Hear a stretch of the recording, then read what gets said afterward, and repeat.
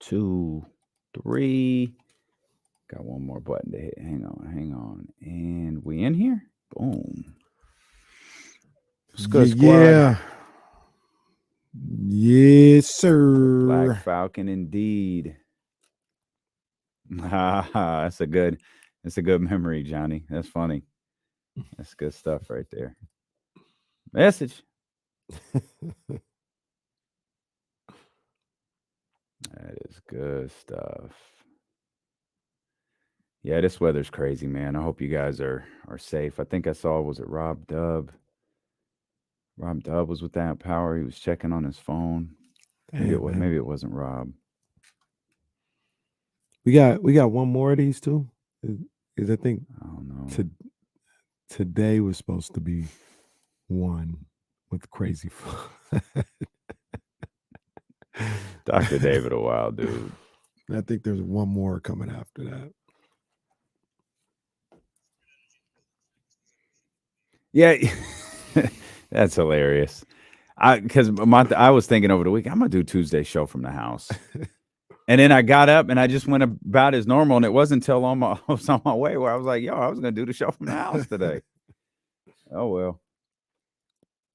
Yeah, there's weird energy in the building because it's a big ass empty building. It's a ghost town. Those sponsors are gonna come rolling in though once you guys get in the building. J Will. 55. J-Dub. Got my King starter kit going on. King starter kit doesn't come with a Pittsburgh Pirates hat. This is true.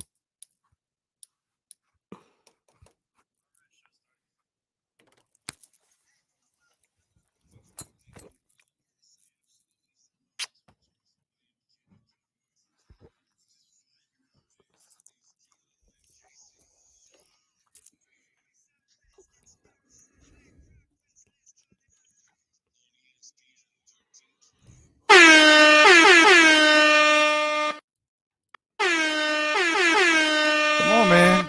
We'll take it. Matter of fact, hey, a win is a win. Let's go about it right here. Yes, you know the sir. Words. These are the victory rules. When the Sacramento Kings get a win, we like to beam with Young Zell. They do not know what Sacktown brings. Nope. When on the low, that's a Sacktown thing. Yeah. Talking about us, it's a bounce out thing. Must they forgot we some Sacramento Kings. Hey. Squad going crazy, yeah, we back with it. We here. Northern Cali going crazy, one sack winning. Yeah. If you doubted us then, ain't no back spinning. This is real right here, ain't no catfishing. So tell me what you see now. Coming down the lane off the rebound. It's 9-16 now. Look towards the sky like the beam now. Tell them like the beam, like the beam now. Yes, sir. That's our man Young Zell right there. Light the Beam, available on iTunes. Downloads available on YouTube, wherever you get music from, man. You can find Light the Beam from our man Young Zell right there. The Sacramento Kings get a victory last night. We're going to talk all about it. We welcome you in here to the January 10th edition of D-Lo and KC. I'm Damian Barlin. Acknowledge me. He's Kenny Caraway. Yes, sir. Acknowledge me. We're so happy that you are here with us. We're thankful that you're with us. We hope that you're safe. We hope that there is no tree in your living room or on your car, please, or in your driveway or on your block. We hope your tree is upright in your yard. But we know that that's not the case for a lot of you. So hopefully everyone is safe out there with minimal damage. We were talking before the show. I don't know how many more of these are coming. I don't know if there's another one coming tonight or tomorrow, or Christina Warner tweeted to us. But regardless, man, I can't remember. I can't remember anything like this. This is crazy in this city before. I was watching our man Abs One. He's doing a tremendous job of just documenting his neighborhood. He's out in Midtown and downtown, and man, it's a mess. Some of the pictures Deuce had on his story over the weekend. We're like, yo, that's an entire tree that ripped out of the ground, like the sights of like the whole earth being lifted up because the tree went over. Man, that is just, I've never seen anything like that. These are 100, 120-year-old trees. Yeah, that are done out of nowhere. I think I saw something. You guys can correct me in the chat or whatever the case may be, but I think I saw over on Saturday they had winds as high as 68 miles per hour. Wow. I think they said 75 miles per hour is hurricane status. Goodness gracious, man. Where are we? I have no idea. I have no idea. Any chance Mother Nature's pissed off about the farm to fork thing? And she was like, oh, y'all don't want to be City of Trees no more? Okay. Could be. I'm going to go get rid of these bitches then. Y'all don't want to be City of Trees? Okay, I'll show you. Or Mother Nature's a Kings fan. Just got mad because they Could lost. be. Well, okay. Well, right now we're good. Well, Mother Nature, calm down, because you see we're good right now. You know, there's no elements going on right now. No, it's cloudy. It's comfortable. Mother Nature. She wanted to see the beam. Mother Nature was doing Sacramento like Hal McRae, throwing stuff around. Mother Nature was my man in court. If you think I'm here to play with y'all, it's a crime that soundbite isn't on this board. I was thinking about that last night. I got something I got to just email to you. We got to get that on here. We're laughing through the pain. Everybody be safe. And if Mother Nature is in fact the Kings fan, hopefully she'll settle down a little bit, as the beam was bright last night. A monster night from Harrison Barnes. Wait, what's that? That's 1204. That's right. Oh, it's yeah. 1204. You see where Harrison Barnes' name is written. Harrison Barnes' name is written in block 1 because he is not getting that 3 o'clock treatment. Harrison Barnes set the tone for the Sacramento Kings last night. I think he was perfect for like his first 8 or 9 shots. Kings get the win last night, 136-111. Lots of different things to talk about there. Chimezie Metu back from the dead, and none of my questions surround Chimezie Metu right now. Absolutely none of them. They all surround Mike Brown, because we've seen this before. We know what Chimezie is capable of.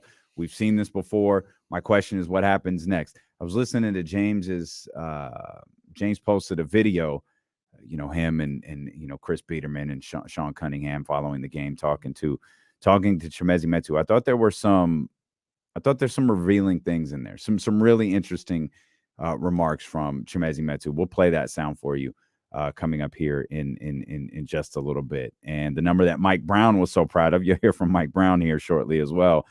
42 points in the paint. Yeah. I think they had 18 in the first quarter.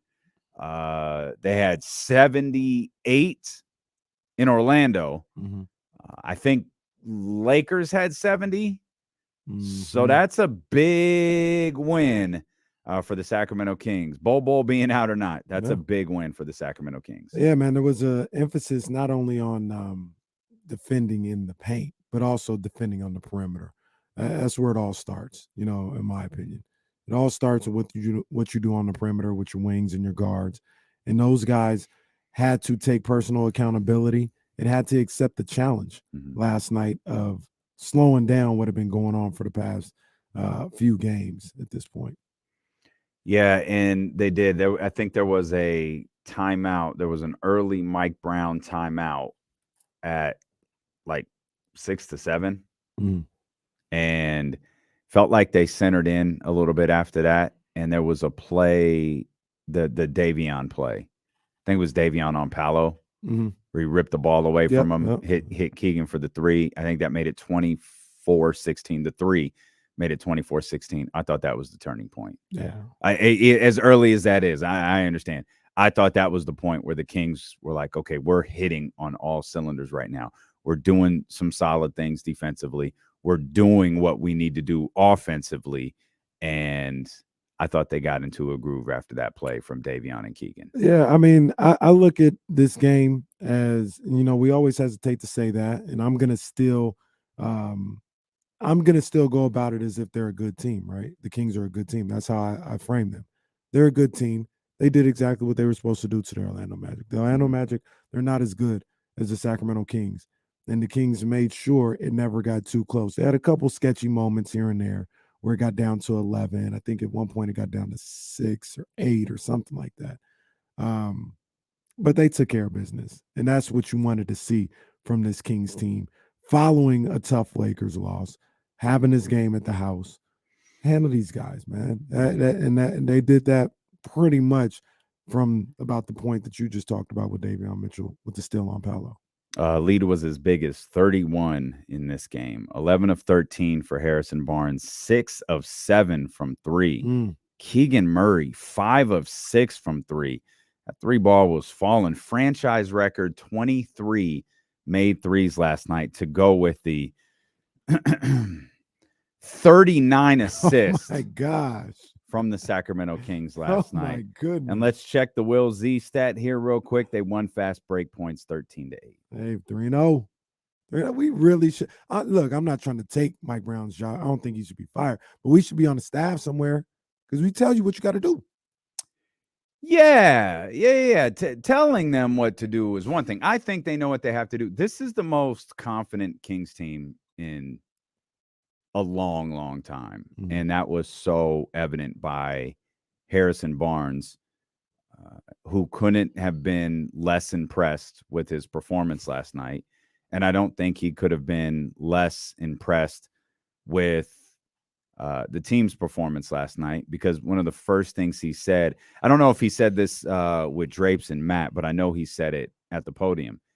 He was like, we did what we were supposed to do. You know, we executed the way we were supposed to do. And when we do that, this is the result. Like, that's what it boils down to. When we follow the game plan, when we execute the game plan that is put out there, this is the result. So this is what it was supposed to be. We did exactly what we set out to do.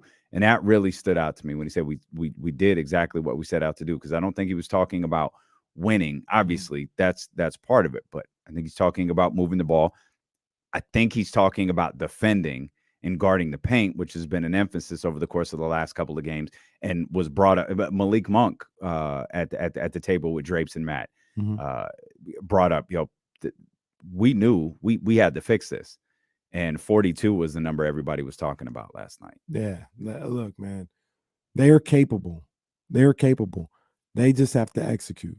And as of late, they hadn't been executing in a way that was going to be like they would do it in spurts. Like I always say, they would have those moments against Atlanta where they tighten up the defense and, play poised and hit some big shots and get a win that way. They did the same thing against Utah the first time at Golden One Center.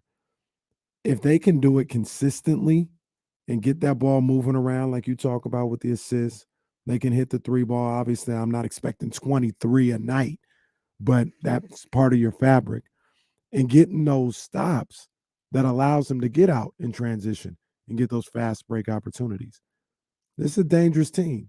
This is a dangerous team. I think really the thing that's going to be, a question for them is if they're going to be able to stay locked in and night out to execute. They have the ability. They have the components. Can they lock in every single night and execute what they need to do out there on the basketball floor? Because if they can, once again, I said, ask me next week how I feel about this team. Currently, this is a dangerous team. They just hadn't put it all together all the time. But I think they're a dangerous team.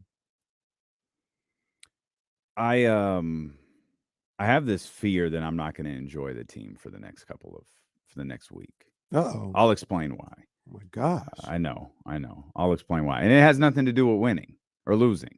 Like, but I mean, it does obviously, but I'll explain, because I the game, and I kind of felt I felt like I was Harrison Barnes last night. If you saw the Harrison Barnes post game, you know what I'm talking about. Harrison. Remember the still shot we were using from one of James' videos? That was Harrison last night, and that's how I felt. It was like, all right, like, okay, yeah, like you. And then I look ahead, and it's like Houston, San Antonio. Am I going to enjoy any of this? Because I feel like they should win. They're playing a 10-win team tomorrow night. Yeah, you're going to enjoy it. Okay, you're going to enjoy it. We'll talk more about it. It's like me going to seeing the Niners go up against the Cardinals. Yeah, you enjoy it. You're not ecstatic about it. You're not going crazy, but you're like, let's go. That's how you handle business. Y'all got Cliff Kingsbury fired, man. Well, he's got a nice house. Beat that dude so bad. He does have a nice house. And he's going to get paid for several more years. So sure. he's just fine. He might go to Amazon Prime. He ain't starving. Well, dude, that's why Sean McVay is rethinking his life right now. He's like, man, if they need a young, good-looking dude, they might go to Cliff Kingsbury. Wait a minute. Whoa. Make that call. Cliff might go back to college, Jeff. actually. Be the king at some college campus. And if Amazon offers that money, you go take that Amazon money. Yeah, I love coaching as much as anybody, but at least give me a couple of years of that Amazon deal. Just a couple. We'll come back. We'll talk more about Chimezie Metu. We'll talk about my thoughts on Mike Brown. We'll hear from Mike Brown as well. More importantly, you'll hear from Chimezie Metu. Chimezie Metu said some interesting things last night that I'm anxious for you to hear. If you didn't, we're just getting started. Coach David Patrick is going to join us. I'm not quite sure when. I'm going to get that ironed out here during the commercial break. Akash Anavarathan is going to be with us. And Jason Jones, J Street Vibes, new episode out now. He'll be with us in the final hour here on Sacramento Sports Leader. We're just getting started. It's D'Lo and KC on ESPN 1320. I got to move some things around with Coach here. Let's see.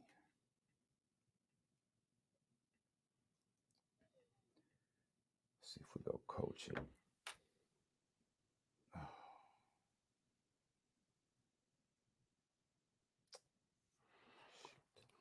Aldrin, watch your mouth.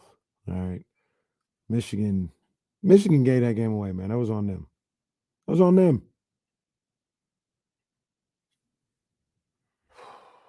They gave it away.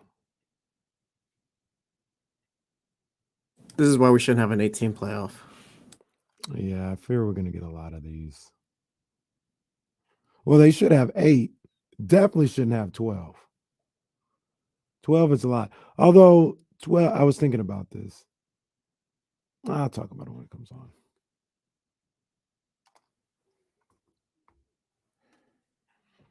Where is...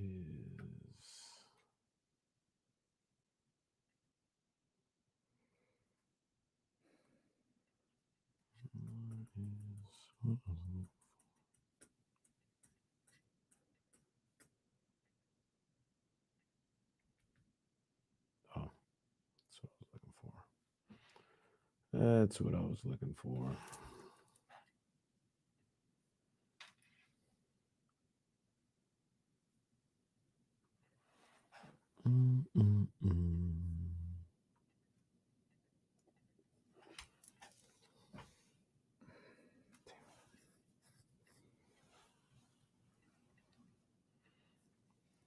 Leave me alone. I don't want to update my iCloud storage.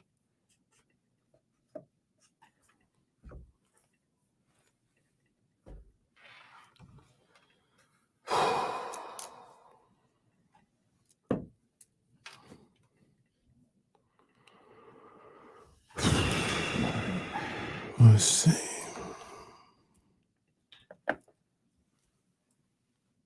Oh my gosh. TCU should drop their football program. My goodness. BC, thanks, man. Appreciate you.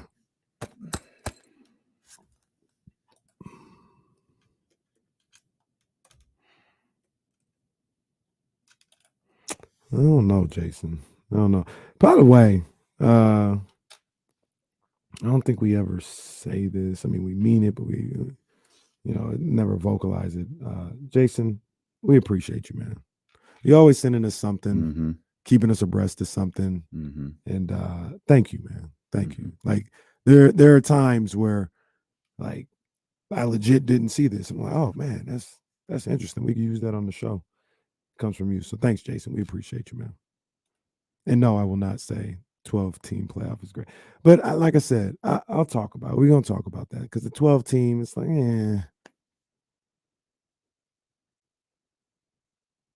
Mattress Mac, he bet on TCU last night. He had money to blow.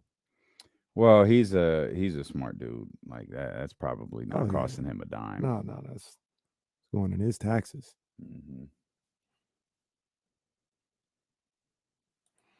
I mean, no, we ain't talk about it yet. We'll talk about it. I mean, they ain't getting no passes from me. Like somebody was like, KCO somebody an apology. The hell I do. This is actually even worse. Waiting for confirmation, but David Patrick is right now 220. Okay. And here's confirmation or otherwise. Yep, 220. For sure. They have practice, so Ryan hit me. 220. We're not going to do them now.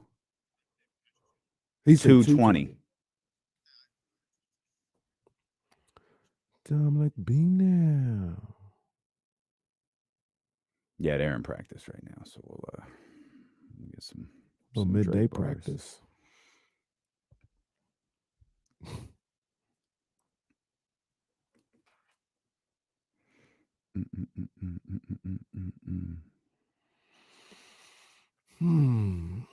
Dr. David, I don't mute you. I just don't get on Twitter if I haven't seen the fights yet. Casey, what you think about Farhan now? My boy Carlos not going back to the Twins. What?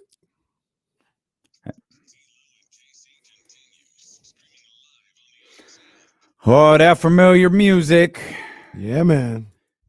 A couple of quick notes here. Akash Anavarathan coming up at 2:00. Coach David Patrick will join us following Sac State's practice. What a wild game they had against Eastern Washington over the weekend. Coach will be with us coming up at 2:20.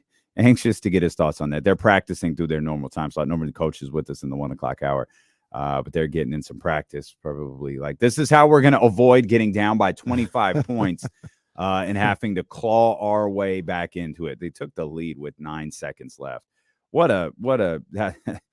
That was wild. That was an absolutely wild watch. Yeah. But we'll talk with Coach David Patrick. Hopefully they're having a good practice and he's in a good mood when he joins us. If not, we'll just find something that makes him laugh. Still 2-1 in the Big Sky. That's all right. Yeah, it'll be fine. It'll be fine. I mean, they've all been. I mean, not as dramatic as being down 25 and coming back and taking the lead with 9 seconds left, or tying the game with 9 seconds left before ultimately losing. But they've been like that. Yeah. They've been nailed by. They had a stretch like the Kings had, where it was 2-point wins, 1-point win, 1-point win. They had a stretch just like that. So again, we'll talk to Coach David Patrick coming up at 2:20. Plenty of things we want to talk about in regard to last night's game, but come on, a dub is a dub. It's a dub, man. Come on, man. Hey, I don't care who it was against. If it was against the Milwaukee Bucks or the Orlando Magic or the Blind Sisters of the Poor, I don't care. Yeah. All I know is the beam was lit last night because the Kings win 136-111 over the Magic. 40. Drop the beat. Yeah. I'm back. It's been too long. You know the vibes. 21, can you do something for me? Let's get it. Yeah. X Factor, L Boogie blasting in the condo. There for me. But now you're not, though. It's crazy. Not a player, but she fine as Senseiya. Gotta find a tune team now. Carlos Correa. 136 on everything, had to have it. Shout out Freeport, welcome back into the fabric. Losing this one would have been Bronson like tragic. But Harrison 6'3", shrugging shoulders at the Magic. Said Harrison 6'3", shrugging shoulders at Magic. Whose game is it? It's Michael Jordan's game. Yeah. The Kings got that done. They had to handle business against the Magic. Else I would have been pissed. Yeah. Hey, wouldn't the shoulder shrug line have gone better with Chimezie?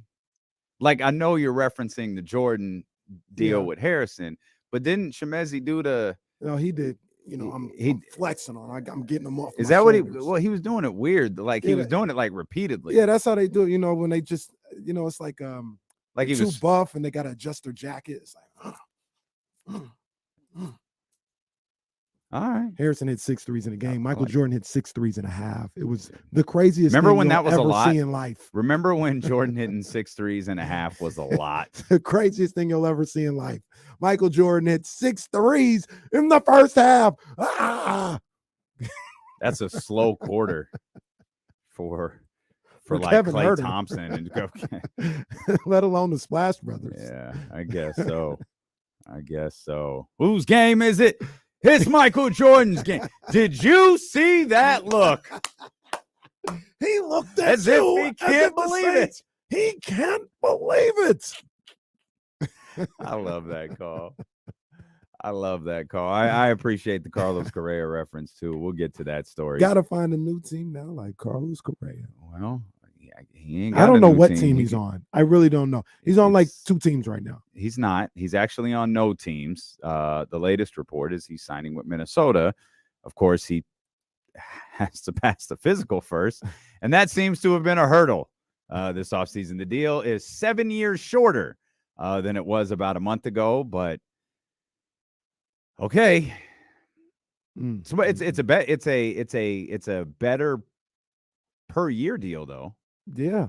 This is a deal these guys should be taking. Well, I'm not going to tell them not to take like $300 This million. is the deal that the Major League Baseball should be the norm. Yeah. If you've got a player you want to like, this should be it. Doing the 13 year, that's dumb. That's really ridiculous. 6 years, 200. All right. And like I said, I want to be like, this is the one they should be taking. I don't want to say that because if you got $300 million on the table, you take $300 million. But this one makes more sense to me, where you have 6 years, you get 150, 170, and then you're like 30, 31, and go get another 5-6 year deal. You know what I mean? This one makes sense to me. But the people were asking me, do I need to apologize to Farhan and all? No, this is actually worse. Because the fact that he's taking this deal, you could have went back to the table and done this. Are you sure? To make a phone call. Well, maybe they say no. Maybe they say no. Make a phone call, Farhan. But he was, we're done. Well, we're not doing this. Do you know that they didn't? He said after the Mets thing fell apart, like he was like, we're out. Like we're not going back. Okay. And now these dude signed a $150 million deal. 6 years. You was worried about the years and the money before. Now that's taken care of. I thought it was 200. I'm seeing conflicting things. Okay. I'm hearing, and I don't know who's right. Were there incentives in it, and it wasn't. Well, not even that. But I'm hearing this was as of 2 hours ago. Okay. Michael Marino. The Mets. Okay. No, you're right. The Mets had offered before he signed with the Twins, or pending sign with the Twins. Yeah. They had offered 6 years, 157. Okay. So he signed for 6 years. I think it's 6,200. That's why I was like, this is a better. That's a hell of a deal. This is a better per year deal than anything he had on the table before. Yeah. It's obviously it's 160 million less. Right. But it's also 6 years less. No, that's a hell of a deal. It's money the dude's probably not going to spend anyways. At least I hope he doesn't. Right. I'm telling you, and once he's perfectly fine, 6 years from now, he's gonna get another deal. Yeah. If I mean, he had a hell of a time getting this one. Of course, this deal is not final. It's absolutely not. The tweet should be only when the deal is final, because there is all this. Jeff Passan breaking. Carlos Correa signs with the Minnesota Twins. 6 years, $200 million. Pending physical. Oh, jeez. That physical will get you every time. The note should just be, all right, we have some Carlos Correa news. We're not going to report it till the dude passes the physical. That damn physical will get you every time. Well, no, normally it's a formality. This is the first time I can remember the damn physical getting it'll anybody. Get him every time. It'll get Carlos. We saw the reemergence of Chimezie Metu last night in the lineup, and the great media crew. You'll hear James Ham here. You'll hear Chris Biederman. I think you'll hear Sean Cunningham as well. Talk to Chimezie in the locker room last night. I think there's a couple of revealing things here that I'd like you to hear. Here's Freeport following last night's Kings victory. Yeah, I mean, it is tough at times, but I mean, I've been doing it for 5 years now, so I don't want to say I'm used to it, but yeah, at this point, I mean, I kind of almost expected, so I know what to do in order to keep myself ready. Did tonight even kind of, not surprise, but impress you a little bit, and just the way you were able to knock off, come right in and have that impact immediately? No, I mean, I know what I can do. I know what I'm capable of, so it's just a matter of just going out there and doing it. Rebounding seems to be one of the biggest things that Mike is looking for from that position. How important is it for you to figure that one out, like right from the moment you step on the court? Yeah, I think it's really important. I think just collectively as a group, we need to do a better job of rebounding, especially when Domas isn't in the game. And that's something he's kind of been telling everybody, not just the bigs, but also trying to get the guards to come in and get more rebounds as well. think tonight we did a good job of that. We just need to keep doing it together as a group. What was that conversation like with Mike, and did he kind of express to you why you had gotten sat in the first place? A little bit, but I mean, we're just gonna keep that between me and him. Did you know you were going to be coming in tonight like that? Yeah. Can you explain the shoulder roll with celebration? Just a little something, man. So we'll leave it there. Shout out to Brendan Nunez, because that was the question that stood out to me the most. Was he's had a conversation with Mike Brown about why he wasn't playing, and shout out to Sean Cunningham for the follow up, because this is what you were talking about yesterday. Did he know he was going in today? And he did. This wasn't Mike looking at the bench figuring out who's going to get me a spark. This was Mike. This was a premeditated. This was a plan that he had in place for this game. Whether that plan went in before the late, whether this was the plan for a week, whether it was something in the scout, whether it was something the scouting coach brought to him, whatever it was, Chimezie knew going into tonight's game he was playing. He knew why he hasn't been playing. We saw the performance he had last night. That's not new, and that's why I said to you at the start, what Chimezie did yesterday was fantastic. I'm unmoved by it because I can see that from him. He does deserve a ton of credit for being ready. He does deserve a ton of credit for getting out there and making the most of that opportunity. But I guess the question is, did he make the most of his opportunity? What happens tomorrow? Is he going to get the opportunity to go back out there and do it again? Is he going to get the opportunity to establish his footing into this rotation? Did he do the things that Mike Brown was adamant he has to do? He says he knows why he hasn't been playing because coach told him. Did he eliminate those things last night? We see the lobs, some of the putbacks, the effort, the and one. We saw all of that. Is that what Mike wanted from him?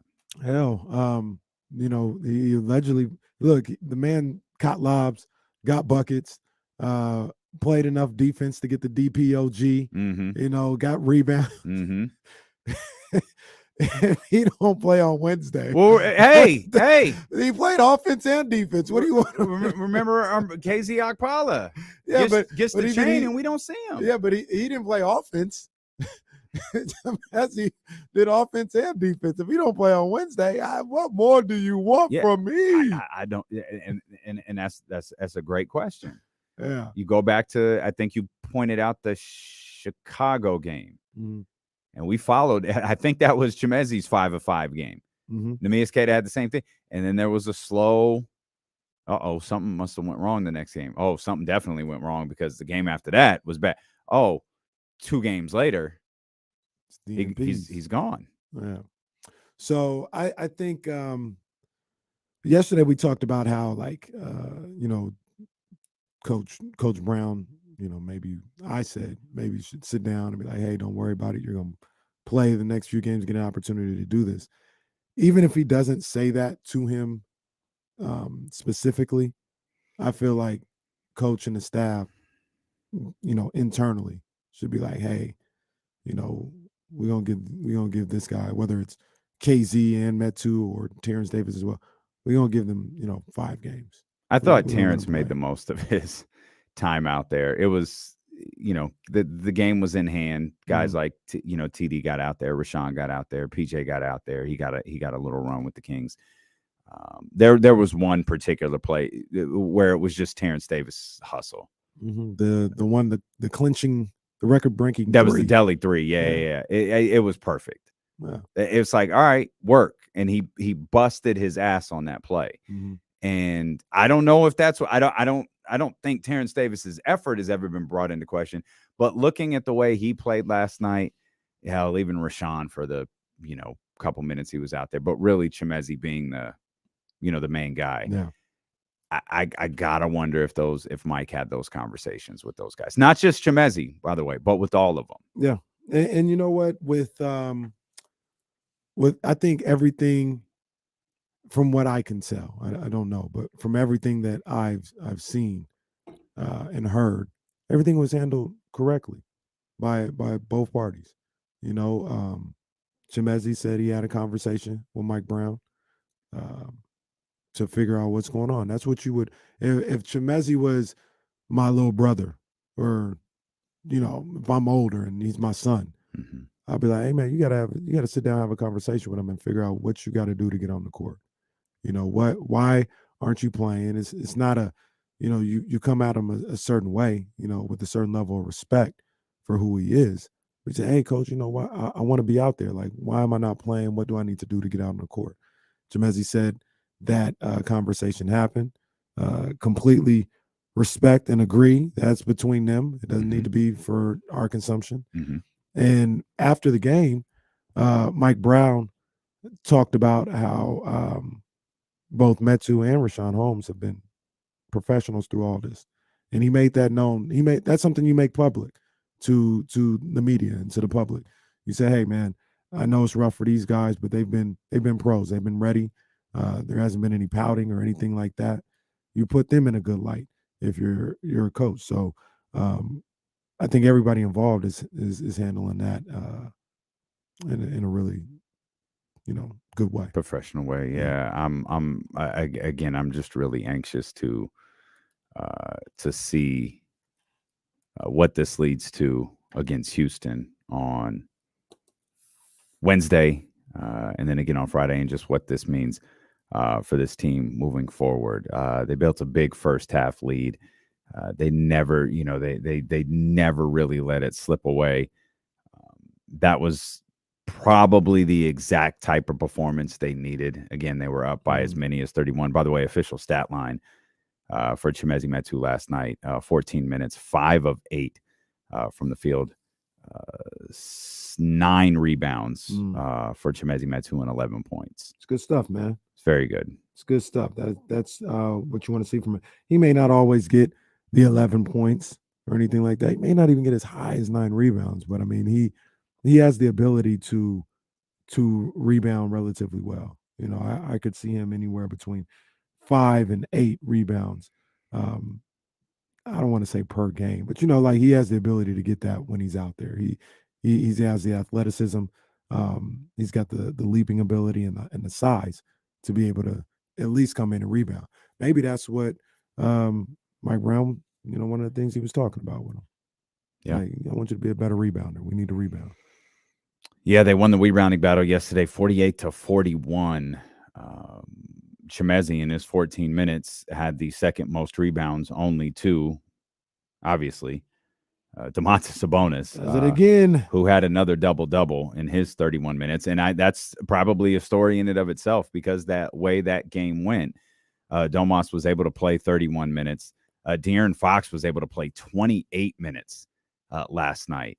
And that's been unusual for this team. It's why having a game like this every once in a while is important. Sure, it feels good for the fans. Sure, it's fun to chant "Light the Beam" with 6 minutes left in the game or whatever the case may be. But long-term wise, it gets these guys off of a stretch where they were playing 40 minutes a night or close to 40 minutes a night.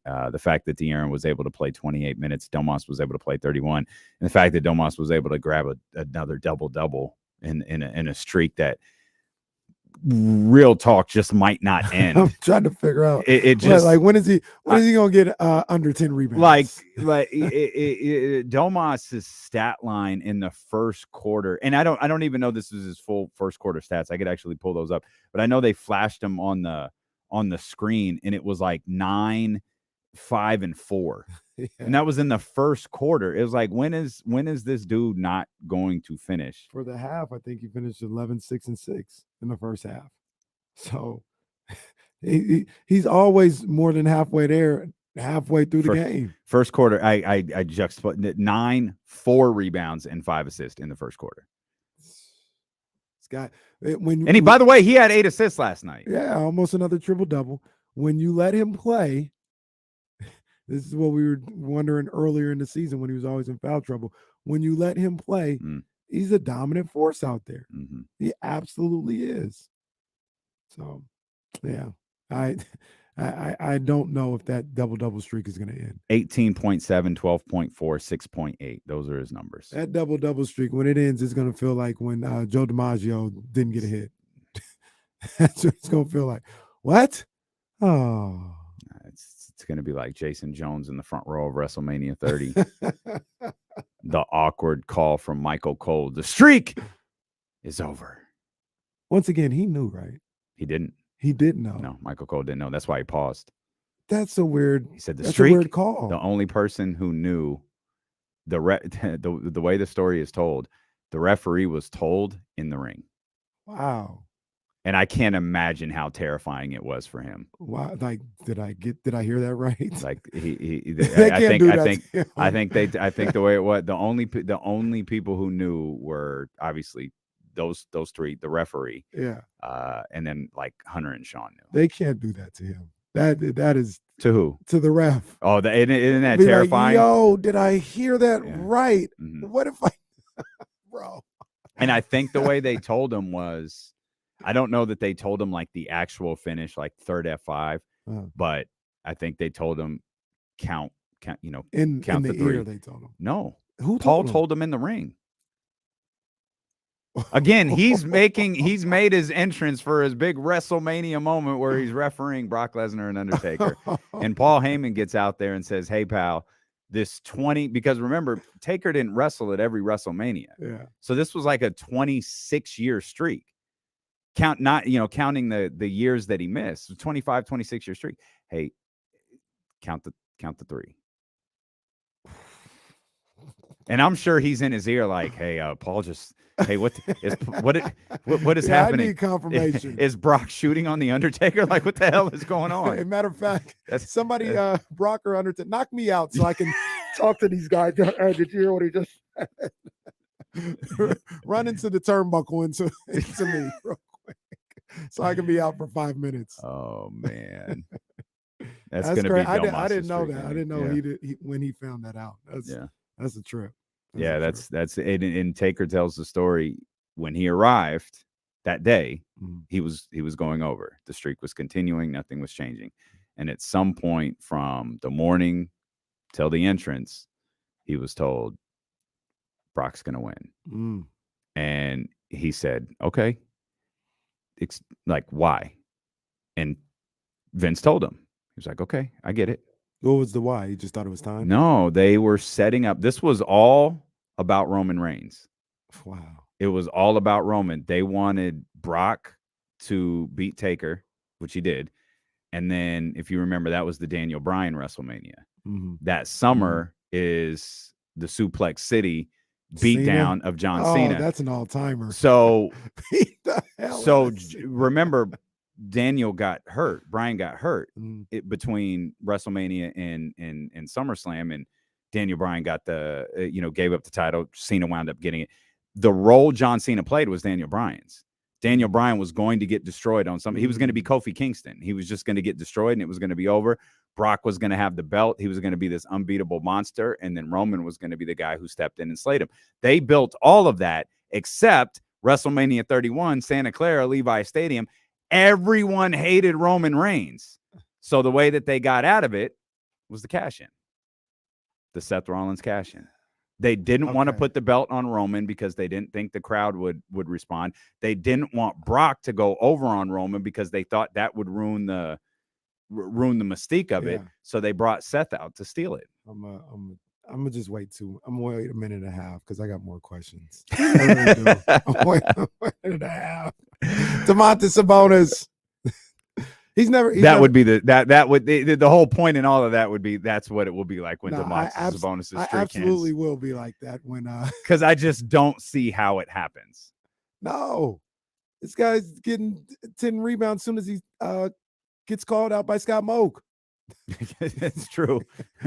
That's true.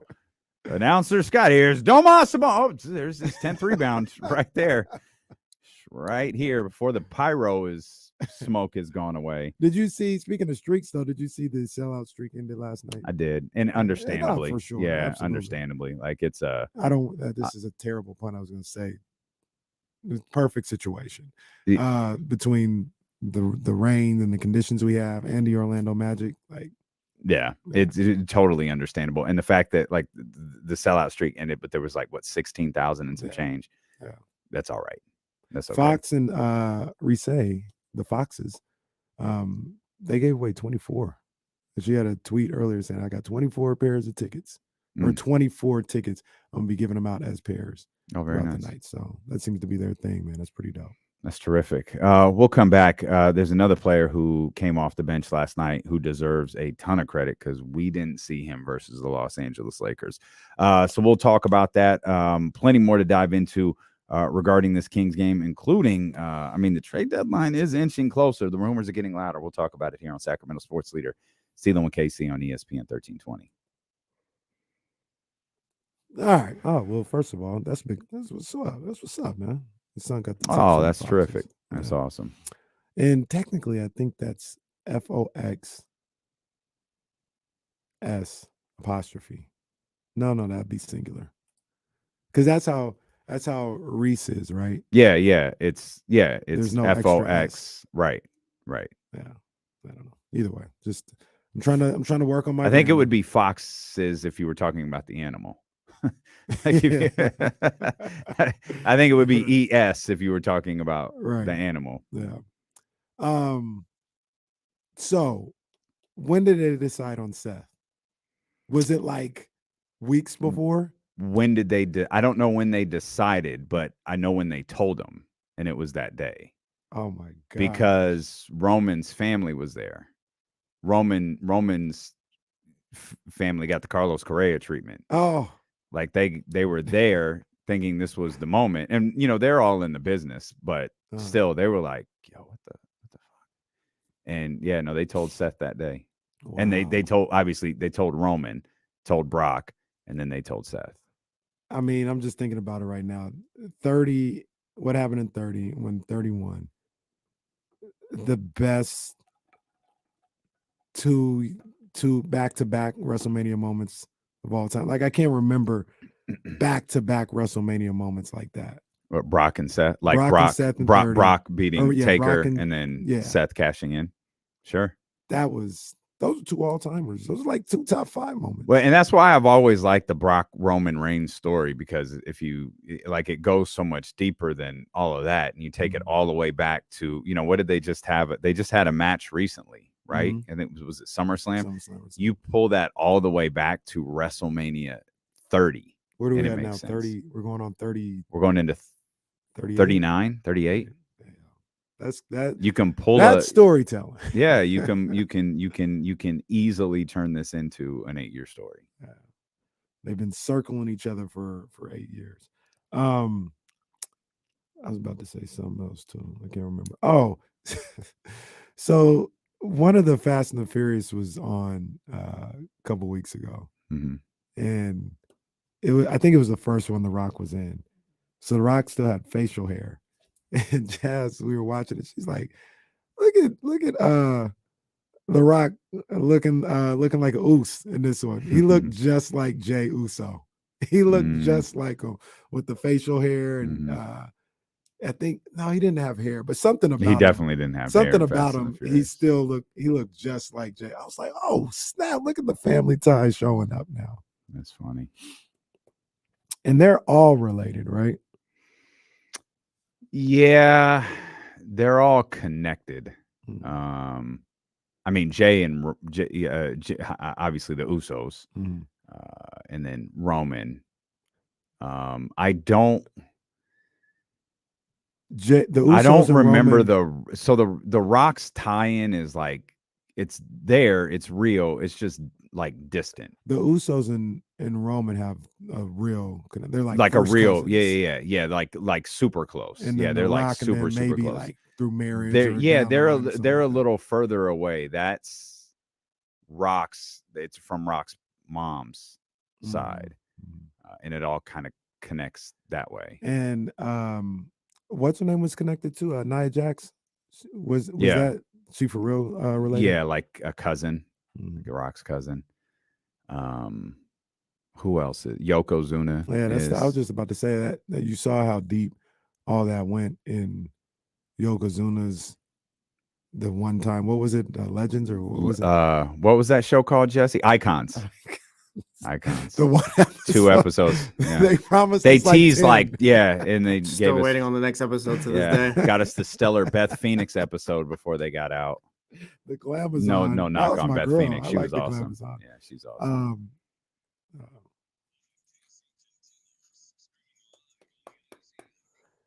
Hey, I got something I wanted to ask you here on D-Lo and KC. I gotta find it though. Give me 2 seconds. I gotta find it. I saw something over the weekend, and I was like, oh, this is some good stuff. We'll get back to the Kings in just a second.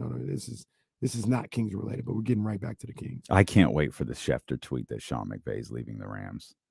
That is so ridiculously evident that's happening. He's gone. Yeah, he is super gone. He is gone. What happens first? Sean McVay announces he's leaving. Aaron Donald announces his retirement. Or Matt Stafford just says, I can't do this anymore. McVay's leaving. First? He's going to be first. Yeah. And then it's all going to fall down. And then they're going to Well, I think it's all falling down because Aaron Donald retired in his brain last year. I'm just glad he didn't get hurt. Because usually in those situations, like when you're gone, you just need to call it quits. I remember Tony Gonzalez was having that issue. Well, the criminal did too. Criminal didn't miss a game for what? 2 decades? Right. Then he does the off and on thing, comes back for Minnesota the last year and gets annihilated. Yeah. That was right after he, threw an interception to keep them from going to the Super Bowl. Which time? The last time. Oh. The most important time. That's at least the 4th time. This is the NFC Championship game. This ain't Detroit.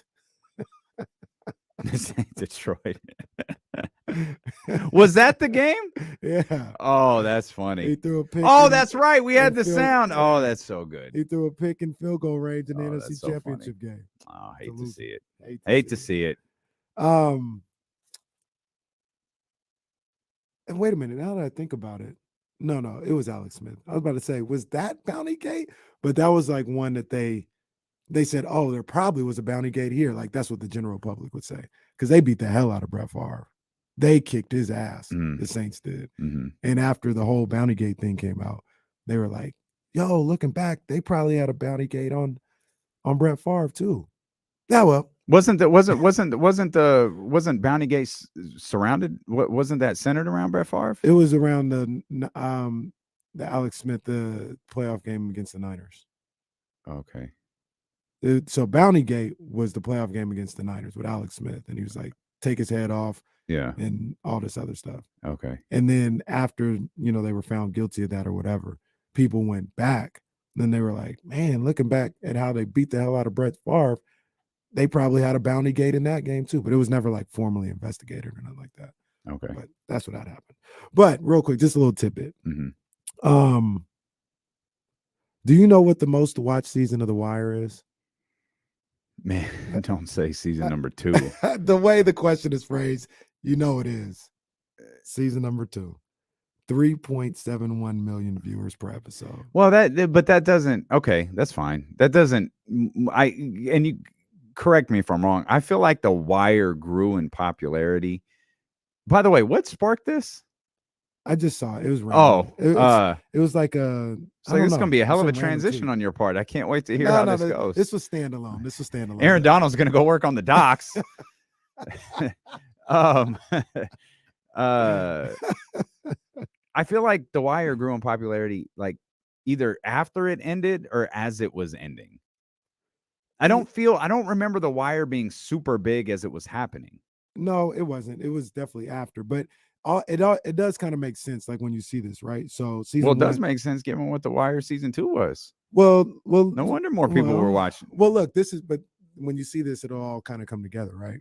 So season 1 was 3.37, season 2 was 3.71, season 3 was 1.49. Season 2 turned everyone off. That's what I'm saying. Season 4 was 1.53 and season 5 was 0.89. Docs ruined it. But that makes sense. So like people are watching The Wire, the first thing like the show's great. This is dope. Yeah, people. And they get ready. Yeah, people were watching like, what the hell is this? They get ready for season 2. And everybody watching season 2 and like, this sucks. Why the hell is there another version of Sopranos on? Like, what the hell is this for? Like, I'm done with The Wire. And then that's what happens with season 3. You notice they worked mob ties into Kanan also. Oh yeah. They gotta lighten some of the shows up. Hey, these shows are getting popular. We gotta lighten them up a little bit. I'm just hoping they don't do it to BMF. I haven't started yet. I haven't watched the first started. episode last night. Okay. It is what it is. It is what it is. I like it. Okay. Yeah. All right. Lala's in the I building. haven't watched the doc either. There's a doc. I didn't watch the doc. There's a doc on Showtime.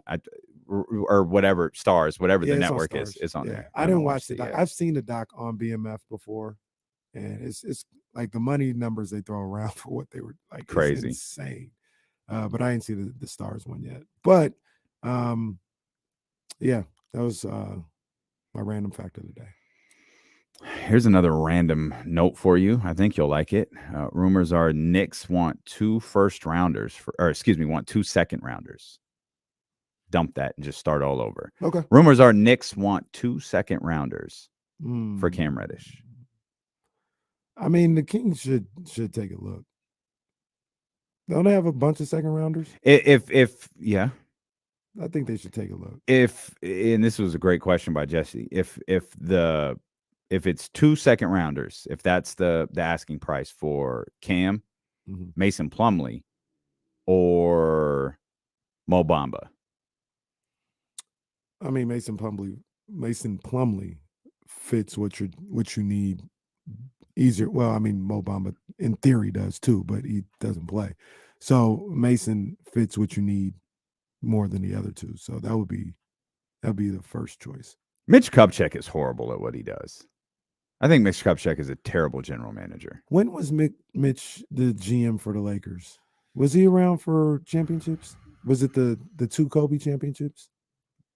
Yeah, he was the GM with Phil as the coach. Yeah, because I know the first 3, Jerry was there, right? He was there for all 3.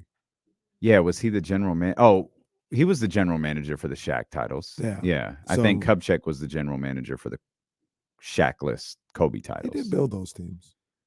Did he? Yeah. I mean, he got the super assist from Jerry West. Well, I was going to say, you could argue Jerry did. But he got... By making the Powell trade, they did the Bynum thing, and I know I don't think nice. Yeah, I was going to say, I don't think the Bynum thing is the way people remember it. Right. Like, there was about 2 or 3 years where he was good. Was a problem. Yeah. And then, but he got Lamar Odom. Lamar Odom was the 6th man of the year. He got him in the Shaq trade. He made that deal? I believe so. I have to think so because I don't think Jerry West would ever traded Shaq. It's a good call. But I mean, your point is he hasn't done much of anything since he hasn't had Kobe Bryant. He hasn't done much of anything. Well, and maybe I should stall him out a little bit because there's also, I mean, this is just such a terrible Charlotte team, but there's so much that is LaMelo. Well, we're really close to that because there's so much that has gone wrong there, though, with the player who we don't talk about, LaMelo's absence this year. I think that team's a mess. I think the coaching hire was bad. Not that the coaching hire was terrible. Yeah, not that Steve Clifford's a bad coach, but I mean, he wasn't a good fit for and then probably a question that's not asked enough is, why did Kenny Atkinson just go, yeah, cool, never mind? That's probably a question it's probably a subject that should be discussed a little bit. Was it Mitch? Was it Jordan? Or was it just Kenny? Was it what? Was it Kenny? Yeah, right, exactly. Kenny might be erratic. Yeah, very, very well could have been. I need an Untold on Netflix about this. I'm with that. I'm curious. I mean, you don't see guys leave before their rookie extensions come up, but that Charlotte team is just miserable. Yeah. They are absolutely miserable. Now here's and they have to figure out the Bridges situation. They have to figure it out. I'm not saying they have to play him. I'm saying they have to figure it out. Yeah. It's just sitting there. Yeah. They need to figure it out. The NBA needs to figure out. They need to do whatever they're going to do because it is hovering over their franchise right now. Yeah. And it's a situation where because he's not signed, he can't get suspended yet, right? I mean, I guess that adds up. Yeah. I guess you can't be suspended from games you're not playing. Yeah. But you could also do, like, if you're, I don't know. You could do. I mean, when was Tyree Evans suspended? Was he actively on the Pacers, or was he a free agent? I can't remember. Oh, that's a good question. That's a good question. I don't remember. I think he was a free agent. To be fair, I get your point. Yeah. I don't know but you're right. That something needs to happen there. Something you could also the Hornets need to say we're walking away. The NBA maybe needs to stall them out and say, hey, this guy's suspended for a year or something. I don't know. Adam could also do time served. You're suspended the rest of the season, but time served. You're not suspended from now until game 40 of next year. Right. You're missing this season. Obviously, you haven't played this year. We'll count that as time served. You're suspended the rest of the season, and if you can get a job next year, you can get a job. And that's got to be. I mean, I would think teams have called the league about that and asked, "Hey, what's the status of this? Like, if we inquire about this individual, could he be suspended? Like, could he play this year? Yeah. Is this an acquisition we're making for next year? Will your PR people help us navigate this? Because I would think NFL help me, please. I would think the NBA would want that. Like if someone signs him, and that feels like a big if, the NBA would help that team navigate how to deal with this. Yeah, because that's an NBA issue. You're going to have to deal with it. It's not going to be pretty. That's an NBA issue. Yeah, NBA. This isn't the UFC where you can just go around slapping people on video and get away with it, and have all the announcers talk fondly about you and your fighters who you don't pay anything, but they're dumb enough to go on podcasts and radio shows and have your back. Jesse did the math, by the way. We were talking about the revenue split in major sports, how they're in the vicinity of like 48.5% to 50%, depending on the league. In the UFC, it's 20. Come on, man. The amount of revenue that comes in for the UFC, 20% of it goes to the fighters. I'll never understand. I'll never understand. It gets to the point where, it's easy to understand. Those fighters who have his back don't say anything. Well, that's what I'm saying. Like, it gets to the point where if you don't care, how am I supposed to care? Like, as the fighters, if you guys don't want to unionize or, do something here, all right. I'm not going to sit up here and cry about the fact that you don't make no money, because clearly you don't care. Yeah, it's your fault. You keep on going out there and doing that. But yeah, by all means, go fight for that $10,000 fight of the night bonus. Go for it, guys. Jeez. Ladies, do your thing. Jeez. Absurd. I hate the UFC.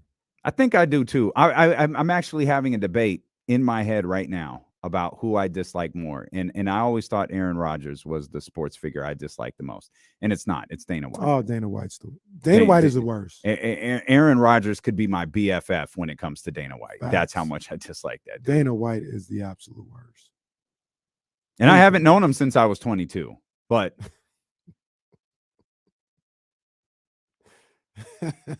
did we talk about yesterday's episode of First Take? A little bit. Oh, Lord. You mentioned it, but I ain't gonna do you. I mean, there's rumors out there. Yeah. We did talk. There's rumors out there. We did talk about that. Lord, I looked up at the TV. I was like, oh, I know that. Oh, okay, all right, cool. Man, I can't believe that, man. I'll send you a screenshot. One of my guys took it. It's funny. Oh, it's a good. Let me see if I can find it here real quick. It's a good. It was on an IG story. I don't know if I'm gonna be able to find it. I'll put it on the screen. It is. It's phenomenal. It was just incredible. Oh man. Well. Okay, here it is. Hang on. Oh no. Look at. Come on, man. Tell me.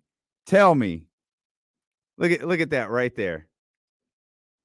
Oh, you can't. It's a little too blurry. Here, you just take the phone and look at it. Come on, man. He handed her that cowboy hat right there. He handed her that. That's good morning. That is strong Good Morning America vibes right there. That is strong Good Morning America vibes. Damn. No, man. I can't believe it, man. I can't believe it. I think everyone's watching Charlotte. I think everyone's curious. They got some pieces. Yeah, and they're terrible. It's like, where are you guys going? You need to build something for the future. You need to get talent around LaMelo. But but that's exactly what they have. They have like pieces. They have like pieces for playoff teams. which obviously you hope that the Sacramento Kings are. But I mean, I just imagine there's going to be a bidding war for Mason Plumlee, a good old Kenny Caraway bidding war. And see that? So the funny thing is, that's what I was talking about with James yesterday. And in theory, yeah, the Kings have pieces to trade. But what I was talking about was, like, for a really good offer, I think they only got one move to make. You know, like you only got one. You don't have two. Like James was trying to say, they could make two. Oh, the Kings. Yeah. Oh, I'm sorry. Okay, got you. Like I could see them getting outbid for all their little second round Alex Lynn trade packages.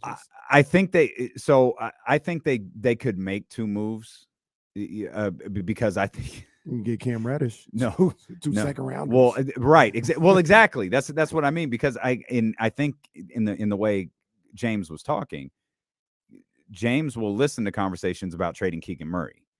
And I think that opens up your trade possibilities when you're willing to have that discussion.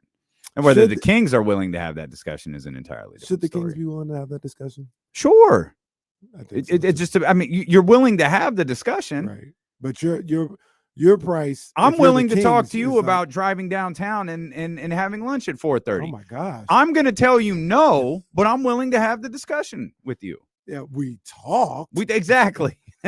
We talked about driving 45 minutes in the pouring rain to go grab a steak at Echo and Rick, but we didn't do it.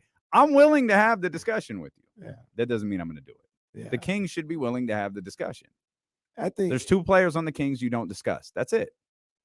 And I agree. And here's the deal where, like, you know, the chatty house of the NBA comes into play, right?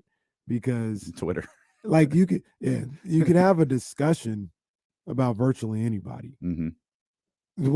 What is in that discussion is something that, you know, rarely gets divulged, right? But all you see on Twitter and on NBA Twitter is, they had talks about trading De'Aaron Fox or something like that.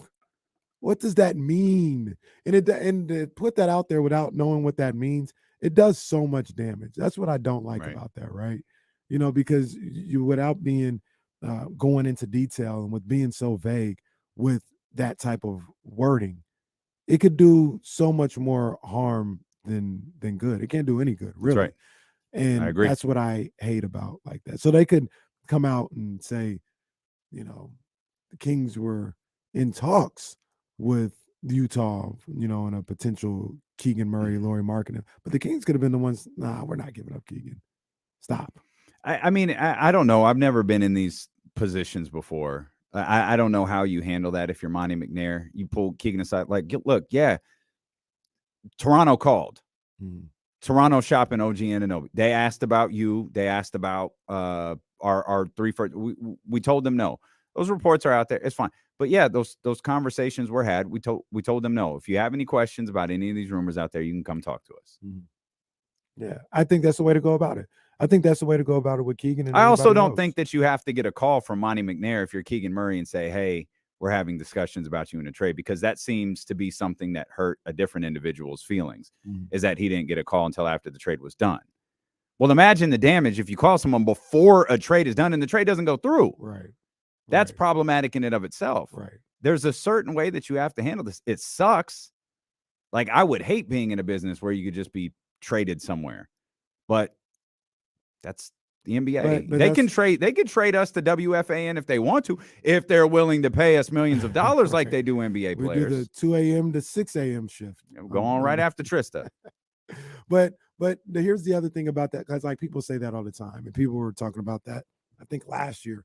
They were like, Casey, how would you feel? Like, you got to put yourself in Halliburton's shoes. How would you feel if you were traded from ESPN 1320 and da-da-da? Well, I would feel like crap, because that's completely unprecedented. Okay.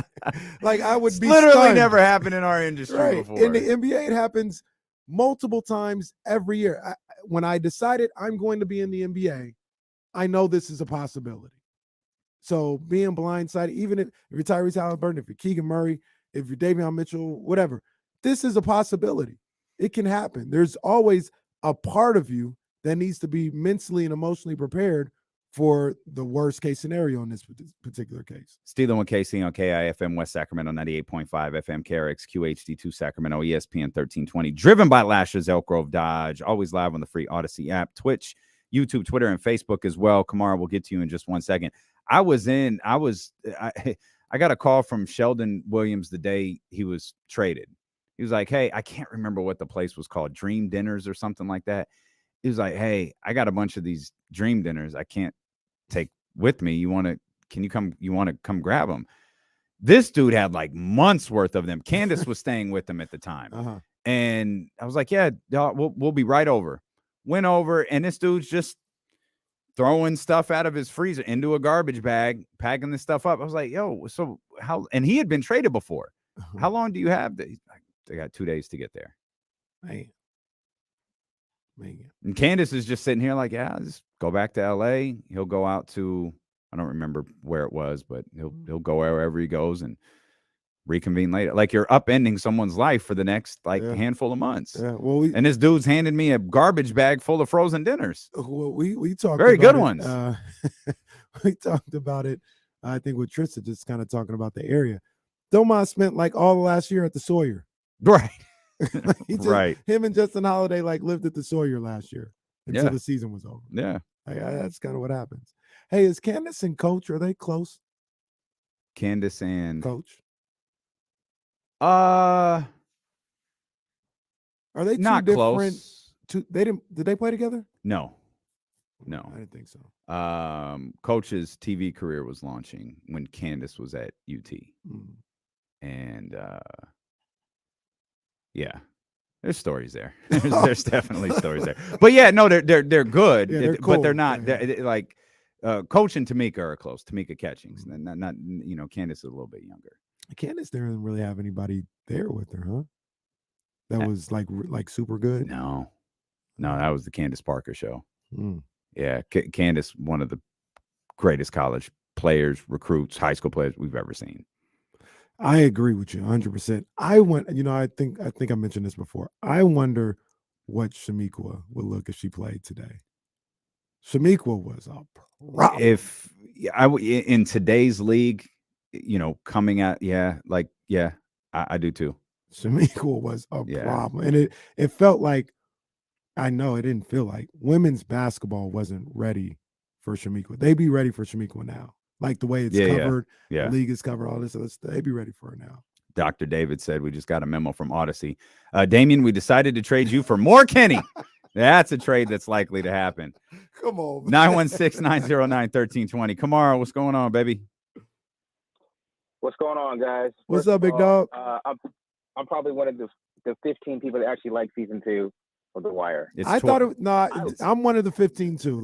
I went back and watched it. It's actually pretty good storytelling. Like, it's almost it's necessary for the series. It's not necessary. It is. It is not. Story. It does, but it's not necessary.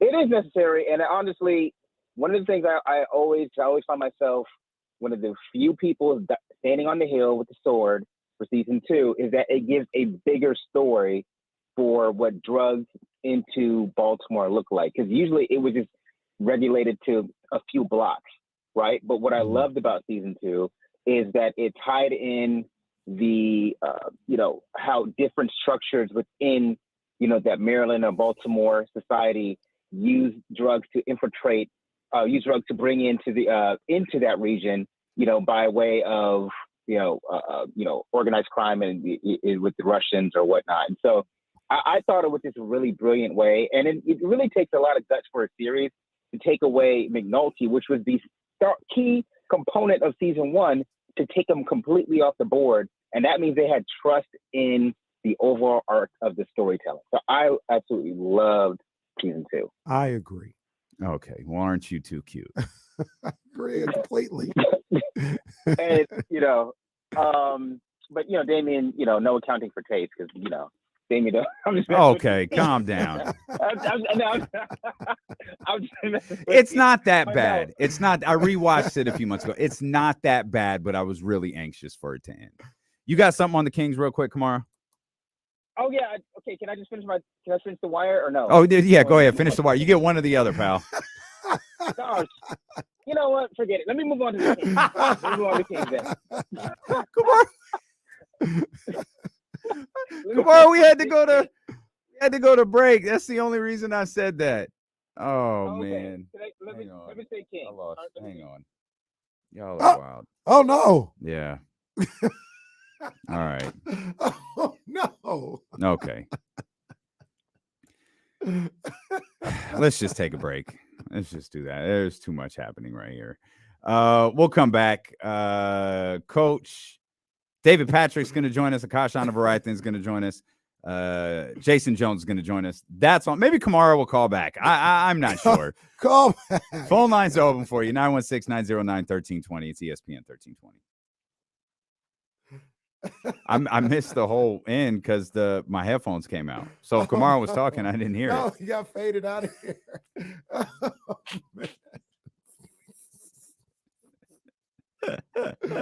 He wasted like 30 seconds trying to decide. Was like, we got to go to break now. Oh man, that is incredible. The funny thing is, when I went to Kamara, I was like, "There's no way he's gonna make his point in 2.5 minutes.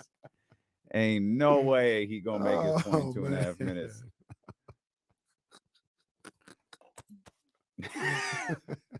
Got that lazy treatment. I haven't faded anyone out in a while, too. Oh man. Goodness gracious. Oh man.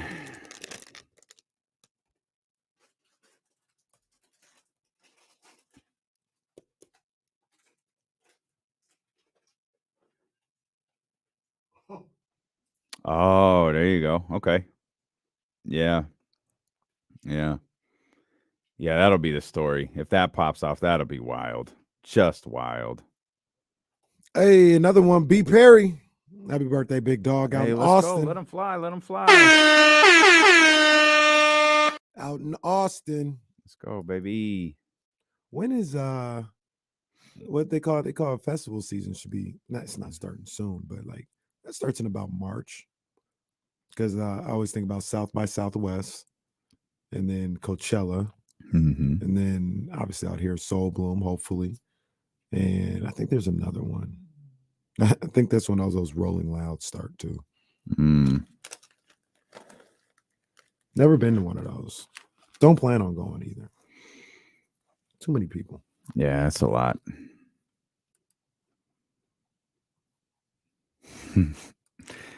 How's my hair look, girl? Oh, no. How's my hair look? Look good, girl. Look good, girl. I'm telling you right now, I'll be pissed if Soul Bloom don't come back. That was the best. I ain't been to a lot of festivals. That was the best festival I ever been to. That was fire.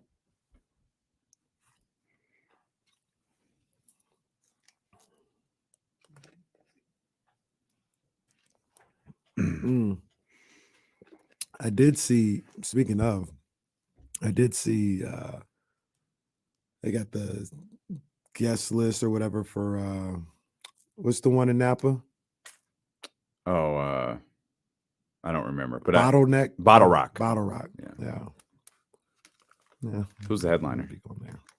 I forgot. Oh. But it's like that good. Well, it's like Post Malone. Oh, Red Hot Chili Peppers. It's I think Stevie did it one year. Wow. Not that long ago. Wow. I need I haven't done a trip to Napa in a long time. I think we're doing one in March. I don't think I've been out to Napa since Raiders training camp. I've never been to Napa. Yeah, I've been for Raiders training camp. That's what I've been there for.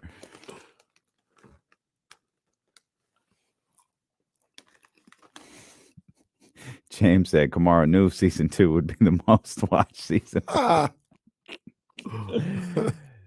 yeah, we got to go see Dr. David. Yeah, man. Go see Dr. David out there in Napa. Pull up. Wu-Tang is there. Okay. Yeah, Raiders training camp in Napa. Yeah, I hear it's great. I hear it's really well run and put together. Bottle Rock. Mm-hmm. There's just too many acts that I got no interest in for like what they're charging or like what it would take to get in there. There's only one concert this year I'm worried about. Janet? And it ain't even been announced yet. Janet? Beyonce. Oh. I was actually finishing my workout this morning. Beyonce was, I was like, all right, how much would you be willing to spend? Like, what's the number that's too much? And I didn't come to a conclusion. I don't know. I'll know it when I see it. Like, that ain't it. That ain't it. But considering the fact that she's gonna be in stadiums, like, but we know how you like to sit there. I just need to be there. I was on the side of the stage, like in the stadium, when I saw her at the Rose Bowl. That was fun. I need, if she does Freedom in the fountain again, I need the water to get kicked on me. That's where I need to be.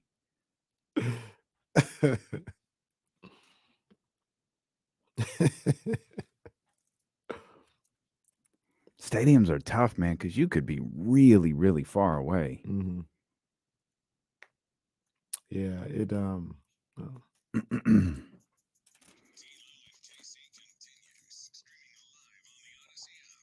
Anyone want to sponsor us going to Beyonce?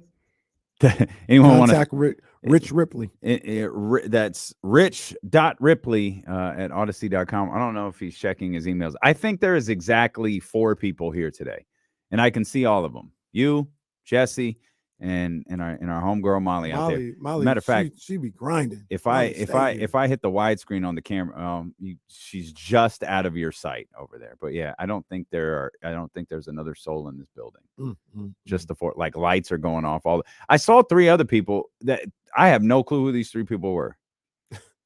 Given the fact that there's no bosses here, I'm beginning to wonder if they even work here. Did they just like break in here? You use the internet? Like, did the internet go down at their house and they're just like, yo, there's a building over there. No one's ever there. Let's just jump in there and do some work. It's just a bunch of guys in there talking about the Kings anyway, so it doesn't matter. Whatever. It's whatever. It's no big deal. We'll make it move. I think a couple of quick notes, a couple of more quick notes on the Kings before we dive into some other things here.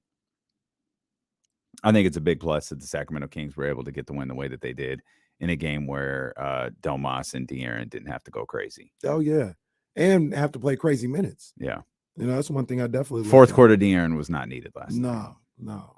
The second quarter De'Aaron wasn't needed. No, I mean, he facilitated. Like, no, he did really. I think he hit the first shot of the game. I felt like he was actually kind of aggressive to start, I think, and then he started facilitating a little bit. Domas inside and just kind of let everyone else let everyone else cook. There ain't nothing wrong with that. And one of those people who cooked was a guy we didn't get to see on Saturday. And you said this yesterday, like, I think the Kings really missed Malik Monk. And I'm beginning to think you were right. Because at first I was like, man, 136 points.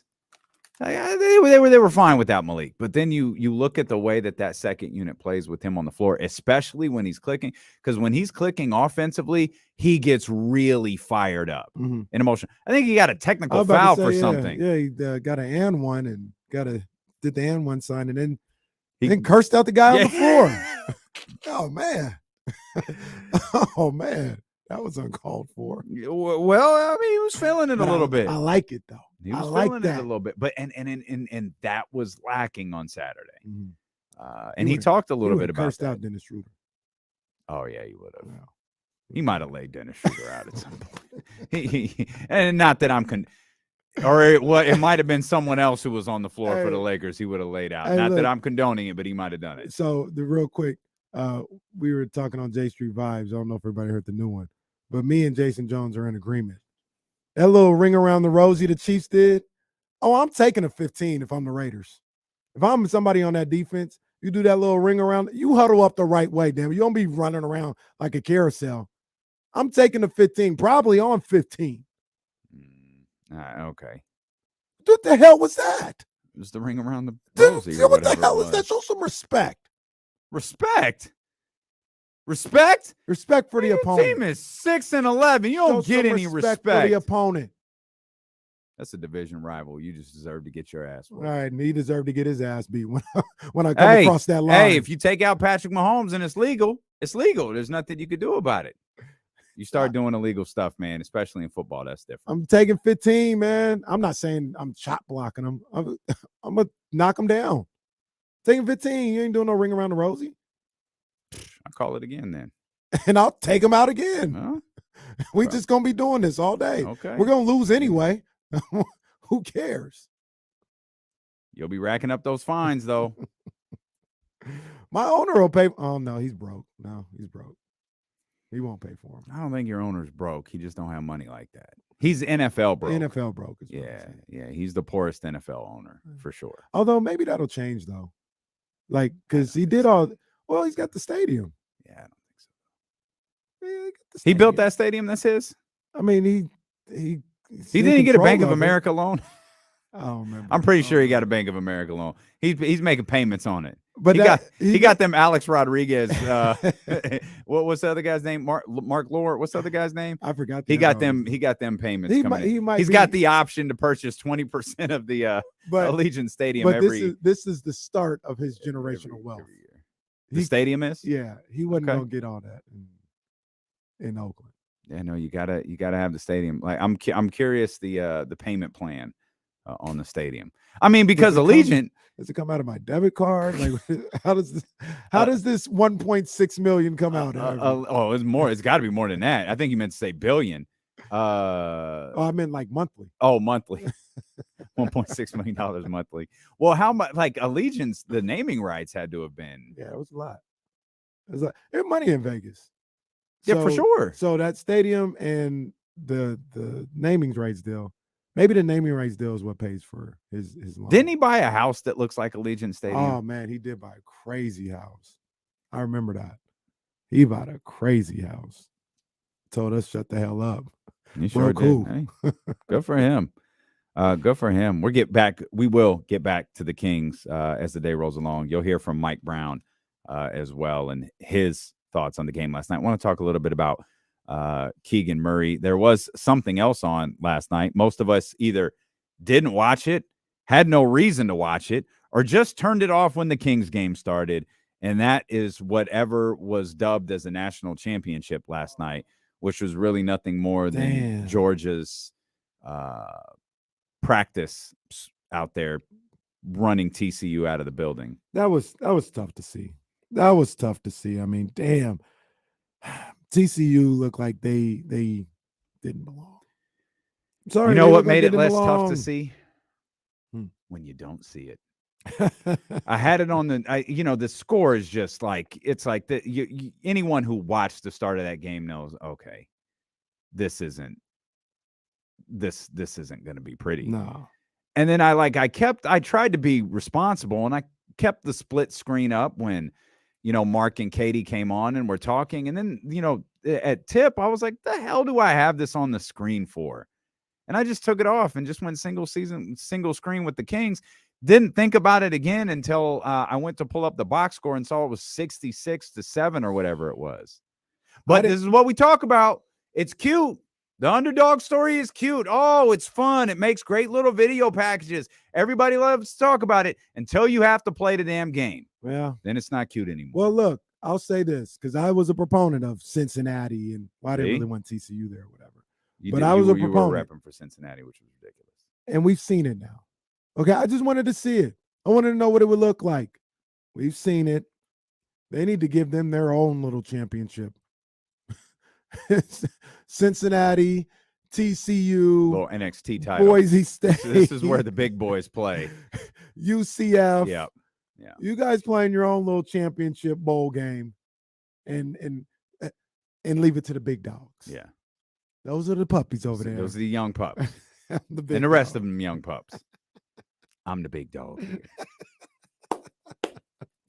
It's the hand. I'm the big dog here. But yeah, man. If you haven't watched Airtime, you've got to watch Michael Jordan's Airtime, or you're You not have going to to. understand at least 38%. And of you the probably show. got to watch it like 5 times. Probably. You Yeah. need to commit It's a really that good time. that VHS to memory. Understand. I'm the big dog. Mhm. That's all right. Mhm. Don't touch Can't Jordan. get It might be a it might be a foul. foul. Yeah. Bobby Hansen's unbelievable. Bobby. Game 6 game. You know what, we joke about this, but you can always tell who has seen Airtime a million times, because every time they make 2 shots, they go, yeah, the rim just seemed like a big old bucket. Remember, there was a young man who was all over ESPN. He was special. He was a special needs guy. Okay. And I think he was playing for his high school. It was like his, final game, and they put him in, and he hit like a 6 threes. I think I remember that, yeah. And he recited Jordan's speech from Airtime verbatim. He was like, the rim just seemed like a big old bucket, and just tremendous. That's the telltale sign right Oh, yeah. there. That is the telltale sign. That's the one. But what were we talking about? Because we were talking about the national championship game. Right. So, like, yeah, we don't need to do that anymore. And I'm really worried about this 12-team playoff. I really am. But I'm a little conflicted because I think about a 2-team Why? play. Because do we need to see Georgia and TCU in the first round? Like, do we need to see that? But Well, you're gonna get okay. I got you. We need to see Tulane going up against Alabama. Yeah. No. Now, But TCU wouldn't have been 12th though. See, like that's Tulane the thing. might have been. Though. Tulane might have been, and yeah, that can get sketchy. And if you're a coach now, you've got to manage these games differently, right? In that you could have pulled, if you had a game next week, you could have pulled the starters at halftime. You treat that like you're playing Hawaii in week 1. Right. You could have pulled guys quick. Now, but I did think about this. If the way I have brackets set up correctly is you probably wouldn't be getting Alabama versus Tulane. It would be like TCU versus Tulane. Because if it's 12 teams, I think the top 4 have a bye. Okay. Right? Does that make sense? Sure. So and by the time those guys play, you're getting, maybe you weed out the little Alabama guys. ain't never missing the college football championship Oh, again no, after, no. or at least the college football playoff after watching that broadcast last night. They're the Spurs of college football. They ain't missing the playoffs for Nick 25 years. I guarantee you Nick Saban left that booth and was screaming at somebody. He probably left the booth and went to recruit somebody. Probably. Went right into like Sierra Canyon or something like that and recruited somebody. Harvard Westlake. With a Louis bag full of NIL money. What you want to do, kid? We got you. But so the 12 is a little whack, but essentially it's an 8 with an extra round. Because of the buys. Yeah, and you can get more money off the 12. Well, that's the thing. TCU deserves credit because they did what they had to do to get to that game, right? They beat Michigan. Were they winning another game against a team the caliber of Michigan? Like, you could win one, and that's the beauty of football, right? Are they winning 2? Probably not. No. And it's like we do this every year with the NCAA tournament. Oh, it's cute when the underdog wins, and then they get to like the Elite 8, and it's a 40-point blowout, and it's not funny anymore because no one wants to watch it. Well, the killer is, and I don't think we'll ever see this in college football, is if you have 2 underdogs. That's the killer. You can always. Does that happen in basketball? Yeah, it wasn't. I think it was. What was George Mason was versus UConn? Yeah, they were one. But George Mason, the game before, played like UW Milwaukee. They had both like made a little run, and in that Sweet 16 matchup, they played each other, and it was like, all right, this isn't fun anymore. Was George Mason the Final Four? Was it the national title game? No, they just went to the Final Four. They lost to, I want to say Michigan State, but I don't know if that's correct. Damn. There was one. Gonzaga made the national. Well, they made it twice, I think. National championship game. They played North Carolina, I think, in the national championship game. And they played Baylor. Lost to Davion. And then George Mason lost to Florida. Damn it. Yeah, Davion destroyed Gonzaga. Jalen Suggs was in the game last night. Jalen Suggs versus Davion. That's a throwback to that national championship game. And I don't know about anybody else, but it was good to see Markelle Fultz out there. I like Markelle Fultz. Yeah. Stories. And I thought about it. Him and De'Aaron were in the same draft. That's crazy. Oh, that's right. Yeah. Yeah, Markel's going to be one of those wild number 1 picks. I mean, and he's not alone. There's a lot of them. And I think, that's one of the saddest things about his injury is he was becoming a ball player. Finally, he was becoming a ball player. You could argue whether he was a number 1 pick, like whether he was playing like a number 1 pick. Like he almost certainly wasn't, but he was becoming an NBA player for the first time in his career. And that injury knocked him back some. I hope he gets his footing and can get back to where he was before that injury. I do too. Ramsey in the chat brings up a good point. I didn't even realize it. That Gonzaga North Carolina game, that was Domas in the national championship game. So bringing it back to college football, just real quick. Georgia is already favorite to three-peat. I wish I would have screenshotted the set when I saw it or whatever. I didn't really realize this. This was only like the 5th back-to-back national champion in like 50 years. Feels like there's been more. Feels like Bama won like 4 in a row, but I guess not. I am trying to name. I can't. I don't know who it was. And they were like kind of spread out. It was like Bama and like 11 and 12. It was. I was going to say, did Florida do it? But they did it in basketball. They did it in basketball. Yeah, they went back to back in basketball. But it was like Bama 11 and 12, Nebraska 94, 95, and then like Notre Dame in the 70. Like it was super spread out. Yeah, USC was on there too, I think. Yeah. Okay. It feels like we get back to backs a lot, but I guess we don't. How often do we get the three-peat? Because I don't know what team is stopping Georgia. I don't know either. SC maybe. Because you get close to beating Georgia as a coach, you get in your own head and you go, you know what? I'm just going to ask this kid to kick a 50-yard field goal instead of trying to score a touchdown. Damn. So if you can get a coach who doesn't do that with the game on the line, yeah, maybe Georgia goes. Well, he's got to go to the big house next year. Well, shout out to Kirby Smart again for taking out Marvin Harrison Jr. and knowing, hey, we take this kid out, we can win the game. Solid strategy. It worked. Worked to perfection. You won a championship. Guess that's what they do in the South. Marvin Harrison plays that game. Ohio State doesn't lose. What's the best national championship game you've ever seen? First one that comes to your mind. I mean, Ohio State, Miami comes to mind. I'm not saying that was the best. The first one that came to my mind. Yeah, absolutely. That's SC Texas is up there. Probably that just felt like I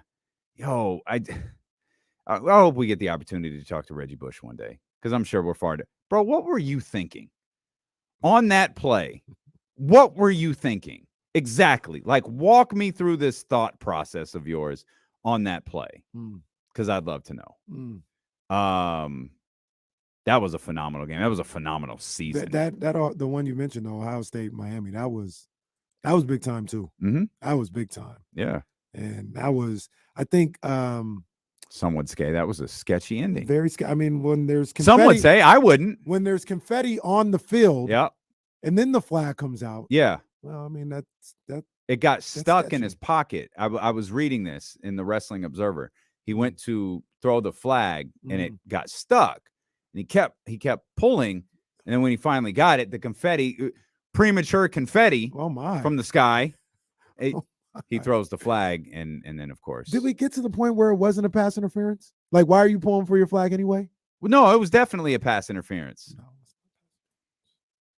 Yeah, it was. No. History says it was. History Maurice says Claret, it was. Remember how monster he was going to be? Wow. And he was the truth as a freshman. Wow. He was. That's one of the crazier sports stories. I heard he's all right now. Then he's like going around. He's actually like speaking now. I heard he's okay. But it was. It took a long. Ugly. It was a long road for him to get to okay. Because he threw so much away, trying to change a rule. Yeah. Did he give up a year? Did he year? Not play a year? I think he gave up 2.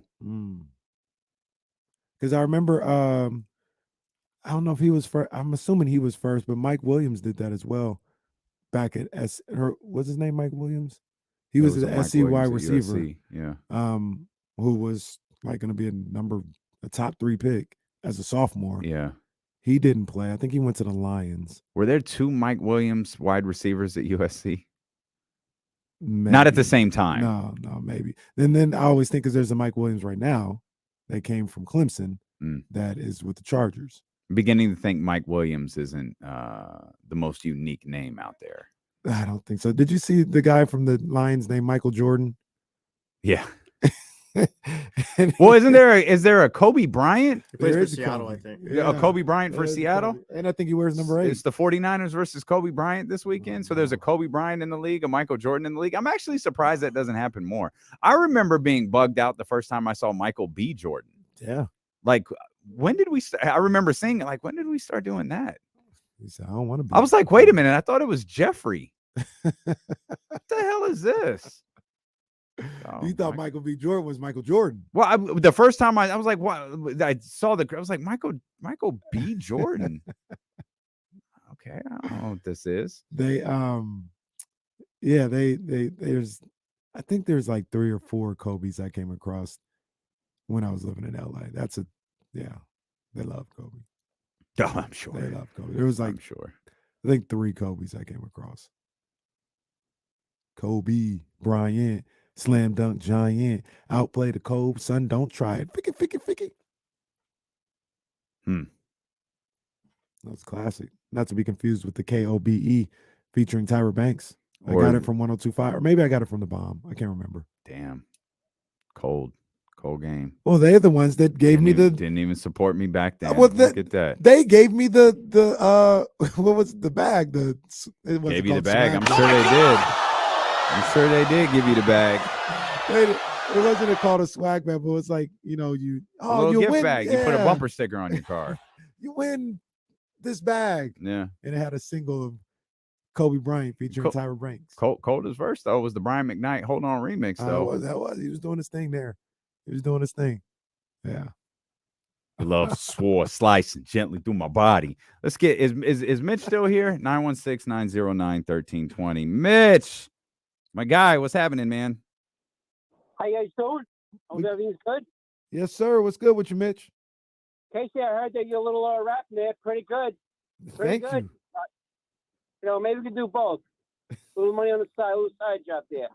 I'm not a rapper, Mitch. I'm not a rapper. Well, you sound like to me. You don't want to hear me sing. Believe me, you'd be 20 times better. They'd be picking you for sure. Hey, at USC could have given a better game last night. Terrible. No, they couldn't have. USC would have gotten their ass kicked too. They probably would have lost. They wouldn't have lost All like right, that. all right. Michigan was the game. That was the game. Michigan was the game. But they blew it. They blew it. Wait till next year. Well, new coach. And he's going to get the Heisman. Again. Anyway, Cam Reddish is a no-brainer. They'll be trading Keegan. And Metu, it's about time Cheza Metu gets more playing time. Thanks a lot. Okay. Thanks for the phone call, David. I'm sure you called someone the King's outfit organization there.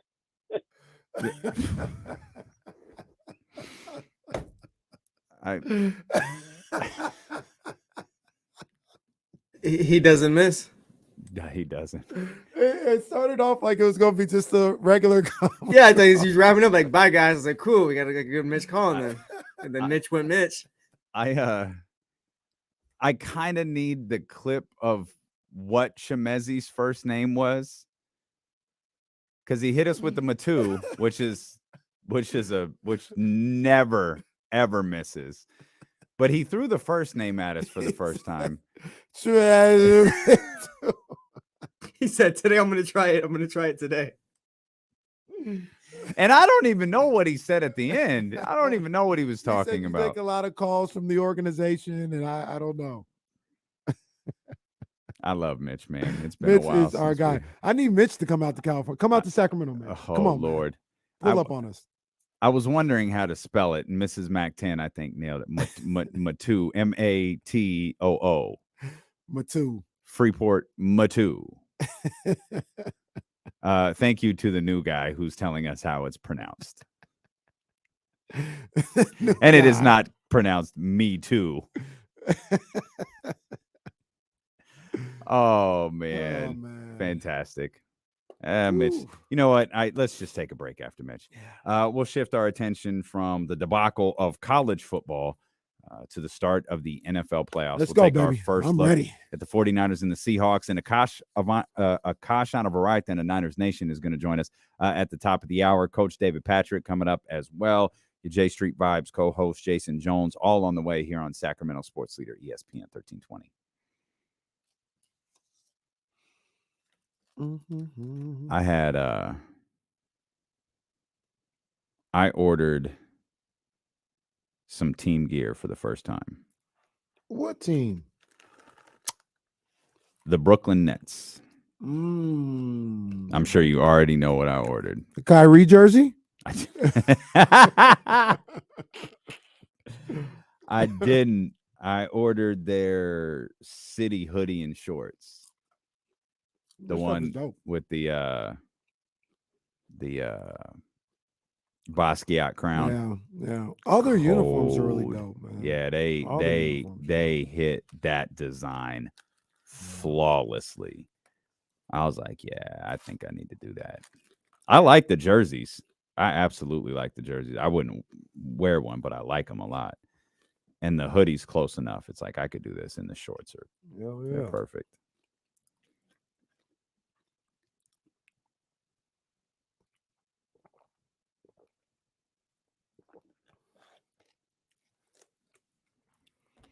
People losing their mind in the Bay Area. They got it's not snow, even though I called it snow. And Christina Warner's always like, it was not snow. Remember like 2 years ago when it wasn't hail, but it wasn't snow. It was on the ground. Can't remember. Was it slush? Something like that. Saw this from Will Z. The Kings are the only team in the NBA that has 6 different players eclipse the 30-point mark. Wow.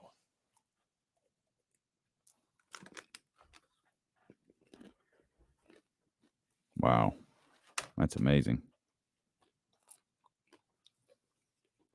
That is amazing. So, Fox, Sabonis, Harrison, Malik, Terrence. Yeah, Herder got 30, I guess. Damn.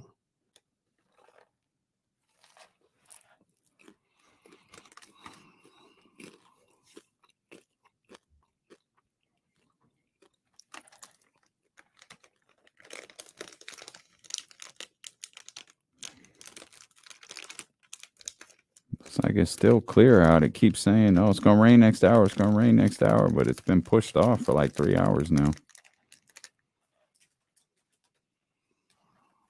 The wind has died down. That's good. Yeah, that's a good thing.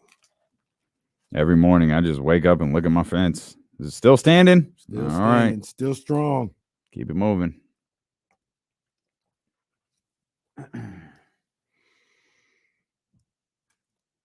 Sleet. Rain, sleet, or snow. Maybe that's what it was. I got a fun exercise for you. Can you name, we'll start in the NFC. The 1, 2, 3, 4, 5 NFC teams that were under their win totals. 5 NFC teams that were under their win totals. All right. Am I allowed to have the standings in front of me? Sure. I mean, LA is the first one that comes to mind. The Rams. Oh, I take this back. Wait. Yeah, they are. I don't know why this one they messed up on their thing. But yeah, they are. They're under. So it's 6 teams.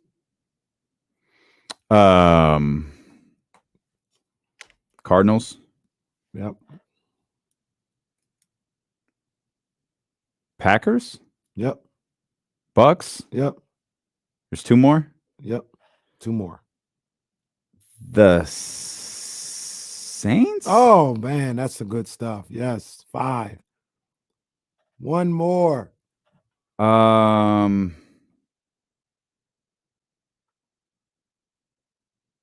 I mean, Chicago? Oh, he got it. Is it 6 for 6? Yeah, they're all right.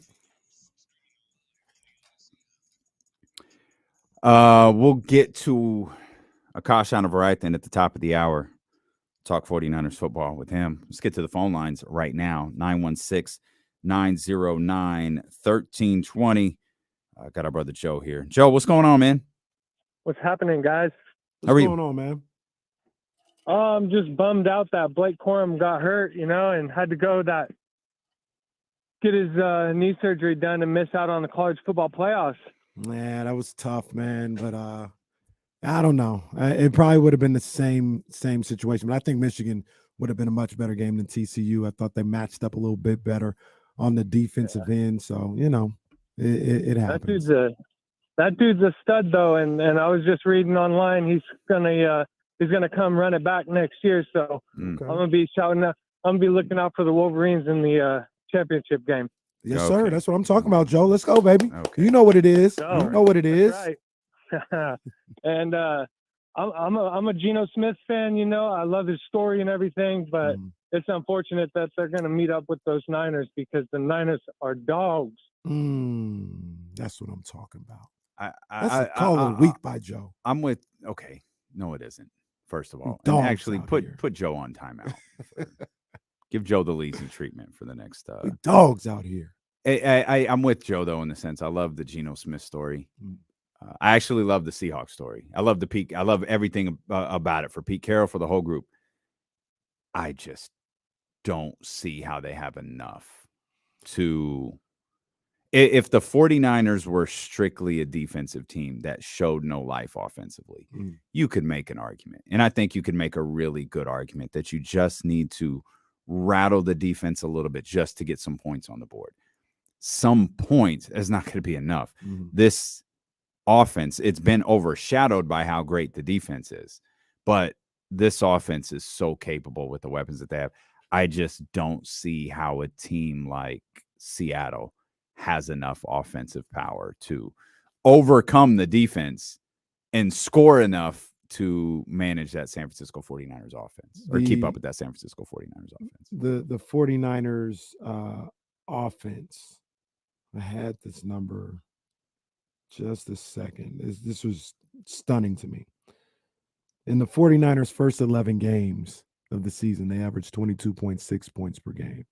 In the 6 games with Brock Purdy at quarterback, the 49ers averaged 33.5 points a game. I mean, that offense is cooking right now. And I was watching some more Brock Purdy, and this guy, man, he's good. In the games he started, I think this might be is it 13-3? 13 touchdowns, 3 interceptions? Yeah, something like that, yeah. If that's not exactly it. That sounds about right because he threw 1 interception. I think he's thrown 4 interceptions on the season, but one of them was in relief in the Kansas City game. I'm talking about just in the games he started. I think the number's like 13-3 or something like that. And so my question to you, throwing out that stat about the offense right there, is, we're entering kind of a different part of the season now. Not kind of. We are entering a different part of the season. We're entering the postseason. Given what you've watched, and I think I have my answer for this too, but given what you've watched, do you think that Brock Purdy can be shaken? I do. I don't see anything from him that has shown me that. Nothing from his play that has shown me that. It's just the fact that he is a rookie quarterback and he was the last pick in the draft. And I'd have to think, yeah, he can somebody could shake him. That's it. Like that's not going off anything that I've seen. You know what I'm saying? I'm just going off of history. Like, yeah, I'm sure he can. But he's passed every test at the end of the regular season. Right. Passed every test. We've seen him on the road. We've seen him have to come back from 10 down on the road. We've seen him against a tough defense, going up against the Washington was a good defense, and he did pass that with flying colors. He's passed every test. Now you're, like you mentioned, we're getting into another part of the season. We're getting into the playoffs. Playoffs are different. You got a guy at a Hall of Famer, like you mentioned yesterday, Pete Carroll on the other sideline, who is a heck of a defensive coach. And he's gonna bring you things that you probably hadn't seen before. So I'm I'm anxious to see what Brock Purdy can do, but he hasn't shown me anything to make me think that he can't come through in these moments. 916-909-1320. Daniel, appreciate the call, man. What's going on? Hey, fellas. It was a good win by the Niners, man. I was at the game finally for the first time in 4 years, man. It was good to Very go. nice. That's awesome. That's what's up, man. Oh, man, it was so good. Hey, I'm a Trey Lance guy. I love the kid. But the better that Brock plays and the further we go in the playoffs, he's not going to play next year minus Brock getting hurt, because I don't see how you can take the starting job away from Brock as good as he's played, and if we continue to play the way we are and go further in the playoffs.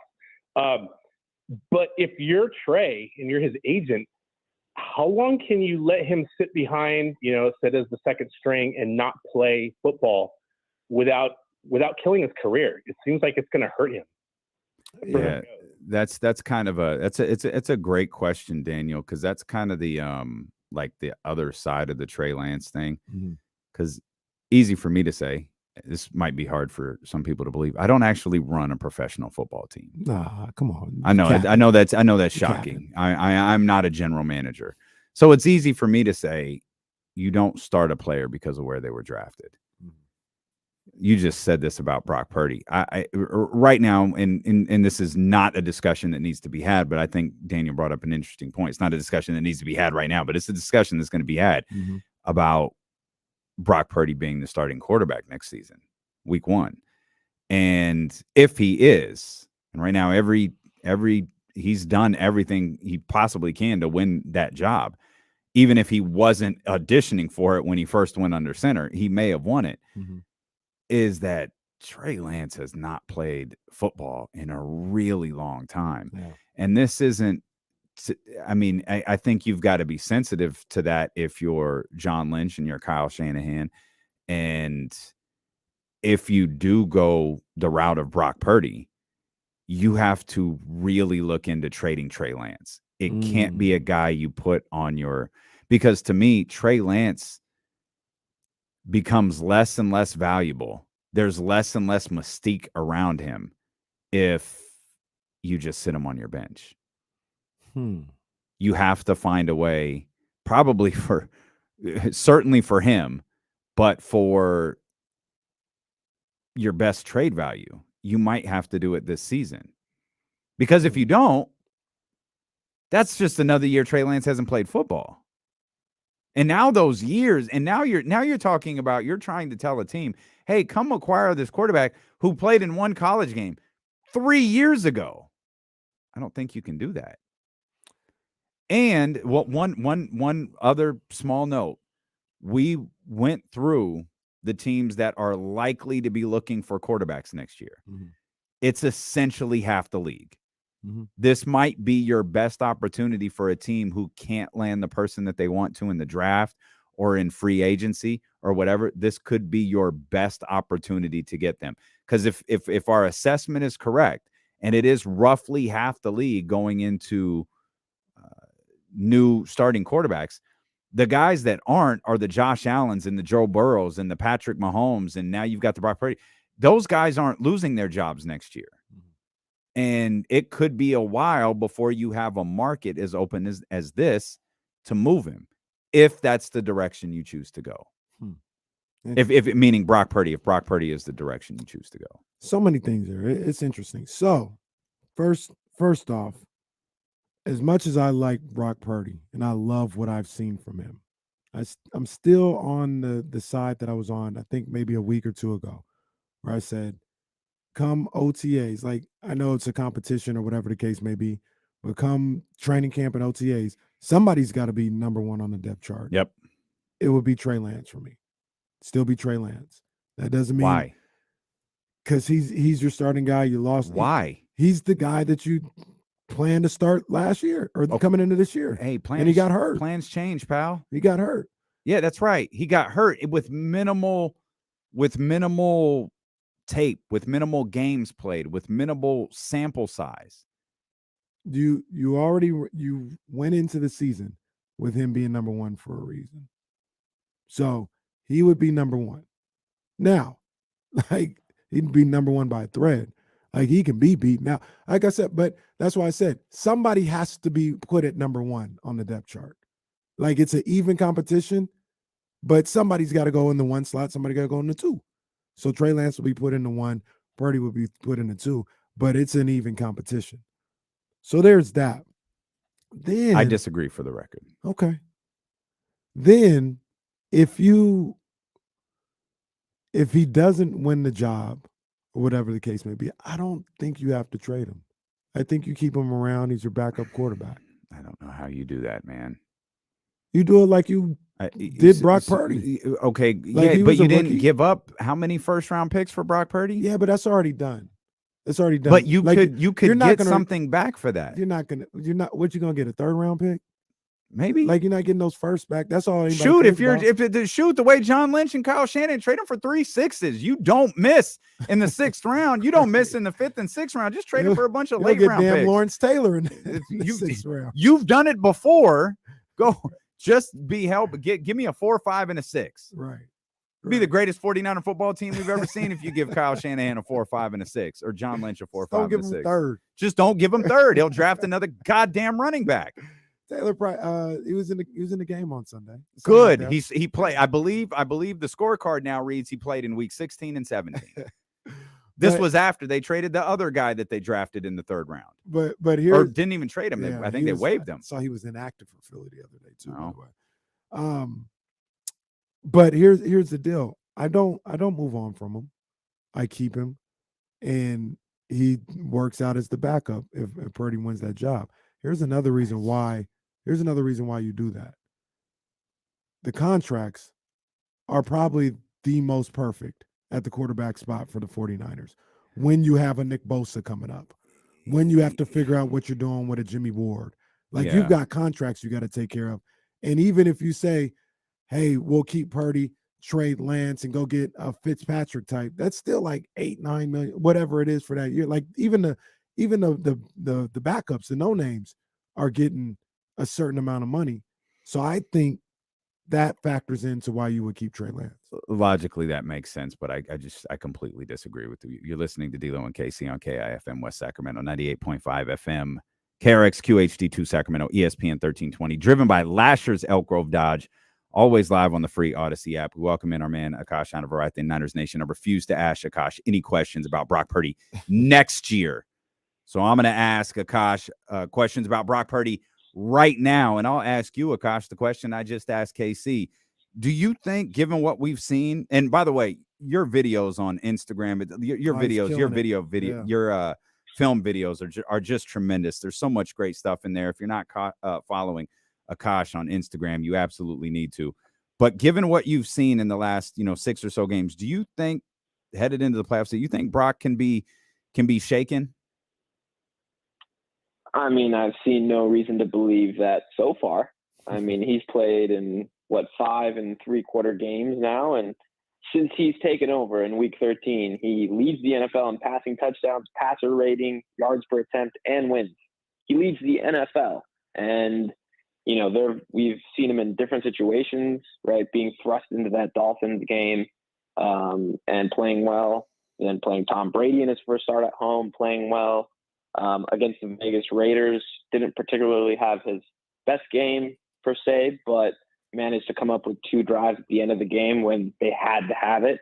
We saw him go up to Seattle, short week for the division, battling injuries and still playing pretty efficiently. So we've seen him in quite a few different situations, and he just continues to perform. And he's on a team that has an unlimited amount of offensive weapons and is well coached. So, what he's asked to do is just be the point guard and distribute the ball, and he's done that so far. And so I have no reason to believe from what I've seen that it's going to drop off at some point.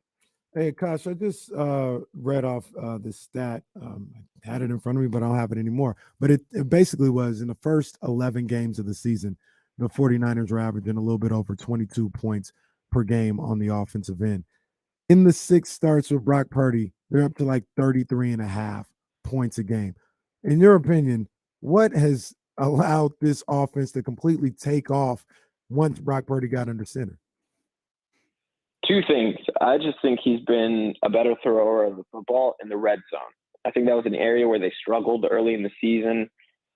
They were good moving the ball between the 20s, but once they got inside the red zone, obviously, the field gets a little tighter and the quarterback has to make some throws there. And Brock Purdy has really shown up in that area of the field. And, a big part of that is George Kittle's resurgence. He's had 7 touchdowns in the last 4 weeks, I think. And a lot of those have come in the red zone. And Brock Purdy, he's hitting the receivers when they're open, and B, he's extending plays. We saw that in Vegas a couple weeks ago where, he's flushed out of the pocket, rolling to his left and finds Kittle in the back of the end zone. That's all Brock Purdy right there, because extending the play with his legs and finding someone in the scramble drill. So I just think the slight improvement there in quarterback play, especially in the red zone, is just resulting in them scoring more points now. I think there's one other reason they're scoring more points. That boy from Stanford. That boy from Stanford, true. Man. Christian McCaffrey. I think, Akash, and I'm curious to get your thoughts on Christian McCaffrey's impact on this offense, because he seems to, as great as I feel like, the offense was certainly good, especially when you look at the numbers Kenny just gave us right there.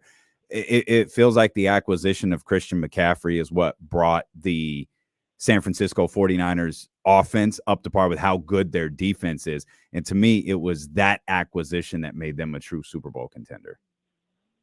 Absolutely. And you look at their DVOA splits. They were a top 10 offense before they got Christian McCaffrey. They've been the number 1 offense efficiency-wise since they got him. Number 1 total offense, number 1 passing offense, and then the number 3 rushing offense. And what he brings, not only in the run game, but the pass game, has been outstanding. I mean, you can line him up anywhere. They had a play on Sunday where they lined him up out wide, and he ran like a hitch and go, and then it became a comeback on 3rd down. And those aren't things that running backs do generally. And McCaffrey's versatility, being able to line him up anywhere, not only is it is he creating offense, he's opening things up for the rest of the guys. Now all the other playmakers are benefiting off of it.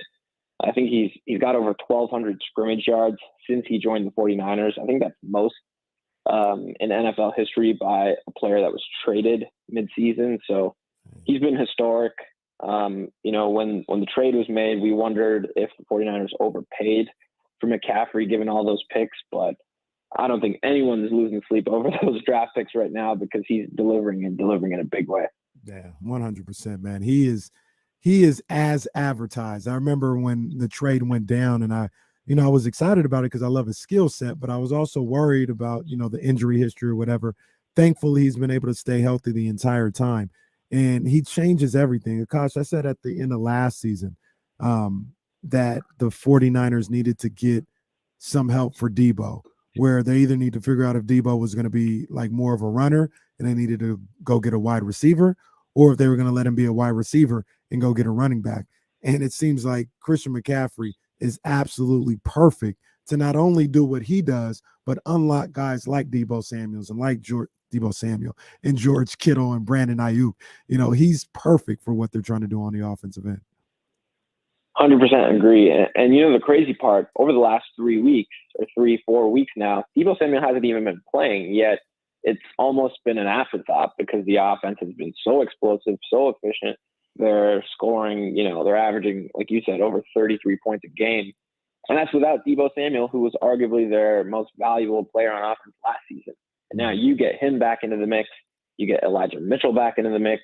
And it's just an unlimited amount of weapons. And it really feels like McCaffrey's kind of the catalyst that kind of makes everything else go. Akash, anything about the Seattle Seahawks that should make 49er fans uncomfortable?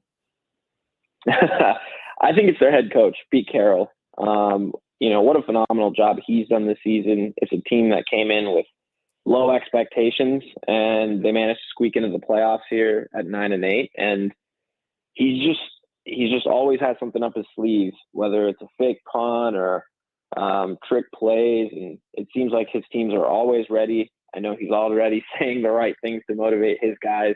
But the 49ers come in as heavy favorites. I think they're superior talent-wise and, superior statistically as well. So it's a matter of getting a fast start and making sure that they don't give the Seattle Seahawks any hope. But, Pete Carroll on the other sideline is what scares me the most. And I agree with you, Akash. Pete Carroll and chewing that damn gum and just walking around. Just sit down somewhere. Get him out of the playoffs right now. All right, on Saturday, handle business, 49ers. But is there anything on the field, personnel-wise, with the Seahawks that you feel they can exploit for the 49ers on either offense or on the defensive end? The one thing defensively that's given me a little worry over the past few weeks has just been their ability to defend down the field, defend the deep pass. And, Diamador Lenore, who's been filling in for Emmanuel Mosley, was doing a pretty good job. And, even in coverage, I feel like he stays with the outside receivers pretty well, but seems to lose at the catch point. We saw that last week with AJ Green giving up that 77-yard touchdown, or whether it was the week before. The miscommunication between him and Talanoa Hufanga resulted in a couple of blown coverages. And that seems to be a recurring theme here over the last few weeks, that between Hufanga and Lenore, there seemed to be a couple of slip-ups, which have resulted in big plays. And on the opposite sideline this week, you have DK Metcalf and Tyler Lockett. And I know Mooney Ward played fantastic against DK Metcalf this season. He's only given up 5 catches for 38 yards total. Had a couple of passes defense. So if they're able to, have Ward travel with Metcalf, and then hopefully you can roll some coverage over to Tyler Lockett, who's also a dangerous receiver. So I would think that's probably what concerns me most schematically, is that Seattle just has the receivers on the outside, as well as Geno Smith, who throws a good deep ball, has been pretty accurate down the field. That would be the one area where they could potentially exploit. But if the 49ers can kind of take control of the game early, let their pass rush get after Seattle's offensive line, they can take control of the game like they had in the regular season matchups. Akash, great stuff as always, man. Keep up the amazing work. We appreciate you for joining us. Appreciate you guys. Have a good one. Take care, man. Again, if you're not following Akash on social media, you're a 49er fan, or you're just a football fan, you're really missing out, man. Killing it, man. Kings fan, Brandon Nunez, and the work he does with videos, like that's what Akash is doing with 49ers football, man. It's really great stuff. This is a tremendous season the San Francisco 49ers have had, and I just can't say that enough from a completely neutral party perspective. Yeah. The way that they started the season, all of the conversations around Trey Lance and Jimmy Garoppolo and all of that different stuff, and then to lose Trey Lance and then to lose Jimmy Garoppolo, to bring a quarterback who was taken in the last round, but regardless of where he was taken, he's a third string quarterback. And for him to find his place in the league so quickly, the way that he has with this team, the acquisition of Christian McCaffrey, giving up those draft picks after you already gave up so much to draft Trey Lance, years prior. A tremendous job by John Lynch, by Kyle Shanahan, by Nick Bosa and Fred Warner, probably, marveling at the defensive player of the year season that Nick Bosa has had, has maybe taken away some of the shine that Fred Warner absolutely deserves for being the anchor of that defense. Yeah. Nick Bosa is the best player on that side of the football, but it all works because of Fred Warner. Right. And then you got a guy like Travis Ward who don't have no stats because nobody catches the ball. Well, yeah. And oh, by the way, there's a very real argument that the best player in professional football wears the San Francisco 49ers uniform. Yeah. And he had another, I'm the best player in professional football season. Dude's been to 10 Pro Bowls, and it's just expected at this point that Trent Williams is going to the Pro Bowl. Right. It is what it is. Trent Williams is going out there and laying people out left and right on that left side. I'm looking at this team, man, and I'm looking at this particular game, and I was thinking about this on the way in. I haven't allowed myself to talk about how great of a season it is, because you got to get this one this week. You absolutely got to get this one this week against Seattle, a team that's inferior, but it's your rival. You got to get this one. Plus, we're getting up on almost 10 years since the last time these two played. I understand why you feel that way. I don't.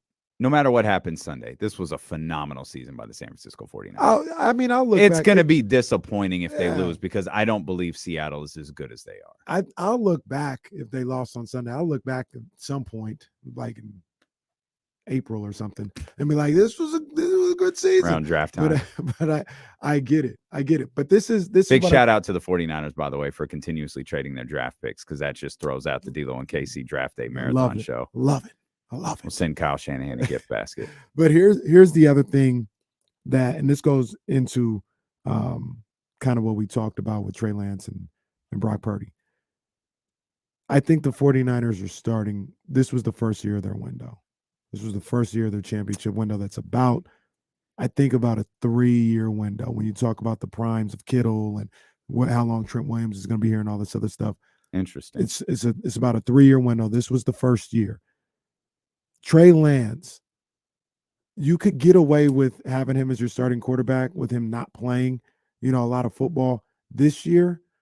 I don't know if you can do that next year and any year before that. You're going to need somebody that's ready to go because it's championship time, Super Bowl time. So I think I jotted this down. I think we're going to bring that back. Okay. I want you to explain that more. Might not be today, but I want you to bring that back. Coach David Patrick's going to join us. Yeah, my man, Coach DP. And then we got Jason Jones after that. We got Kings basketball to discuss. Yeah, we don't need to talk to him about 49. We got much more to talk about as D'Lo and Casey continue on Sacramento Sports Leader, ESPN 1320. When we have a phone guest, could you just send me a reminder text? Just text the word graphic. I keep meaning to make new phone graphics, and I haven't. Thanks, man, because we just don't have very many phone people. Okay. Get in here.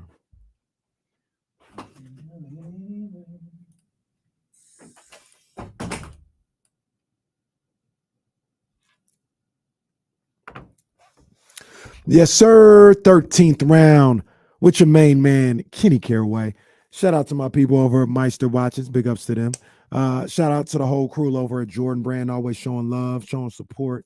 And shout out to the dope ones. Shout out to my main man, Donna's Dope, always showing love for what we do over here. And we had a little bit of a news earlier today as ESPN Mike Coppinger is reporting that Errol Spence Jr. and Keith Thurman are finalizing a deal for a 154-pound fight that is expected to take place in April. It says after that, Spence will then have 60 days to close a deal for a long-awaited, undisputed welterweight championship bout with Terrence Crawford, or he'd have to face the winner of Virgil Ortiz and who he's facing, or he'd be stripped of the belts. So here's the thing. Spence going up to 154, even if it's for one fight. My fear is he doesn't come back to 147. He had already talked about how this fight with Crawford was going to be probably his last at 147, and then he was going to move up. If he's already going up there right now, and it's going to be interesting to see what he does for fight night in that fight. I don't know. I don't know this. It's not unprecedented. He could come right back down to 147. But my concern is that he doesn't come back to 147 and we never get that fight. I will say this about Spence Thurman. It's shout out to Dr. David because he said this fight was going to happen a long time ago. But this is a fight Errol Spence didn't want for a long time. He doesn't like Keith Thurman because he's in the situation that Keith Thurman is in now with no belts, and Errol Spence is in right now with all the belts. Spence was trying to get a fight. Thurman would not give him a fight. So Spence never wanted to give him this fight, give him this opportunity. The trash talk and the buildup is going to be nice. These dudes is going to be talking crazy about each other because I don't think Errol likes Keith, and Keith be running his mouth. So the buildup is going to be nice. The fight, I think Errol Spence handles Keith Thurman easily, probably even knocks him out. But one way or another, looks like we're getting Spence Thurman in April, and hopefully Spence Crawford after that. That's the 13th round.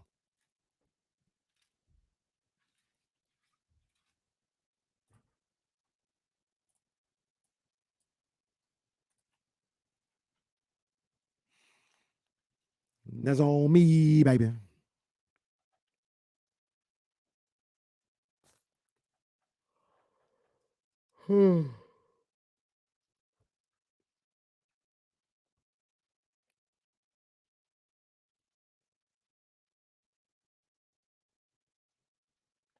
Yeah.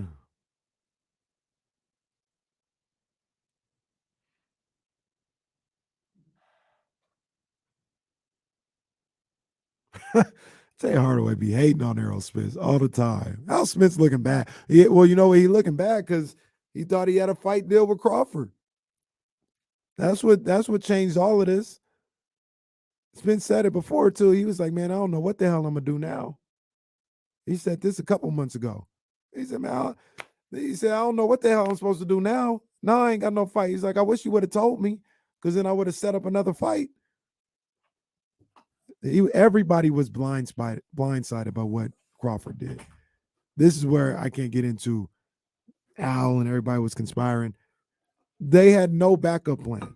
They were all expecting Spence Crawford to go down.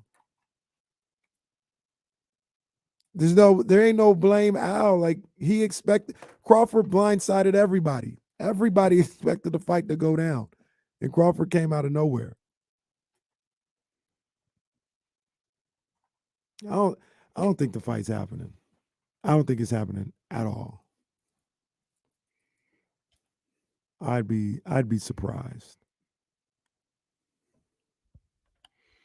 And Tank did what Tank does, man. You know what I mean? He handled business. He looked a little off leading up to the fight and early in the fight, but at the end of the day, it was the same result.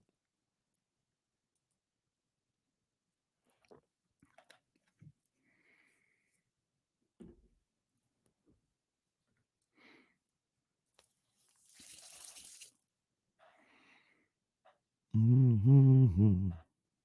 112 is in my head for some reason. I ain't heard 112. You're gonna have to go to 112 Essentials on the way home. Yeah, I'll do it. We can do it anywhere. I can.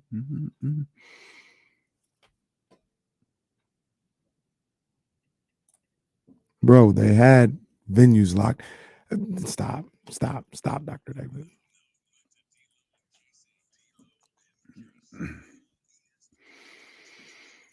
$13th round available on youtube.com/ESPN 1320. We do shows even during the commercial break, baby. Yeah. Your thoughts on Spence versus Thurman looking like it's gonna happen? They're gonna have to wait because the coach is here. Coach David Patrick is here, fresh from the practice court. Man, Coach, your call ain't boring. I'll tell you that. Y'all are not boring. We like to keep it close, man. I know that. I tell you, that game on Saturday was crazy. For those who didn't get a chance to see Sac State and Eastern Washington, Coach just decided, you know what? We're going to play from behind by 25. Actually, I don't think Coach decided that. The players just decided they were going to go down by 25 for like the entire game. 12 minutes left. They start making a run. And then all of a sudden, with seconds left, the game is tied. It ends in heartbreak. Coach, I mean, obviously there's multiple different stories to that game. You get to the locker room. What's the first thing you say to your guys after a game like that? Look, obviously you're proud of how they fought, and the resiliency we showed. Because I've been in those scenarios at a lot of levels. You guys watch the NBA a lot. Sometimes you just fold it up and lose by 30 or 40 and move on to the next one. And it's easy for this group to be content on a road trip to win one game at Idaho and then just fold in the second game. But to fight the way they did just showed me that they're good enough to compete and be in the top echelon of this league. Yeah, that was frustrating at the beginning of the game because Eastern Washington, I mean, it felt like they were throwing shots behind their head and they were going in on that. They were hitting everything from beyond the arc. But to your point, these guys stayed the course. They stayed tough. They stayed mentally locked in and knew eventually, hey, if we can put a couple stops together, we can start making shots ourselves. And that's exactly what happened. Was there a point, you can talk to us, Coach. You can talk to us. Was there a point where you were like, it's just not going to happen today? When it was like at 21, 22, like it's not going to happen? Or did you always think, we haven't let it get completely out of control. If we get like 3 stops in a row, we could be right back in this thing. Well, I remember going into the 12-minute media, like, just cut this thing to 15, man, and anything can happen. I think we were down to 19 or something at that point. I said, we just cut it, and you never know what'll happen. And to their defense, to their credit, they did. We made a couple big threes for us, but we decided to guard, and that's been my whole motto. Like, Eastern Washington's a shooting team. Everybody knows in this league, Eastern Washington and Northern Colorado can shoot who we're playing. but we can shoot. I looked at the score sheet at the end of the game. We hit more threes than Eastern. We hit 14 threes. They hit 13 threes, but we guarded, to your point, all the way to the last 40 seconds of the game and gave up 2 threes late, Yeah. When you're playing a team like that, like the Eastern Washington game, is there like they're shooting like 150% from the field? It's like, hey, keep fighting. At some point, they're not going to do this for the entire game. Like at some point, these shots aren't going to fall, and we got to take advantage of that. But definitely, especially if we guard and we start making shots. That was the flip side. They were making shots. We were missing layups. We were missing free throws. So it makes it so much harder on your defense. When you're not scoring and they're shooting the eyes out of the ball. So look, if moving forward, I think our guys know like we can't spot good teams that many points. We've spotted teams' points the last 6 games and been able to win. Like obviously, at some point, that's going to bite you in the butt, and it did the other night up at Eastern Washington. Right. Hey, what a play call by you to get Zach open for that game-tying 3. I mean, I just want to talk about him a little bit and what he did at the end of that game and what he's done for most of this season. I mean, when the team has needed a bucket or they needed a jolt of energy, he seemed like he's been there every single time, and it was on full display again on Saturday. No, he's been great, and I trust him because of the work he puts in the gym, and he trusts me. I think there's times where I run plays for other guys, and maybe some people think you should run more for Zach, but I think the misdirection of the Austin Pattersons and the Hunter Marks of the world sets Zach up, and he's patient to where he gets his shots. I did get on him though in front of the team the other day, yesterday, because he's averaging 16.5 points in the second half and 2 in the first half. So I'm like, can we get you playing? Playing the first, man. Like yeah. So, but credit to him and credit to his work ethic and and him trusting in us. Because at the end of the day, he's the one guy that I needed on my side when I took the job, and he's been there from day one. Zach Chappelle out there doing his De'Aaron Fox impression. Like, I'm gonna turn it on late. I'm gonna turn it on late. 6 of the next 8 games you guys play, Coach, are at home, including Northern Colorado on Thursday, Northern Arizona on Saturday. We've talked a lot about this week, Coach, with as it pertains to Mike Brown and like the Sacramento Kings. And you talk about Zach Chappelle asking him, hey, you doing all this in the second half? Why don't we sprinkle a little bit of that here in the first half? But when you've got like, role players, how much do you let them play through mistakes? Yeah, you know what? I don't have the luxury Mike has, and I know that I don't have those guys sitting on my bench, TD and Dellavedova and those guys sitting over there. But I have during the year, and I think that's helped us. We're playing Quadri Adams more, who's been a joke for us off the bench. We're playing Hunter Marks more. So I've let them play through mistakes. I just know as a player, and we all played at different levels, that if you got to keep looking over your shoulder and being a robot, it takes away from your game. And for us, it takes away from our depth. And so I try to give our role players a little bit more rope during the early part of the year so that they can help us hopefully now this part of the year, which they have been, especially with these long road trips we have. And that's got to help with like your confidence. That's got to help with their confidence level, right? The fact that they know they can make a mistake and know I'm not going to get a DMP for the next 4 games. No, it definitely does. And I inherited a lot of guys in the portal, and I think a lot of reason that's why they left, because they had a short hook or they weren't played. So I don't want to duplicate that here, especially if they're working and about the right stuff on the floor. So, I'm cognizant of it because I played, but it's one thing to say it and one thing to do it. And I try to give them as much rope. They get 2 mistakes, not 3 and 4, but 2, and then we'll move on to the next guy. Yeah, there's a little quirk I would always do when I coach, and I'm coaching kids, so it's different. But I never would want to sub a guy out after an offensive mistake, right? Like even if I'm in my head, I'm like, oh no, that's a bad shot. He got to come out. I'll let him come down on defense and then go back on offense, and I'll get him out then, because I never wanted in his head to not have confidence in making a play on the offensive end and, like you said, looking over his shoulder and things of that nature. And guys, whether it's high school or college, they still think about those things. They still get skittish if they get pulled out, immediately after a bad shot or something like that. Oh, heck yeah, they do. And then they make another mistake if they're trying not to make a mistake. So, they know for me though, if they ain't playing with no effort on defense or rebound, like Callum, I sat his big behind on Saturday at Eastern Washington the whole second half, and we came back. So if you don't want to play, I don't care that you're at 27 and 17, you ain't playing this game. So if I do it to him, I'll do it to anybody. For those that don't know, when he says big behind, that's 7-1. That's phenomenal. Are you enjoying the season, Coach? Are you the highs and lows? Are you enjoying your first year at Sac State? 100%. First of all, the people in the city and the people I'm around every day, my administration, but on the journey. And when I took the job, I knew this. Like, you want to be around people, and I know that you want to be around people you're okay losing with. Does that make sense? Like who can you be with through the bad times, not the good times? And I have the group of guys I got and my staff are phenomenal people, and they're about the right stuff. So the journey's been fun through the highs and lows because you're doing it with good people and an administration that supports us, and that's been fun. And the biggest bright spot here in Sacramento that everybody here has been, and I'm just saying it, it's not lip service, that everybody I've been around has been real cool. A little different than SoCal, man. SoCal, different place. I'm not gonna use SoCal people, man. A little different. It's a different place, man.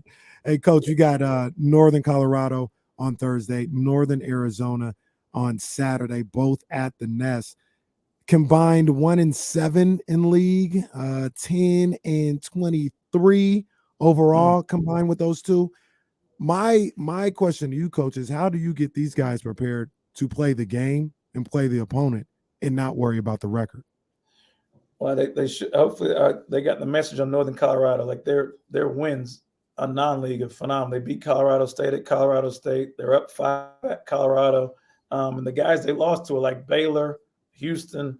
So they lost to formidable opponents, and they should have beat Montana the other night. They lost in the buzzer to them. So they know they were in the final last year in that league.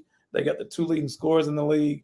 And so they know the challenge. At least the returners know the challenge at base. I don't think they beat them last year, but it's hard. You gotta flip the switch quickly because we're 2-1, but we ain't that nice, So I try to remind them.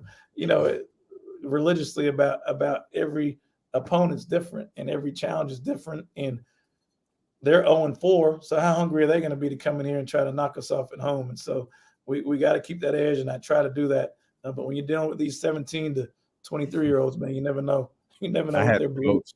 I had a coach tell me she has a couple of games like that coming up on her schedule. She's like, those are more nerve-wracking than the big games. Yeah, you lose the big games. It's like, all right, you got some things to correct. I'm more nervous about these games coming up here. No doubt. And I guess for us, I don't know the last time Sac State just thinks they're coming in to beat Northern Colorado and NAU at home.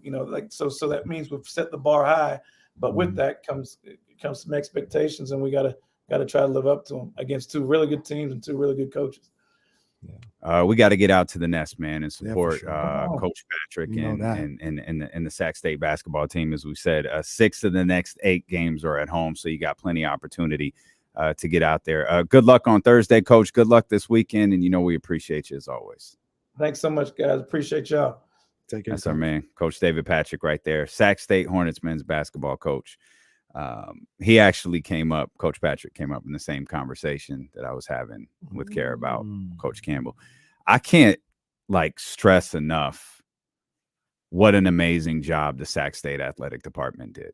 Man.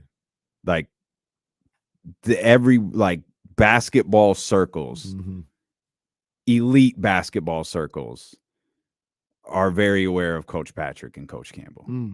And obviously we just saw what happened with Troy Taylor. Yeah.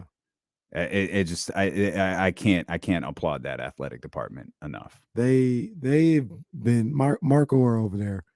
He's knocked it out the park. I mean, the baseball program was already doing their thing, but what's going on with football, getting Troy Taylor and setting the groundwork for that program, and now the men's and women's basketball, it really is an unprecedented time. At least for me, in my memory, for Sac State athletics, where all of these teams are, in the thick of it and good and fun to watch. I can't remember the last time I saw that. I really need to get out to a game. But for both of them, I want to go watch both of them play. Yeah, I was looking at the schedule here. They're I ain't gonna say this too loud, but the Sac State women's basketball team might be my favorite women's college basketball team right now. Don't say that too loud. I ain't gonna say it too loud. I'm gonna say we family. I'm just gonna say it amongst us. That's my favorite team to watch right They now. go to work. Yeah. They go to work. Yeah, that's the squad. That's the squad. They're fun to watch. Yeah, KD and Izzy, they be doing work, boy. KD is a show. Yeah, Y'all gotta watch, man. KD is a show. Talking about having that conversation with Coach Patrick about letting guys make mistakes. We saw the Laker game, and I think it was the post game press conference Laker game. Mike kind of calling out Keegan Murray. Playing 30 minutes, not getting any rebounds. You kept your eye on the sidelines. You saw Keegan Murray getting an earful from Mike Brown on more than one occasion. I thought Keegan was phenomenal last night. Oh man, he was on both ends. Yeah. I know it's easy when you're hitting 5 threes or whatever, and it feels like you're not missing. Keegan Murray, I thought, was really good on both ends of the floor last night. Absolutely. He showed up, and he was able to take whatever criticism it seemed was coming his way and turn that into, teaching moment. Like, all right, I got to play better. Let me step it up. Let me step my game up. And that's what you want to see from your young rookie like Keegan Murray. He can take these type of experiences and try to put that into positive play. And that's what you want. He was, Coach talking about bench and count. Now you want to see how he responds to that, right? Keegan, getting called out for having 0 rebounds in 30 minutes. You wanted to see how he responded. Well, we saw that. We saw how he responded. I'm sure, Coach Patrick's looking for the same thing in his players. How do they respond? And that's really what it's all about, is the response. And that is what we were talking about with Chimezie Metu. We've seen this from Chimezie. And it's not even Chimezie's response that I'm looking for. It's Mike's. Because I'm sure, as good as Chimezie Metu was last night, he probably did some of the things on the list that he was that him and Mike Brown made the list. That him and Mike Brown went over. I'm sure there were a few moments where Mike was like, damn it, it's not what we're looking for right there. But was there enough good to outweigh the bad? And are you willing to let him get out? I mean, was there enough to where you're willing to let him get out there and rock on Wednesday and Friday and moving forward? Because everything we saw from Chimezie Metu last night is 100% stuff that he's capable of doing. Yeah. It's not like he was playing over his head. It's not like he was playing out of his mind. It's like, yeah, nice little ball game from Chimezie right there. That's good. I'm not a coach. I'm not Jordy. I'm not Jay, Doug, Lindsay. Isn't that exactly what you want from him? Yeah. Be a finisher. You're in the dunker spot and all this other stuff. Get your oops, get your rebounds. And that's misses the alley-oop, which I thought that was a tough. It was a tough position from the pass that I think De'Aaron threw to him. Comes back, seconds later, and gets the dunk at the basket.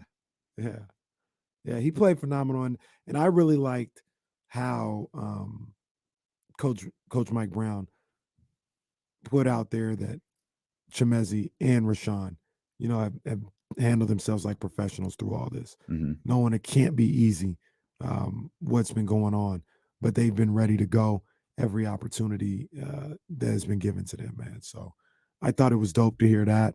And I thought it was really cool that Mike Brown made it public. Do you think they talked? Do you think there was a talk? Like we were talking about yesterday. Do you think that actually happened? Oh, yeah. Oh, for sure. I don't know who initiated it. D'Lo and KC? Mike Brown, a big fan of D'Lo and KC? I think Is so. Mike Brown in the chatty house right now? Somebody, where's James? We know Tomorrow, Luke. ask about the chatty house. We know Luke Walton listens to the show. Luke is a big fan. Luke is a big fan. Luke even calls. Yeah. But I mean, yeah, that conversation absolutely happened. Who initiated it certainly I feels know. like it did. Yeah. Who initiated? I don't know. Whether it's Metu coming to him and saying, "Hey, coach, what can I do to be on the floor?" Or Mike Brown sitting there and saying, "Hey, we got to have a talk. We got to figure some things out." And they sat down and talked. I bet we could get Sean to reference the. I don't know that James would do it. I don't know. I feel like almost everyone but James would do it. Like I think we could get Sean Cunningham to reference the chatty house. Matt George would do it. Matt George might do it. Matt George would do it. Matt George might do it. Be like, Coach, they've been speaking about this in the chatty house. Yeah. That you know, Coach, I was closing out Batty Thursday with the chatty house yesterday, and I was closing out Batty Thursday. They wanted to know. By the way, the chatty house sends an invite to you, Coach, for Batty Thursday. Yeah, man. Come on out to Batty Thursday. We need shirts. We need shirts. Batty Thursday shirts. Okay. I was thinking this morning. Hashtag Batty Thursdays. Okay. I was thinking this morning, like, man, we need some new shirt ideas.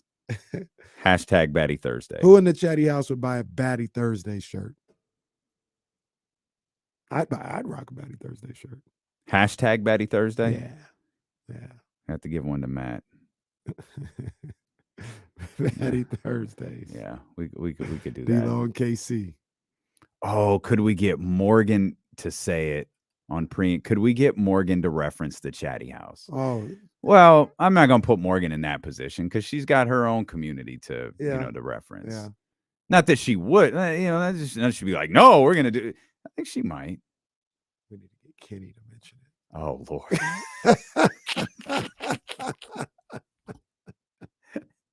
You know, if we can get Kenny to reference the chatty house to Kyle, oh, that'd be spectacular.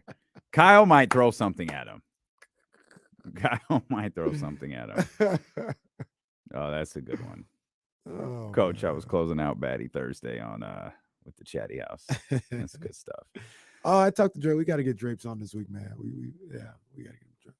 We ain't talked to Drapes in a while. Drapes always has jokes for us, like when we're at the arena, as if Kyle Draper isn't the dude. Come on, man. As if he's not rocking a suit with some bad shoes. Like he always got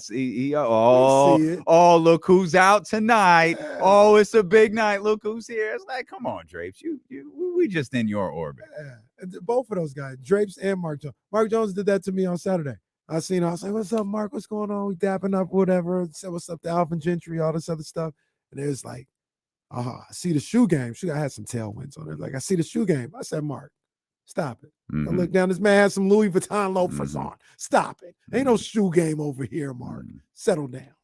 Yeah, Mark said something to me. I was like, brother, I wore this just to get a response from you. Now I can go home.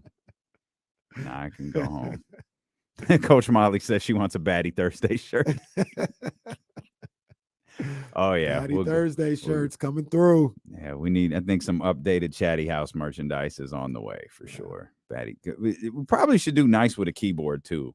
Nice with a Young Cove has been waiting for a year and a half for that nice with the keyboard joint. Get that out there. All right, we'll come back. We've got plenty more. We got to open up the phone lines too, or open back up the phone lines for you. 49ers conversation was hot. Yeah. We'll open the phone lines back hear up my here. Theory as to why you might not be able to start Trey Lance next year. I wouldn't cut him, or trade him. But yeah, I don't know. A theory as to why I broke it down. Like, you can't, like, the Niners are in a certain spot as a franchise, and you can't have somebody trying to find their way through. We have time for that. I was going to hold that off till tomorrow, but we have time for it. So I actually do want to hear this. I want to hear more about this. Okay. I don't think we're going to be in agreement about what you do with Trey Lance. I think you're entering, and I don't know who you compare this to. I don't know if Trey Lance, because Aaron Rodgers sat for years. Like, there are quarterbacks who have sat before. Jordan Love is still sitting. Jordan Love's never playing a football game. But there's like a little bit of a sample size with Trey. Mm-hmm. It's almost like working against him, the fact that he's played like a couple of games. I want to hear your theory. We'll talk about it. Your co-host on J Street Vibes, of course, also of The Athletic, Jason Jones, will be with us as well. And as we mentioned, phone lines are open for you. 916-909-1320. Steelo and KC here on Sacramento Sports Leader, ESPN 1320.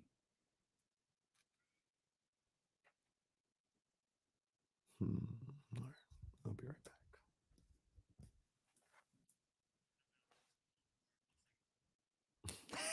back.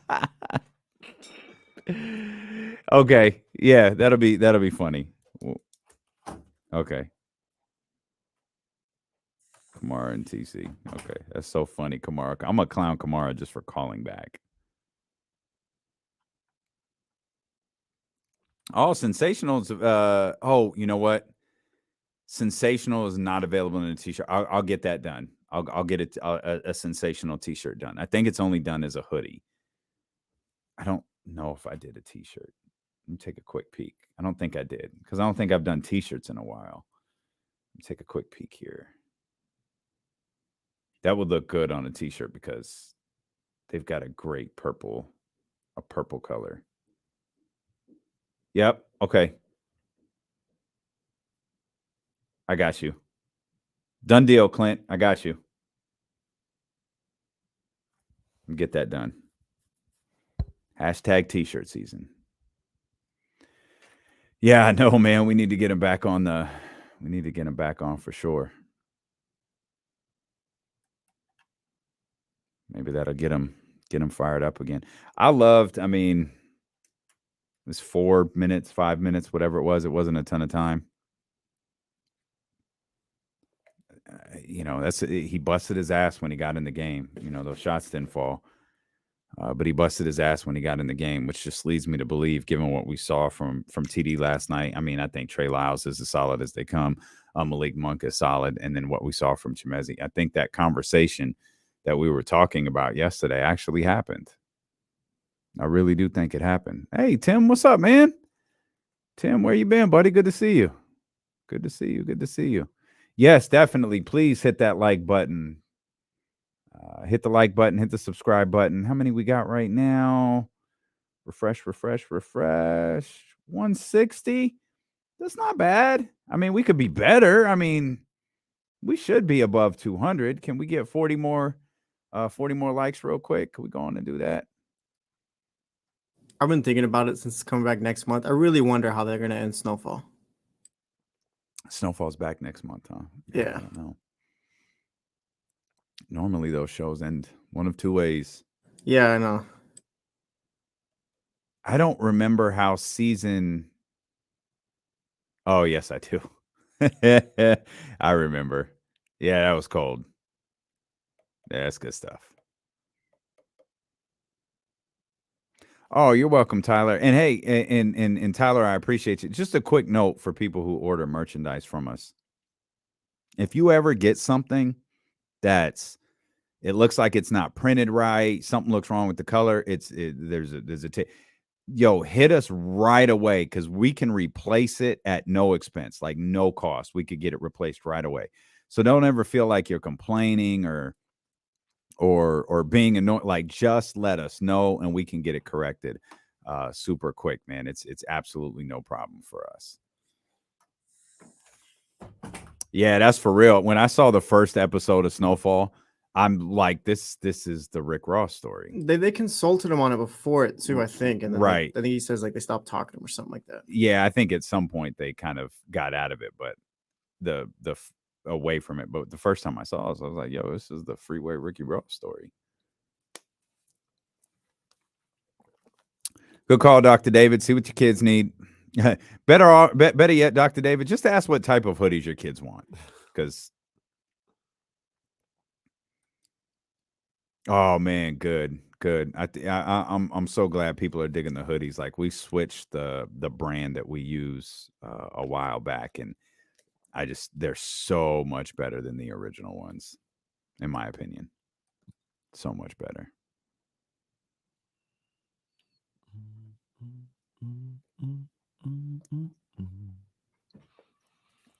Got you, Roger. It's nothing, my man. It's nothing. Yeah. Oh, it's so funny. It's so funny. Bar for bar.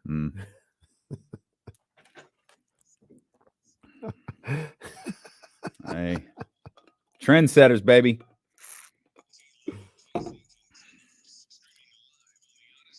Can't erase what we were, baby. Champions, baby. Can't erase what we were. Oh man, I love this show. You gotta love it. By the way, quick programming note. something completely slipped my mind. We're actually off Monday. Yeah. Let's put to a vote. And if they're going to make us work Juneteenth, we're going to take Monday off. We're off Monday. I think we're airing NBA basketball here on the station. Hopefully, a lot of you are off as well. Hopefully, all of you are off. You should be off. Yeah. St. Arizona. Yeah. Wait, is it not a thing in Arizona? It wasn't. It's a federal holiday, isn't it? I think it is now, but I remember growing up. Oh yeah, for a long time it definitely wasn't. Growing up, it was no. Yeah, we This isn't Detroit, man. God, I want that clip back. That's so funny. That is tremendous. What clips do I have over here? Oh, wait a minute. Oh, gotta have the button pressed down. You got like a premium peacock. Oh yeah, we're off. Wait, what? Hey, that could be. Well, yeah, I was. That's the one you come up with. I was just. That could be a T-shirt. No. Well, maybe not. Kamara wants to make his point so bad he called back. Oh. Now he wants to talk about The Wire season 5 now. Just kidding. And another thing.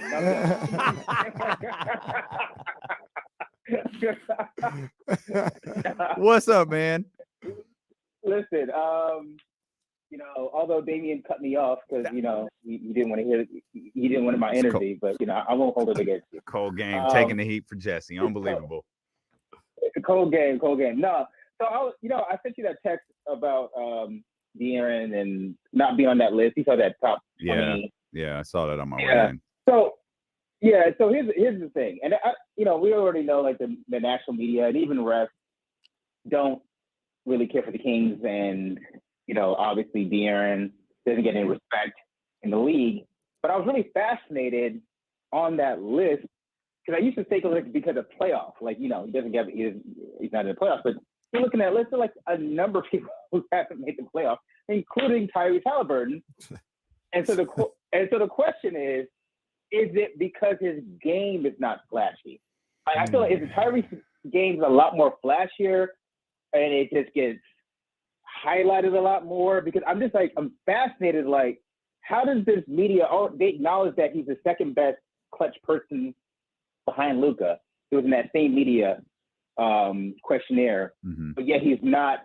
He's behind Luka in that, but he's not considered a top 20 basketball player. Like, so, like the math ain't mathing. You know what I'm saying? So is it the sexiness or the lack of sexiness in the game, or maybe I don't know. Well, I don't know what and I understand what Kamara is saying, but I don't know what those people who feel that way are watching. I mean, he's crossing people over left and right. He's dunking on people nowadays. Oh man! I mean, he's going to work out there on the court. Let's. I think there's probably a couple of things because Kamara sent me this list. I hadn't seen it. This is just not something I would see. It's the Ringer's top 20 players in the NBA, and we know how the Ringer feels about Tyrese Halliburton. They literally put him at 20th. Because they knew they couldn't get away with putting him anywhere else, so they put him at 20th. They had him at the 20th best player in the game, in the entire game. Now, okay, like and I'm looking at the list, and remember the rules are if this is what you're going to do, if you're going to put someone in the 20, you've got to take someone out, right? So I mean, obviously there's no discussions about Giannis and Jokic and Steph and Luka and Kevin Durant and Joel Embiid and Tatum and LeBron, Anthony Davis, Zion Williamson, Ja. Booker is 12th. Donovan is 13th. Of course, you've got to have Shai Gilgeous-Alexander on here. He's 14th. There we go. So we're talking about De'Aaron Fox. That's the central focus of the conversation. Paul George is on here at 15.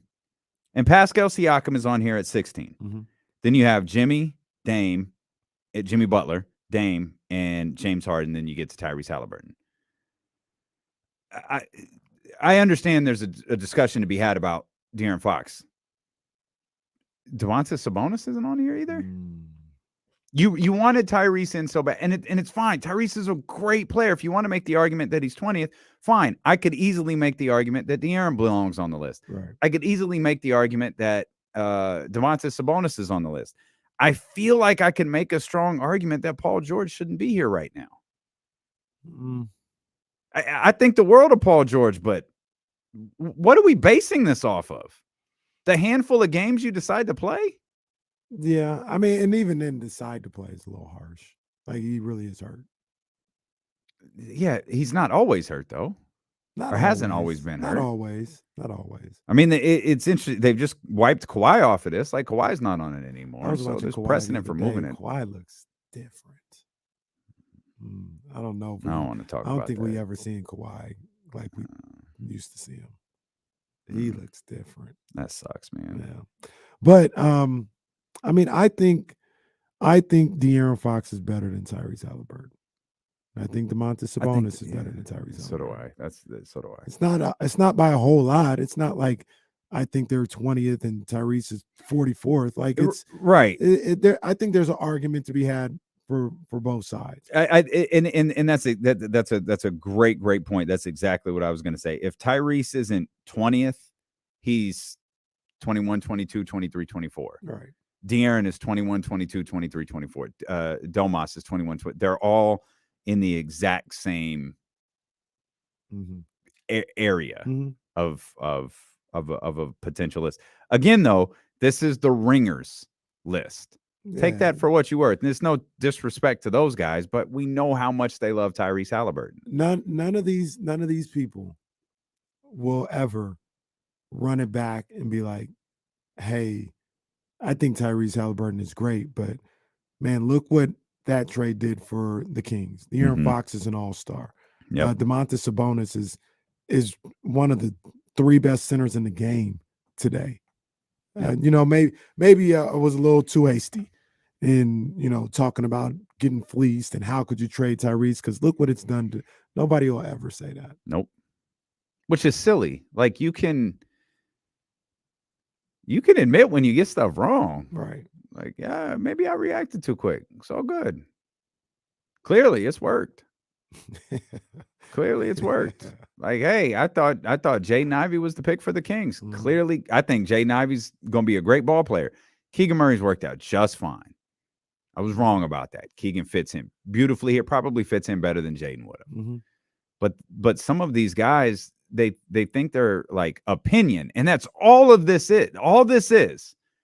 All we do. It's just opinion. That's it. We try to base it off of what we've seen. We try to build like some, like if we were Lord, like we're building a case here when we say something like that. But these dudes think their opinions are facts, and they won't backtrack from them. And that's where it just gets a little silly. Right. Like, what are we doing? Are you trying to inform people, or are you just trying to like? Well, it's like Coffee Boy and the barista. Well, they're the same person. Coffee Boy and Little Coffee Boy. Oh, they're the same person. The barista. You're right. Well, yeah, kind of. The barista can be the barista, and Coffee Boy can be Coffee Boy. I did call him. What just happened? Well, I did call Harper the barista. The barista, but it started off as Amin's name too. Oh no, Amin's the coffee boy. Yeah, he don't make the coffee. He's not that good. He goes and gets the coffee. Hey, I want an almond milk mocha. Go get me an almond milk mocha. That's what Amin is. Amin will come. He'll go get my coffee. Like, go get me this white chocolate mocha. He comes and brings it to me. Get this crap out of here. Go get it right. They said Amin was an assistant in the front office. They left out a word. He was an executive assistant in a front office. He kept appointments for Steve Kerr and got everybody's coffee. Coffee boy and the barista. But they'll never do it. They'll never do what we talk about. And it's like, all right, man. It's like, it's whatever. Like, that's the whole thing. That's exactly what I was thinking. It's not that deep, man. If a guy's playing good, or you didn't think he was gonna be playing good and he's balling right now, hey man, he's balling. He's doing a great job. If to hold up your opinion, if you can't acknowledge how great Domas has been this year and how great De'Aaron has been this year, like, your credibility is shot to hell. Yeah, those guys don't have a lot of credibility. And there it is. Especially when you talk about, like I said, there are also those type of guys that are only watching 5 teams. So that maybe they're experts on the Nets and the Celtics, and they could talk about those guys. But once again, these aren't true basketball people who, and the only reason, I'm not saying everybody has to watch everything, but they position themselves as being basketball authorities. They position themselves as being basketball heads, and they don't really watch hoop like that. They watch the same 5 NBA teams, and they go to the Drew League, and they think they know who. Like, no, bro, stop. You don't. You're not over here watching Long Island Lutheran and LA Lumiere like me. It's New York versus Indiana high school basketball. You're listening to D-Lo and KC on KIFM West Sacramento, 98.5 FM, KRXQ HD2 Sacramento, ESPN 1320, driven by Lasher's Elk Grove Dodge, always live on the free Odyssey app. You could watch the show on twitch.tv/ESPN 1320, youtube.com/ESPN 1320. You could watch us at ESPN 1320 on Twitter, as well as Facebook Live, wherever you are hanging out with us. We greatly appreciate it. Jason Jones, your partner over on the J Street Vibes podcast, is going to join us coming up in about 20 minutes. TC, he's going to join us right now. 916-909-1320. TC, Ramsey's favorite caller. What's happening, man? Yes, sir. What's up with my two brothers? My guy, what's going on, TC? I'm all right. Just got a couple of things. First and foremost, the Kings, you could tell. I was at the game last night. You could tell that Mike Brown, I think, listened to the show and read the comments, bro, because he went back to playing Mezzi and KZ, and that's when we were winning early in the season. And when he got in this mode of taking people out because they're not doing what he wants and all that, we start losing. You get what I'm saying? And like what you were saying yesterday, Kenny, about just it comes to a time to like, hey, what you're doing, Mike, isn't working, bro. So go back to what we're doing because we were winning. You get what I'm saying? Yeah. So yeah. We'll see if that's exactly what's going on here with the next couple of games if he keeps them in the rotation. For sure. And then another thing on the Niners, D-Lo, like everybody's losing their mind on this dude, Brock. Brock is doing good, bro. Like Trey Lance will be here. Like if you trade Lance away correctly, like so just say if you trade Lance away, who's going to be your backup? That was the whole issue anyway. We were trying to have we needed a solid backup quarterback. So this will be a quarterback competition. No matter what Brock does, he can win the Super Bowl. He can do whatever he does. It's going to be a quarterback competition. Trey Lance will get his fair share. Jimmy G got his fair share. All these other quarterbacks got their fair share. Why is Lance different? And he only played like a game and a half. You get what I'm saying? So he's going to get his fair share, bro. He's not getting traded. May the best man win come OTAs. Well, I'll say this, TC, and we appreciate you for calling. If Brock Purdy wins the Super Bowl, there ain't no competition. Yeah, you're wrong. I think Trey Lance will still be on the squad, but there ain't no competition.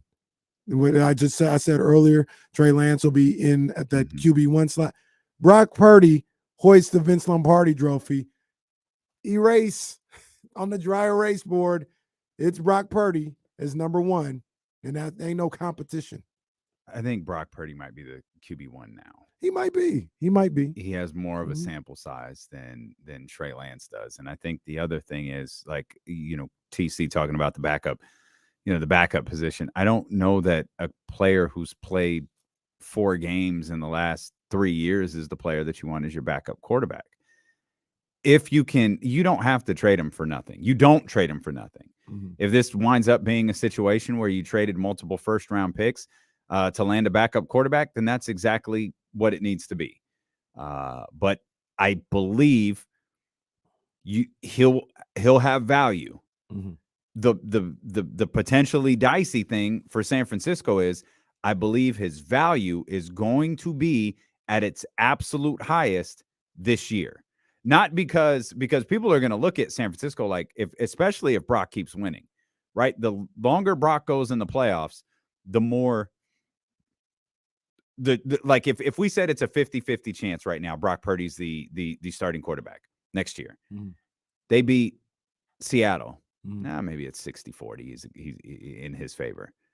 Then they win again. Maybe it's 70-30. Mm-hmm. Yeah. And then they win again. And then all of a sudden it's like, how is Brock Purdy not the starting quarterback? He's established something with all of these guys. And at this point, he's looking for, as a starter, win 6 in a row, 7 in a row, 8 in a row, and so on and so on. And those are reps with this group that will be back next year.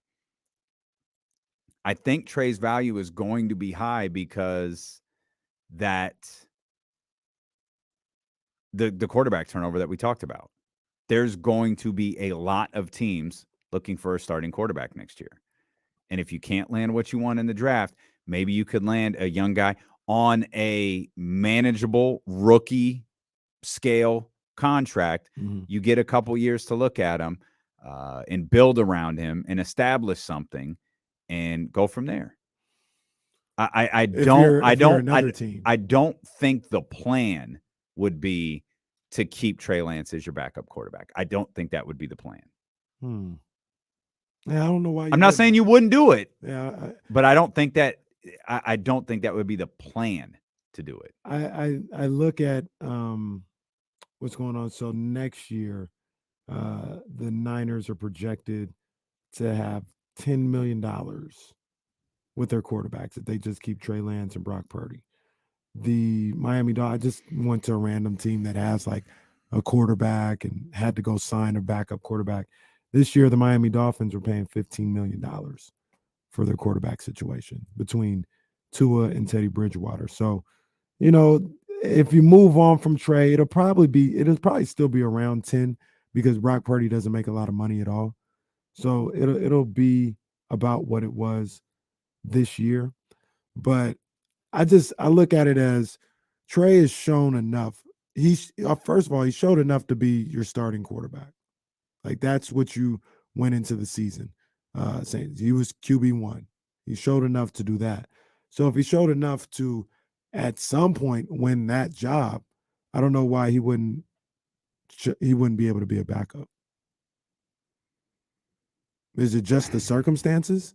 Like it would be awkward? Like is that why? Or because performance-wise, I mean, Skylar Thompson was a backup. Trey Lance in his time in the league has looked better than Skylar Thompson.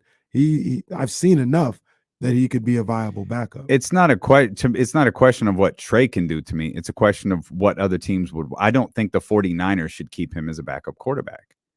This is a silly conversation. This conversation is going to be had, and it's going to be had a lot.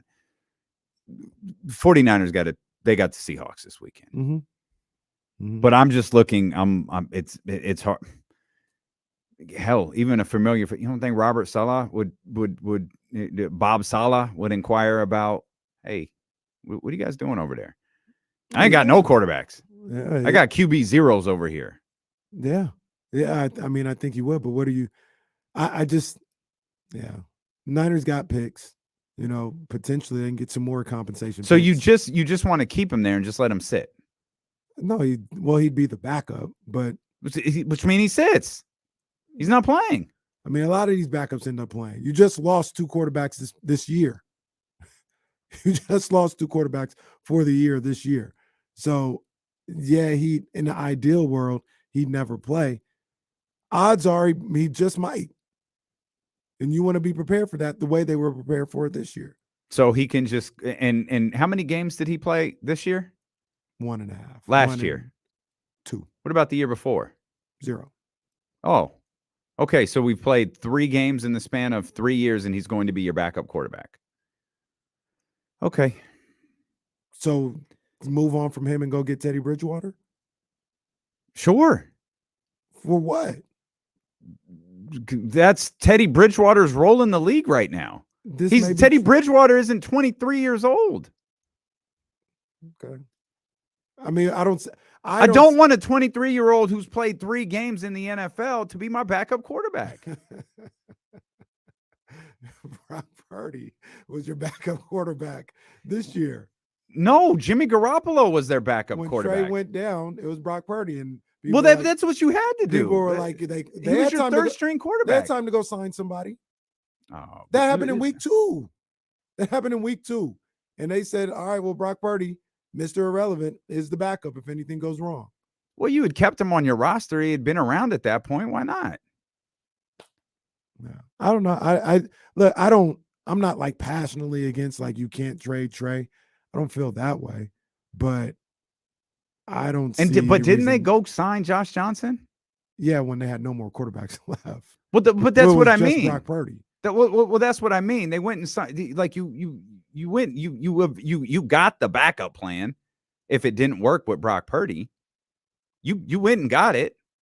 Yeah, you were riding Jimmy Garoppolo out and thought, well, if I'm sure it wasn't if Jimmy Garoppolo doesn't work out. I'm sure it was if something happens to Jimmy. Mm-hmm. This kid's been here. We're confident in what we could do. At that point, you had Christian McCaffrey, right? Mm-hmm. So I'm saying that's why wouldn't that be the same way they think about Trey? Because he's 23 and he hasn't played enough games yet. Okay. I'm just about okay. Did Brock Purdy play football last year? Yeah. I think yeah, Trey Iowa didn't. State. Did Brock Purdy play football the year before? Because Trey didn't. No. At some point, dude's got to play football. Right. Well, if he's are you confident if something happened to Brock Purdy in week 4 next year, regardless of what happens this year, you're confident Trey Lance just steps right in, 3 years, no football, and delivers? I am. Okay. Well, then keep him. I am. Keep him. That just seems far-fetched to me. I mean, I can understand the argument as to why you would feel that way or anybody else would feel that way, but I mean, hell, there were 49er fans calling for his head when he was playing. So they were wrong. Well, we don't know if they were wrong because he didn't get to play. There was. I think they were wrong, but we don't. They think. I think it's all coffee boy opinions at this point. And those are the worst. That's right, because they're not based in any fact. That's why they're the worst, because we didn't get to see him play. We saw him play, and he played fine. No. I saw him play we football. didn't really get fine. to see him play. Yeah. The thing about that is why I would be confident. I was confident enough in him leading his team to the playoffs this year in the same matter. And it's not like he's been sitting on the couch by the time they play. Like, he's been sitting on the couch this year because he has a broken ankle. But last year he played. He was in the system. Next year, by the time OTAs start, he would have played and been out there on the floor. So he's not like out of shape or doesn't know how to play. He just doesn't have the NFL experience, what leads to like, I don't know what he can do for a long term in those situations. But yeah. So do you turn down trade opportunities? I wouldn't, and yes, there are certain ones that I would turn down. I wouldn't say I have to trade him. That's what you said earlier. You have to trade him. I wouldn't say that. I would explore them. I would take phone calls. We could have these conversations. But if it's not anything that I want, I know we joked about it, but I'm not trading him for a 5th and a 6th. You know what I mean? Like, you got to make it worth my while, or else I could just keep him. Yeah, no, that's an offer you don't make. Okay.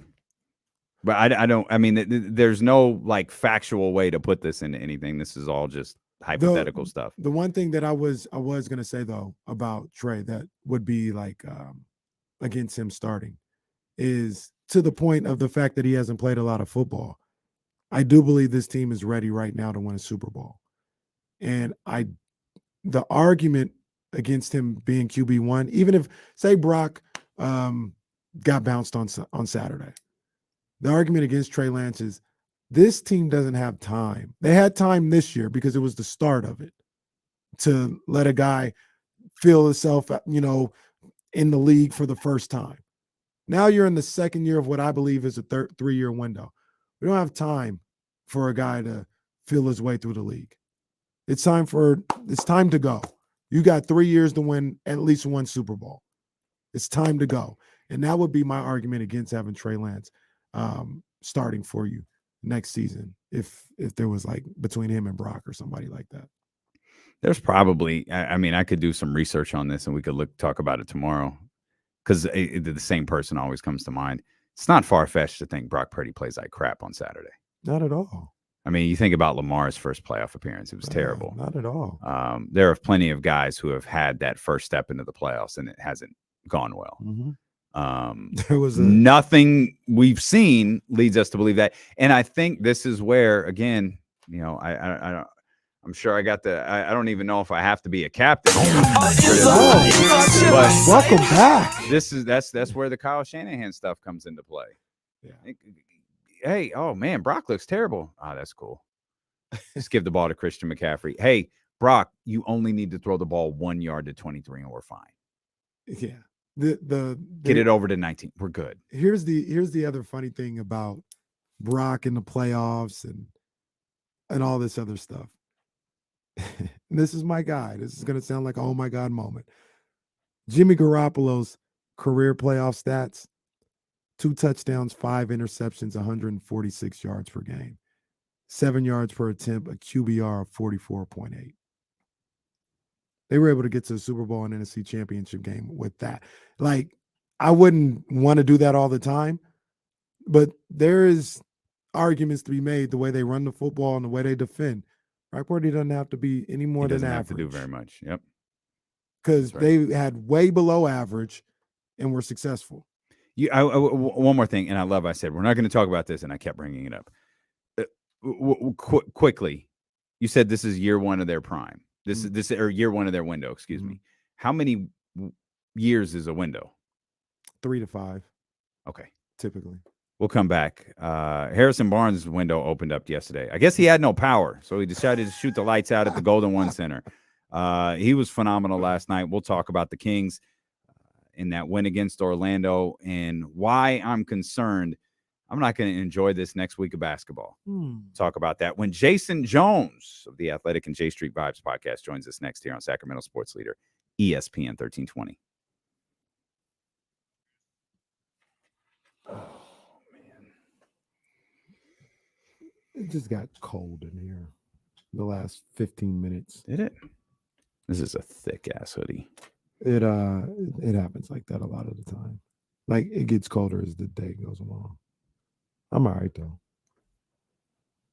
Got the hoodie on. I'm good.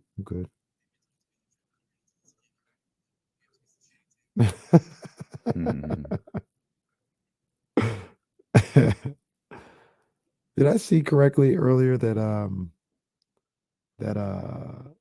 Steph is back tonight? I think he was. Oh, he is back? Yeah. Wow. 3 days earlier than expected. Those poor Suns. If you had to pick one to make the play-in, is it the Suns or the Lakers? One is trending down, one is trending up. If you had to pick one to make the play-in this year, like one does, one doesn't, would it be the Suns or the Lakers? The Lakers, without question. You think the Lakers are going to make the play-in and not the Suns? If I had to pick the two between the two, I think the Suns they're in big trouble. I think Ayton's out tonight too, right? Yeah, he hurt his foot yesterday. Yeah. Or the other day. I was watching that game. I don't know the extent of it, but I know he's out tonight. Chris Paul's still out, I think, too. Mm-hmm. What happened with Chris Paul? What was his injury? I don't remember. He left like 2-3 games ago. Mm-hmm. The ship be sinking.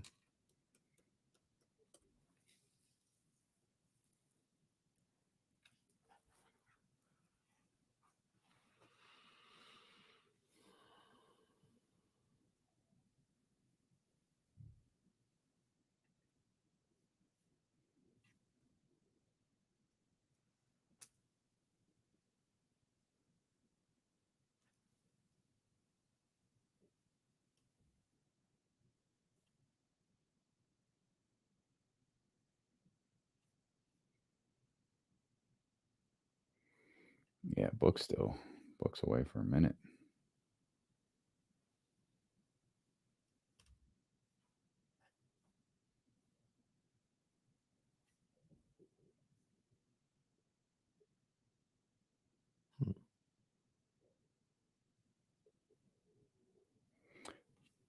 I think Chris Paul's his hip. That's what happens to old people. Yeah, I'm not positive, but I think it's his hip. We have some pretty dope hoodies, man. Our shit is our shit is hot. I mean, I believe the t-shirts are hot too, but it's not t-shirt season. I can't even fathom t-shirt season right now.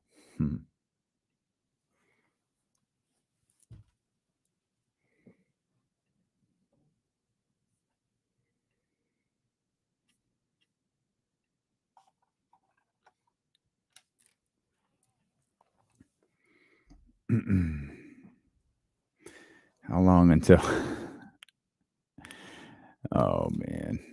almost read that out loud. Delivery Joe getting in on Dr. David act.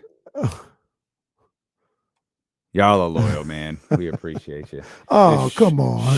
Shocker to nobody. Come on, man. Whose man is this? Man, that's a good idea. I'll look into this for us tonight. We might be a little late. We'll have to plan it for the next bomb cyclone. Jeez.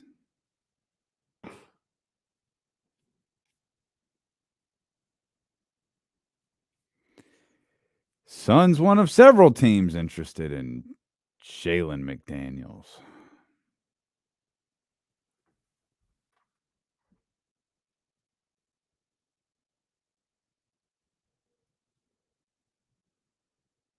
RJ Barrett on his way back.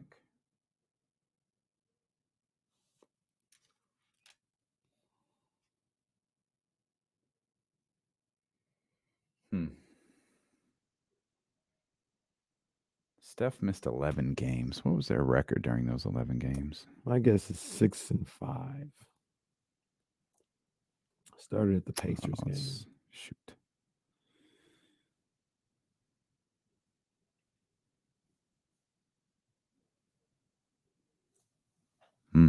Did they win or lose the Pacers game? They lost. 6-5.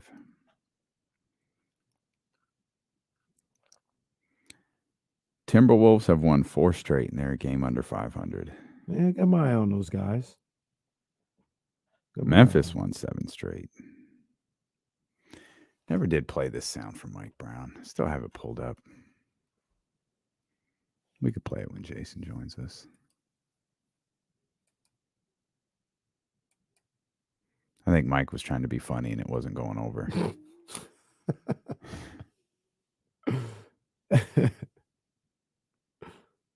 That's the worst because then you realize, like, oh, I'm not funny at all. I don't know. Maybe he wasn't, or I'm not sure. I'll play it for you, and you guys decide. It came across as awkward.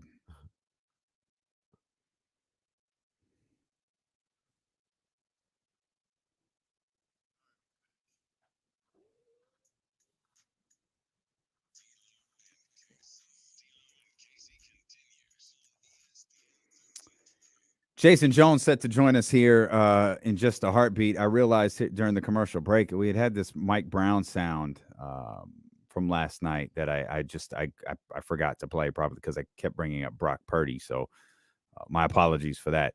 But with the Kings win last night, and more specifically, 42 points in the paint, Mike Brown took to the podium last night. You guys got to hurry up and ask questions because I got to try to get to the nearest food mart or something like that. And I mean, I'm going to try to win that mega billion or whatever. I'm a 42, 42, 42, 42, 42. I'm going to put 42s across the board. That's it. I'm excited about 42 right now. So I got to go put something on that for that mega billion that's out there. Any questions? Huh? Crickets. So the voice I'm hearing out yelling in the background says, "You want to elaborate on the 42?" Is that? Oh, yes. That's it. 42.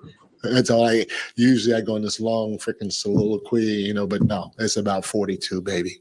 42. Isn't Babe Ruth 42? Oh, no. Jackie Robinson? Okay. Jackie Robinson. I knew someone. Hey, all I know is points in the paint. 42. 42. You guys got Mike thought he was on Def Comedy Jam last night, and yeah. Mike needs Russell Wilson's guy who was just laughing at everything he was saying at that one press conference. Oh, he definitely needs Russell Wilson's guy. Oh man, I would have helped you out, Mike, if I was in the press con. I would have laughed, man. Oh, you would have been the guy. I'm like, you would have been the media guy who laughs at all of the coaches' jokes. The best part is to hurry up and ask questions because I got to try to get to the nearest food mart or something like that. And I mean, I'm going to They don't even sell try to win that mega billion or whatever. Whatever it is.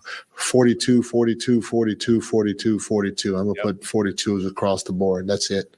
I'm excited about 42 right now, so I got to go put something on that for that mega billion that's out there. Here. Any questions? Huh? You want to elaborate on the point? I love you so much. It's the silence. Any questions? Poor guy. Poor guy. Oh, he was so happy. He's just trying to show a different side of himself. He was so happy. Oh, Coach. I love it. Let's welcome in our man, Jason Jones. Look how happy Jason Jones looked. I don't know what I just watched, but hey. Guys, that's about 42. He said, isn't that Babe Ruth's number? No, Coach. Oh, man. Oh, man. Of all the numbers you can say for people for 42, you say Babe. Well, Babe Ruth was a brother, though. I'm about to say. Babe Ruth was a brother. Mike Brown might be playing chess. Yeah. Because he's thinking, 42 is the first black player to play in the game. It was Babe Babe Ruth, right? Ruth. Yep. Oh, dang. That bad. Yep. No, it was Jackie Robinson. Jay, could you do an article about how Babe Ruth was the first black baseball player? I suppose I could. I probably won't. You won't? Okay. Spike Lee will tell you. Spike Lee, Spike can have that. I don't know. I'm a Dodger guy. I'm a ride with Jackie. I don't know what Babe was. I just know Babe, Babe was Babe. Baseball player. Yeah. There's enough evidence out there to say, oh, he with us. He with us. He with us. Proper introduction, Jason Jones of The Athletic in the J Street Vibes podcast. The clip that you walked in there, Jay, was Mike Brown last night in the postgame press conference talking about 42, the amount of points that the Sacramento Kings gave up in the paint to the Orlando Magic. Obviously, a far cry from the 78 that they gave up against them in Orlando and the 70 that they gave up against your Los Angeles Lakers on Saturday. I'm sure you watched both of these games. What particularly, we go back to Saturday here for a minute. Just watching Thomas Bryant just at will score on the Sacramento Kings. As that game is developing, what are you thinking watching that? Are they going to do something different? Are they going to at least put a hand in his face? You're just going to let this guy do what he wants to you? I mean, he's jumping up, taking rebounds from people, flying around, keeping possession. I'm like, I guess they're just going to, maybe Thomas Bryant will become one of those guys who has his game whenever he sees Sacramento now. Because, I mean, they sure didn't try to stop him. And I didn't know if that was Thomas Bryant, Akeem Olajuwon. I didn't know who I was watching at different times. Thomas Wilt Bryant. I mean, that guy was a Hall of Famer I saw. I mean, they don't need AD back if they got Thomas Bryant against the Kings. But, they were able to rebound from that. Yeah. And play well on Monday night. I know everybody will say it's just the Orlando Magic. Hey, man, all the wins count the same. Hey, it took a buzzer beater to beat Orlando the first time. all the wins count the same, man. And they did what they were supposed to do, in my opinion, Jason, against a team like Orlando. If the Kings are a good team, right? You handle business against Orlando at home, which is what I'm expecting for the next two games as well. Even though you got talent on Houston, you should be able to handle business. So last night, they took care of business, and I'm not going to downplay that for them. They did what they were supposed to do. Yeah, but I look at the West. You get past Denver and maybe Memphis. I don't know if there's really a good team in the West. What are 5 teams above 500? I just don't see a lot of good teams right now. So it's we can say if they're a good team, they should win the next 2. But if they lost one of them, I wouldn't be shocked. I mean, there's a lot of just average teams right now. Whether it be injuries or just roster, whatever the case may be, I've never seen so many teams around 500, in January. And they're all, it's all, from 6 on down. You could go from a hat some nights. Okay, one night, OKC goes out there and destroys, Boston. And one night, Minnesota might look good. The Lakers can go out there and beat Denver. Then they one night, or they'll beat Miami without LeBron, but then they'll go out and lose to Indiana. I mean, this is just a weird season. But So I think the real part of that story, at least for us, is the Kings aren't one of those teams. Like, they've been at 5th and they're just kind of hanging out there because mainly because no one else can get their stuff together. So even though they haven't been excelling lately, because the Clippers have lost 6 straight, the Phoenix Suns have lost 6 straight, they've been able to stay right there amongst those 5 teams that are above 500 that you just mentioned. Yeah, they're doing what they're supposed. They're hanging in there, and like I said, all the wins matter. People talk about that game doesn't matter here or there. You get to April and you're 2 games out. You start going, man. Imagine if we didn't lose that one game right there that we should have won. So they all matter. They got to keep piling them up, best they can. And then when maybe when the Warriors, starting tonight, get Steph back, or as Phoenix gets healthy, now they've got to chase you.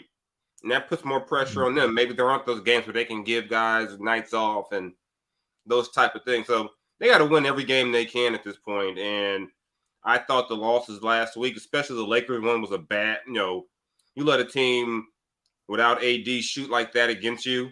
You let a team score 134 that made 9 threes and none in the second half. That's like sick defense. I don't know how you do that in today's NBA. Hey, what's your what was your thought about this whole, Chimezie Metu getting to play and and playing these bench guys or not playing them or whatever? Did you look at it, as Mike Brown needs to get back to playing those guys earlier in the season, or you kind of go with what it seemed like the message was before? Hey, you either get it done when you get in there or you don't play. Like, how do you think that has been handled? I mean, I generally have liked how Mike's handled things. Just generally keeping everybody ready. Some nights a guy might work better than others, but I like Mezzi maybe more than other people do in this term. Like I know we said on the podcast, this team needs as many guys who play with an edge as possible. Preferably guys above 6'3" who can play with an edge. For you, I like with Davion and TD and those guys, but you need a guy who's at least near the rim with an attitude. And Mezzi has that. And, with Rashawn being in and out the lineup, if you're going to give somebody some minutes, I have no problem with Mezzi getting those minutes. And he got to wear the chain last night. And I think if he plays more, he'll get that chain more. I just like what he does for them because, he's got length. He's athletic. He can, he gives you good effort on defense. And like I said, I like that he plays with a little bit of an edge, a little bit of a chip on his shoulder. We've got tickets to see the Sacramento Kings take on Toronto coming up on the 25th. We've got those tickets for you right now. Caller number 3, 916-909-1320. The Sacramento Kings take on Toronto at the Golden One Center, January 25th. Caller number 3 right now, 916-909-1320. Jason Jones. That's the Maple Leafs, right? Yeah. Yep. Okay. That's right. Sure. Yep. Are you playing hurt today? A little bit. I'm better than I was last night. Kids have spent the last month getting me sick. Oh. So, I mean, my voice is kind of going in and out. I've been, walking around with cough drops, taking naps. It's kind of like being a kid again, taking these naps and whatnot. But I mean, my previous bout with this, whatever kids have been bringing was way worse. So, I mean, I'm hanging in. Hopefully my voice and everything will get back to normal next couple of days. And, my kids think it's funny because, I can't really yell at them or anything. So they got free reign over at the house. You mentioned you like what Mike has done for the most part this season. So are you okay with the way he rotates players and with the idea that, I mean, Chimezie is the latest example. We hadn't seen Chimezie in weeks. And it's kind of, Terrence Davis now has been out of the lineup quite a bit. He got a little action in the last 2 games, but he seems to have kind of fallen out of place. Like, are you good with that line of coaching? Do you think that's an effective line of coaching? It can be, as long as you're winning. And I think which, they haven't had like a 6-game losing streak where you're going to start saying, see, you need to go back to doing this, this, and this. Outside, the first 4 games of the year, and then he went ahead and made the switch and put Keegan in the starting lineup, which I think all of us thought Keegan was going to be starting, as soon as he was ready to go. Mm-hmm. But I think, you got your starters, and you got Malik, you got Davion. And I would like it if you could say you knew for sure the next 2 would be whoever's going to be TD. I like TD too.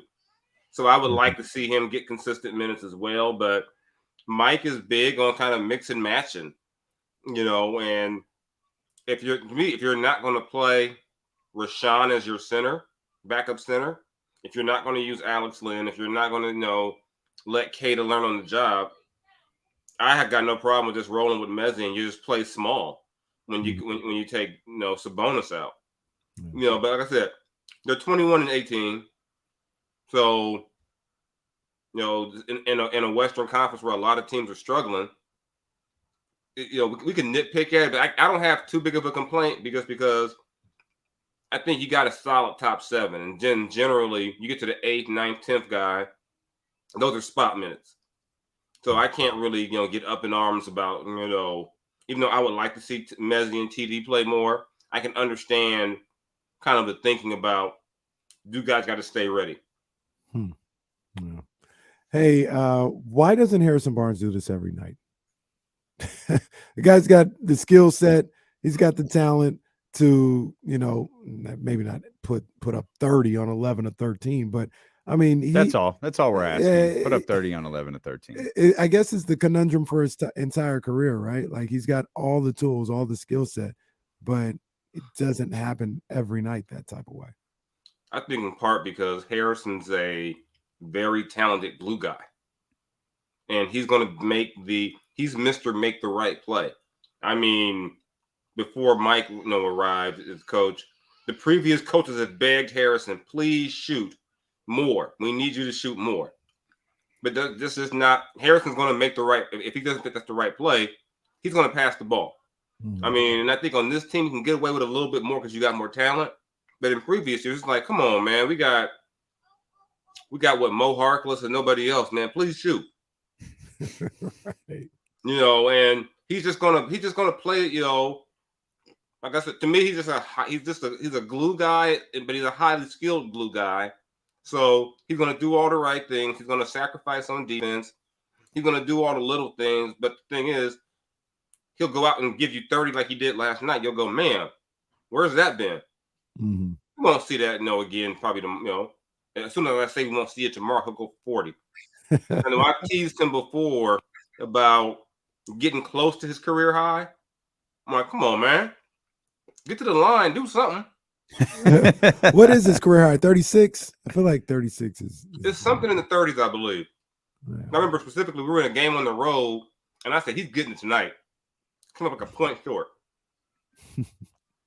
That's amazing. He was cooking last night. Yeah, he was.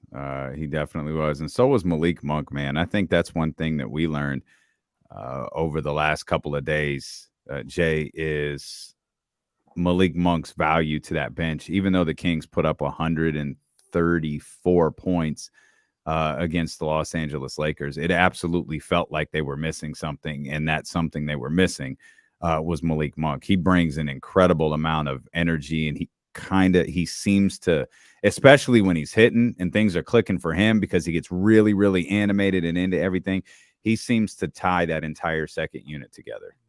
Yeah, and you don't have a guy who can duplicate that second unit. You don't have TD's a different type of player. Right. Davion's not going to give you what Malik gives you. And he's a different type of guy off the bench. He's really a starter level talent at that. So when you put him in the game, it's not like you go, oh my God, Kevin's coming out and they're putting Malik in. It's going to be, close our eyes for 7 minutes or whatever. He's going to give you good minutes generally. So, yeah, you definitely missed out on Saturday. And, you get him back. They're going to make threes like they did last night every night. But, I mean, if they're going to make 23 threes a game, go ahead and get the parade ready. You heard him. There we go. You heard the man. Hey, Jason, we'll get you on a float. You know what I mean? We'll get you on one of these floats. I'd be kicked off the float immediately. They would see me and say, "There's the LA guy." they try to run me over. No, you'd get a float. You've done enough for this team. You get a float. It'd be like one of the last floats, but you'd get a float. Would I be on a float with like who? With like George Karl and like I'd be with all the former coaches. Yorgos Papagiannis. Yeah, you know, Malachi Richardson. Oh, Malachi. You know, just dig up, you know, get me back there with everybody off, you know, Scal, get us all back there. Willie Cauley-Stein, all the old coaches. You know, I can be back there. I hang out with Vlade back there too. Napier would be on the float behind you. Oh, wow. Oh, He'd be on that float by himself. We'll just send that joint through Del Paso Heights.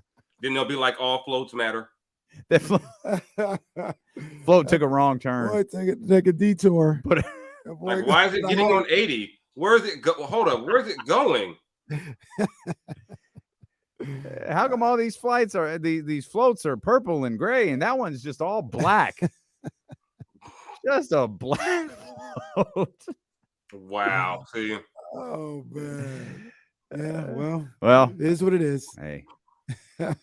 Indeed. Hey, like I said, 5 teams above 500. They're one of them. 21 wins. 20 wins from being 500. That's what. I don't know if you got a chance to listen, Damien, but I started the countdown. Everybody talking about what the win total is. The countdown is happening now. I actually caught that. They're 20 away from 41. And then we said, heck, let's just make it 21. The countdown starts now at 21. Let's get over 500. 42 and 40. The countdown is underway. Do the Kings have 21 more wins in them? I really hope so. I would think they do. I really hope Because if they don't, something's going terribly wrong. Something's going terribly. I mean, that's the thing. It probably hasn't gone terribly wrong. It's just gone wrong. Because they're only 3 games above 500 now. It's not like that's they're kind of the thing about it. You know, we talk about how well, you know, how things are going. You look at the standings, like I said, you go, they're like 3 games ahead of like the 10th team or something crazy. Well, the Kings, they're like a bad week. But what they've been good at doing is stopping that bad week, like right in the right. You know, don't let like a bad 3-game stretch become a bad 6-game stretch. Yeah. They've been really good at shutting those off because look at the Clippers. Yeah. The Clippers. Well, for some reason, the Kings just won't play 82 games this year. Why are they like 4 games behind everybody? Yeah, that's wild. What's that all about? They're gonna. I don't know. You know, some conspiracy. We'll get some new schedule that comes out. They'll have 4 games. They'll have 4 games in 3 nights. They'll play the only doubleheader of the season, but it won't be the same team. They'll like bring in one team in the morning. They'll have to fly to Utah. Yeah. Jay, we appreciate. We're gonna let you go take a nap, Jay. We're gonna let you. Thank you. Let you get back on your sleep schedule, man. Feel better.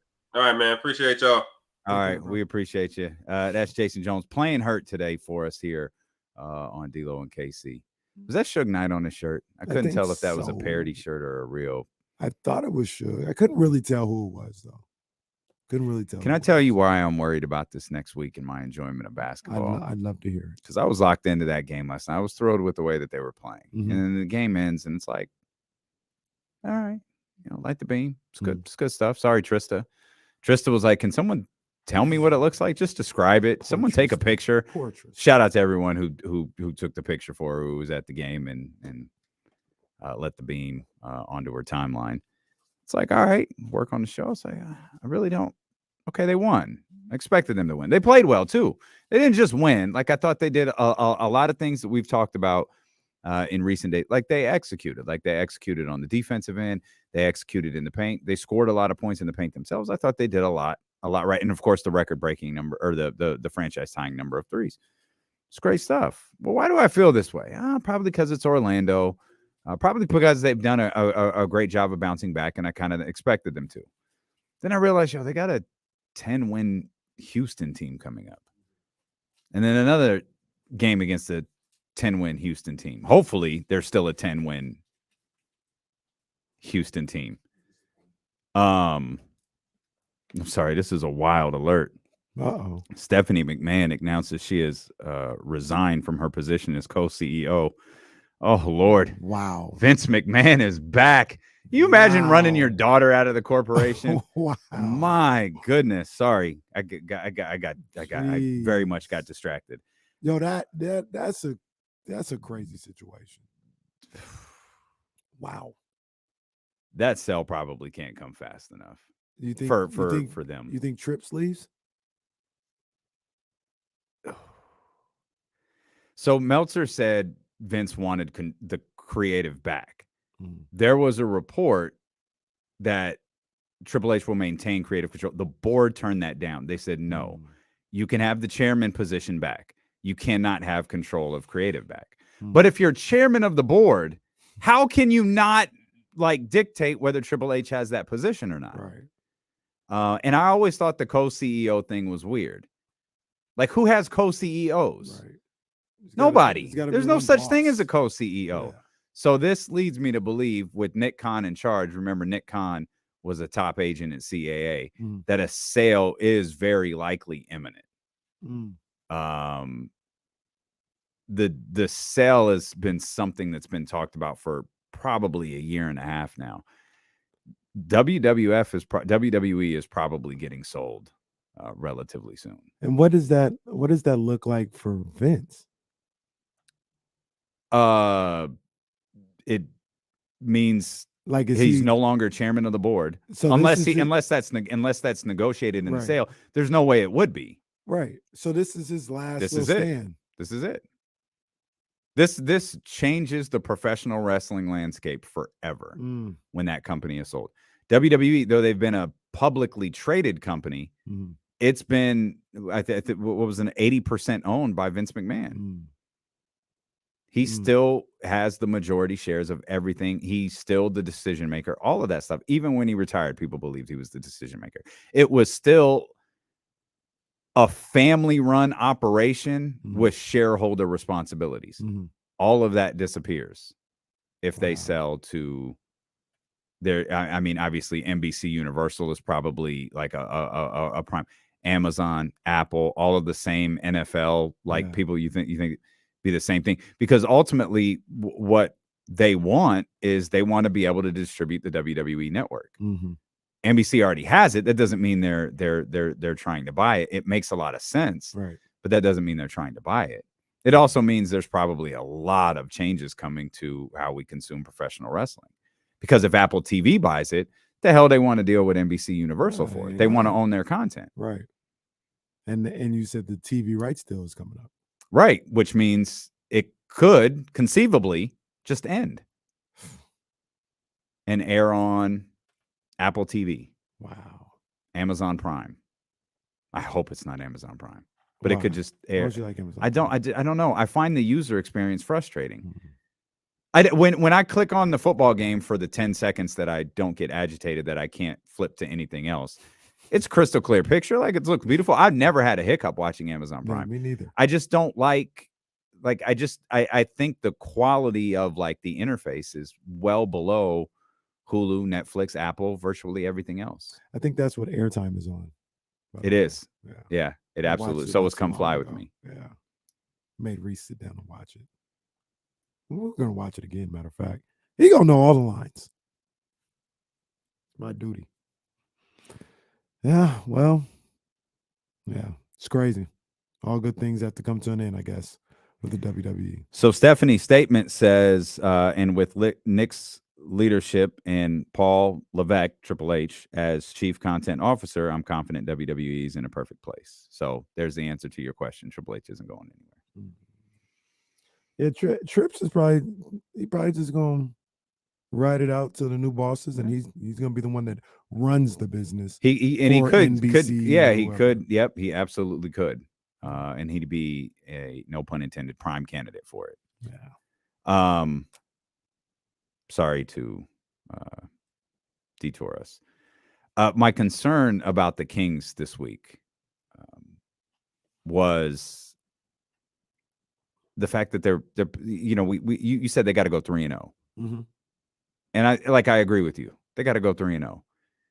And then I was like, oh, okay, well, what's next? We got Philly coming up. Like, who's San Antonio's this weekend? And it's like, all right, now I'm looking at it where I expect to win this team to win 4 straight games. Yeah.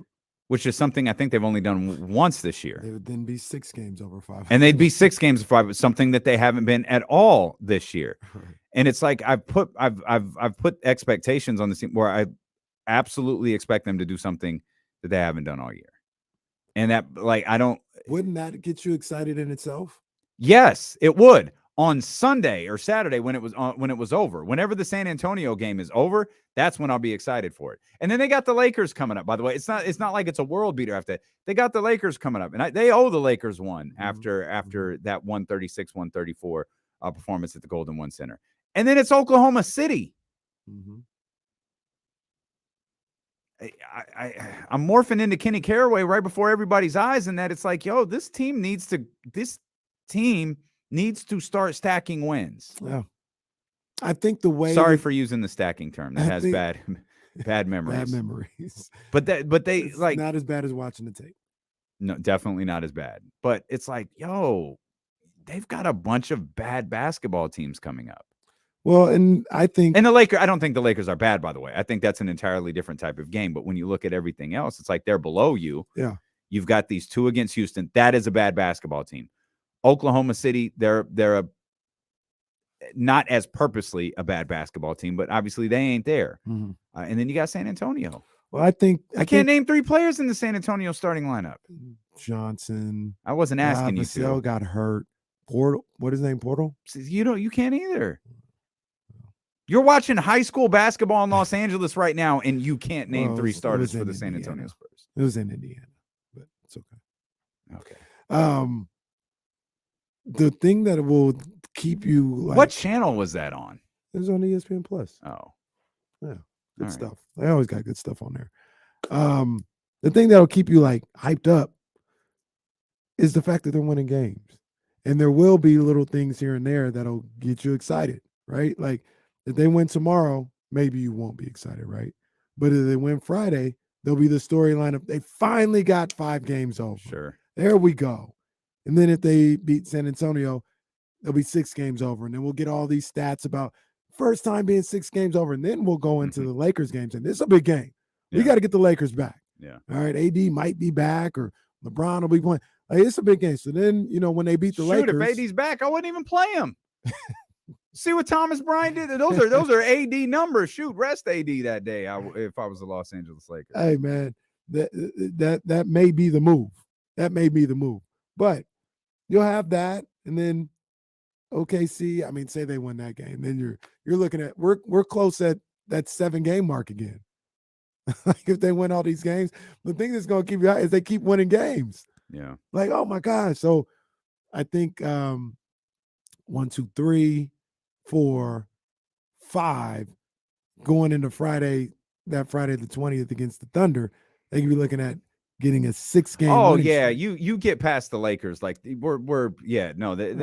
that's different. And I think I would be excited if they won the next 3 games. Mm-hmm.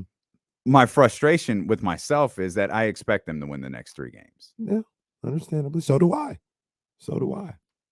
And that's tough. Like I ain't out there playing. Like it's tough to hit on all cylinders every night. It's tough to do those types of things. I don't care that Houston's 10, a 10-win team. Maybe they're not that bad, whatever they are. No, they're 10-30. That's exactly what they are. Mm-hmm. Like they're going to be out there trying to play to win. Mm-hmm. Mm-hmm. I mean, Jalen Green gonna have people in the stands. Oklahoma City's an 18-win team. That's not even a team like you look past. San Antonio, they're 13-28. Damn, Houston got a worse record than San Antonio. Like I said, Jalen Green, you're gonna have people all in the stands. All those people coming from Fresno in the Bay Area. So you're gonna be looking to show out. Have a good game. Kevin Porter Jr. is always looking to show out. So those guys are gonna come to play. King's got to be ready to do it too. Where do you think OKC would be if Chet was healthy? Maybe a game or 2 better. That's it? Yeah. Chet's really good, though. I was thinking about him the other day. Well, that's funny. A game or 2 better. That kind of slides them, like, if not into that 10 playing spot, right on the cusp of it. Reese was asking about Chet. He's just like, man, I wish he was playing. And I'm anxious to see him on the court. Me too. I'm anxious to see what he can do, and it sucks that he's, out for his whole season, this whole rookie season. But I'm anxious to see what he can be. Hey, do you know who? You're never gonna guess it, but there's a 16-year NBA veteran who is now working towards a career as an NBA official. A 16-year veteran working towards a career as an NBA official. Used to play with the Lakers, played with Kobe. It's not Jamal. Who? Smush Parker. There's a picture of him here in the NBA official referee. You can't. Huh? If you're Smush, you can't do that. Why? Because if I'm a player, I'm like, bro, you're Smush Parker. Get out of my face. Just treat him like Kobe. Smush Parker. Smush Hell Parker out of my face. Working towards being an NBA ref. You remember Hayward Workman? He was Hayward Workman or Hayward Workman. Whatever. He used to play for the Pacers. He ended up being an official. Mm. Yeah. Played for the Pacers in our lifetime? Mm-hmm. Like the Reggie era. Okay. Early 90s. Yeah. There was one other thing. Did you see? We didn't talk about this. DeMarcus Cousins should be an official. That man, that's I would TV. watch every game that he was officiating. Did you see Devin Funchess, former wide receiver for the Panthers and the Bears, is trying to be a professional basketball player? He's like been working out, and I think he's gonna go to the Big 3 tryouts. He was trying to be like in the league, like in the G League, and I don't know what happened with that, but yeah, he's directed his energy to trying to be a professional ball player. I always remember Funchess because wasn't he the wide receiver for Cam when Cam was like, it's funny hearing women talk about running routes. I don't know. Yo, Cam was Devin. Yo, bro. Like, come on, man. Oh, Cam. Hey. Damn, that's wild too. Cam's career just ended. I don't know. Cam, Carmelo, DeMarcus, their careers just ended. Carmelo and DeMarcus need to be back. Well, DeMarcus might be back. He's working out for the Lakers this week. But could you imagine Cam in those press conferences with our girl Sheena? Oh my God. You talk about pain to say put that on. Can you imagine if Cam had said that to Sheena? Oh, I'm gonna reach out to her. We gotta ask her just how she. Oh yeah, that's good stuff right there. We appreciate you for being with us. If you're watching on YouTube, hit the thumbs up before you go. Hit the subscribe button. If you're watching on Facebook, do the same thing. Hit the like button. If you're listening on the Odyssey app, you could hit the heart button in the upper right-hand corner. Save us as your favorite radio station. But wherever you are, make sure that you're back here with us tomorrow at noon on Sacramento Sports Leader, ESPN 1320. Holla. That's a wrap.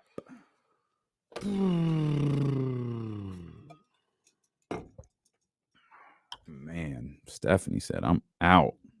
That's crazy. She was done with this. I need to see this tweet again because I have to know if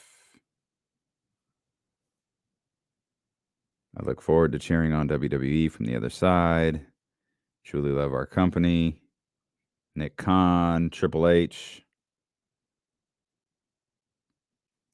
I was looking to see if she referenced her dad.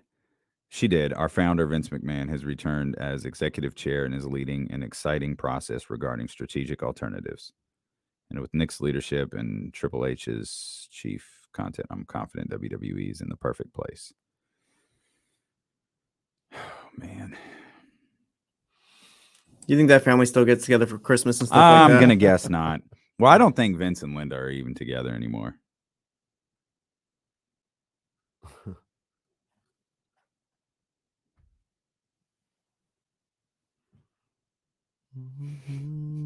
Dustin said, not all floats matter.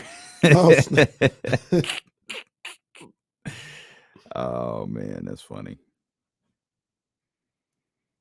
Yeah, I think someone tweeted this or texted this. This was a good line. I might not be able to find it, but it would be the perfect ending. It wouldn't be perfect because I don't know how it would go for us as consumers. But it's a great story ending. I can't find it, but it's what if Shad Khan bought WWE? Oh wow. Then it goes on to AEW. The name on the contract does say Khan. Wow. That's tremendous. Shad Khan also started the BNC. Oh, did he? Yeah. Which now is off the air, but he tried. He tried. Hey, Ryan Patrice. Ryan. Jazzy 510. What's going on? Say hi to Dad, but say hi to Uncle D-Lo.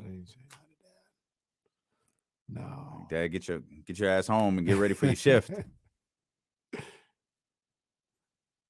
Oh. Concha. You all bought it. You all bought it.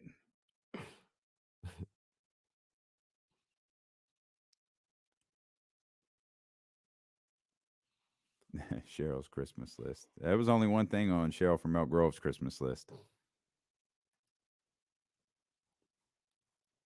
Oh, hello, Kenneth.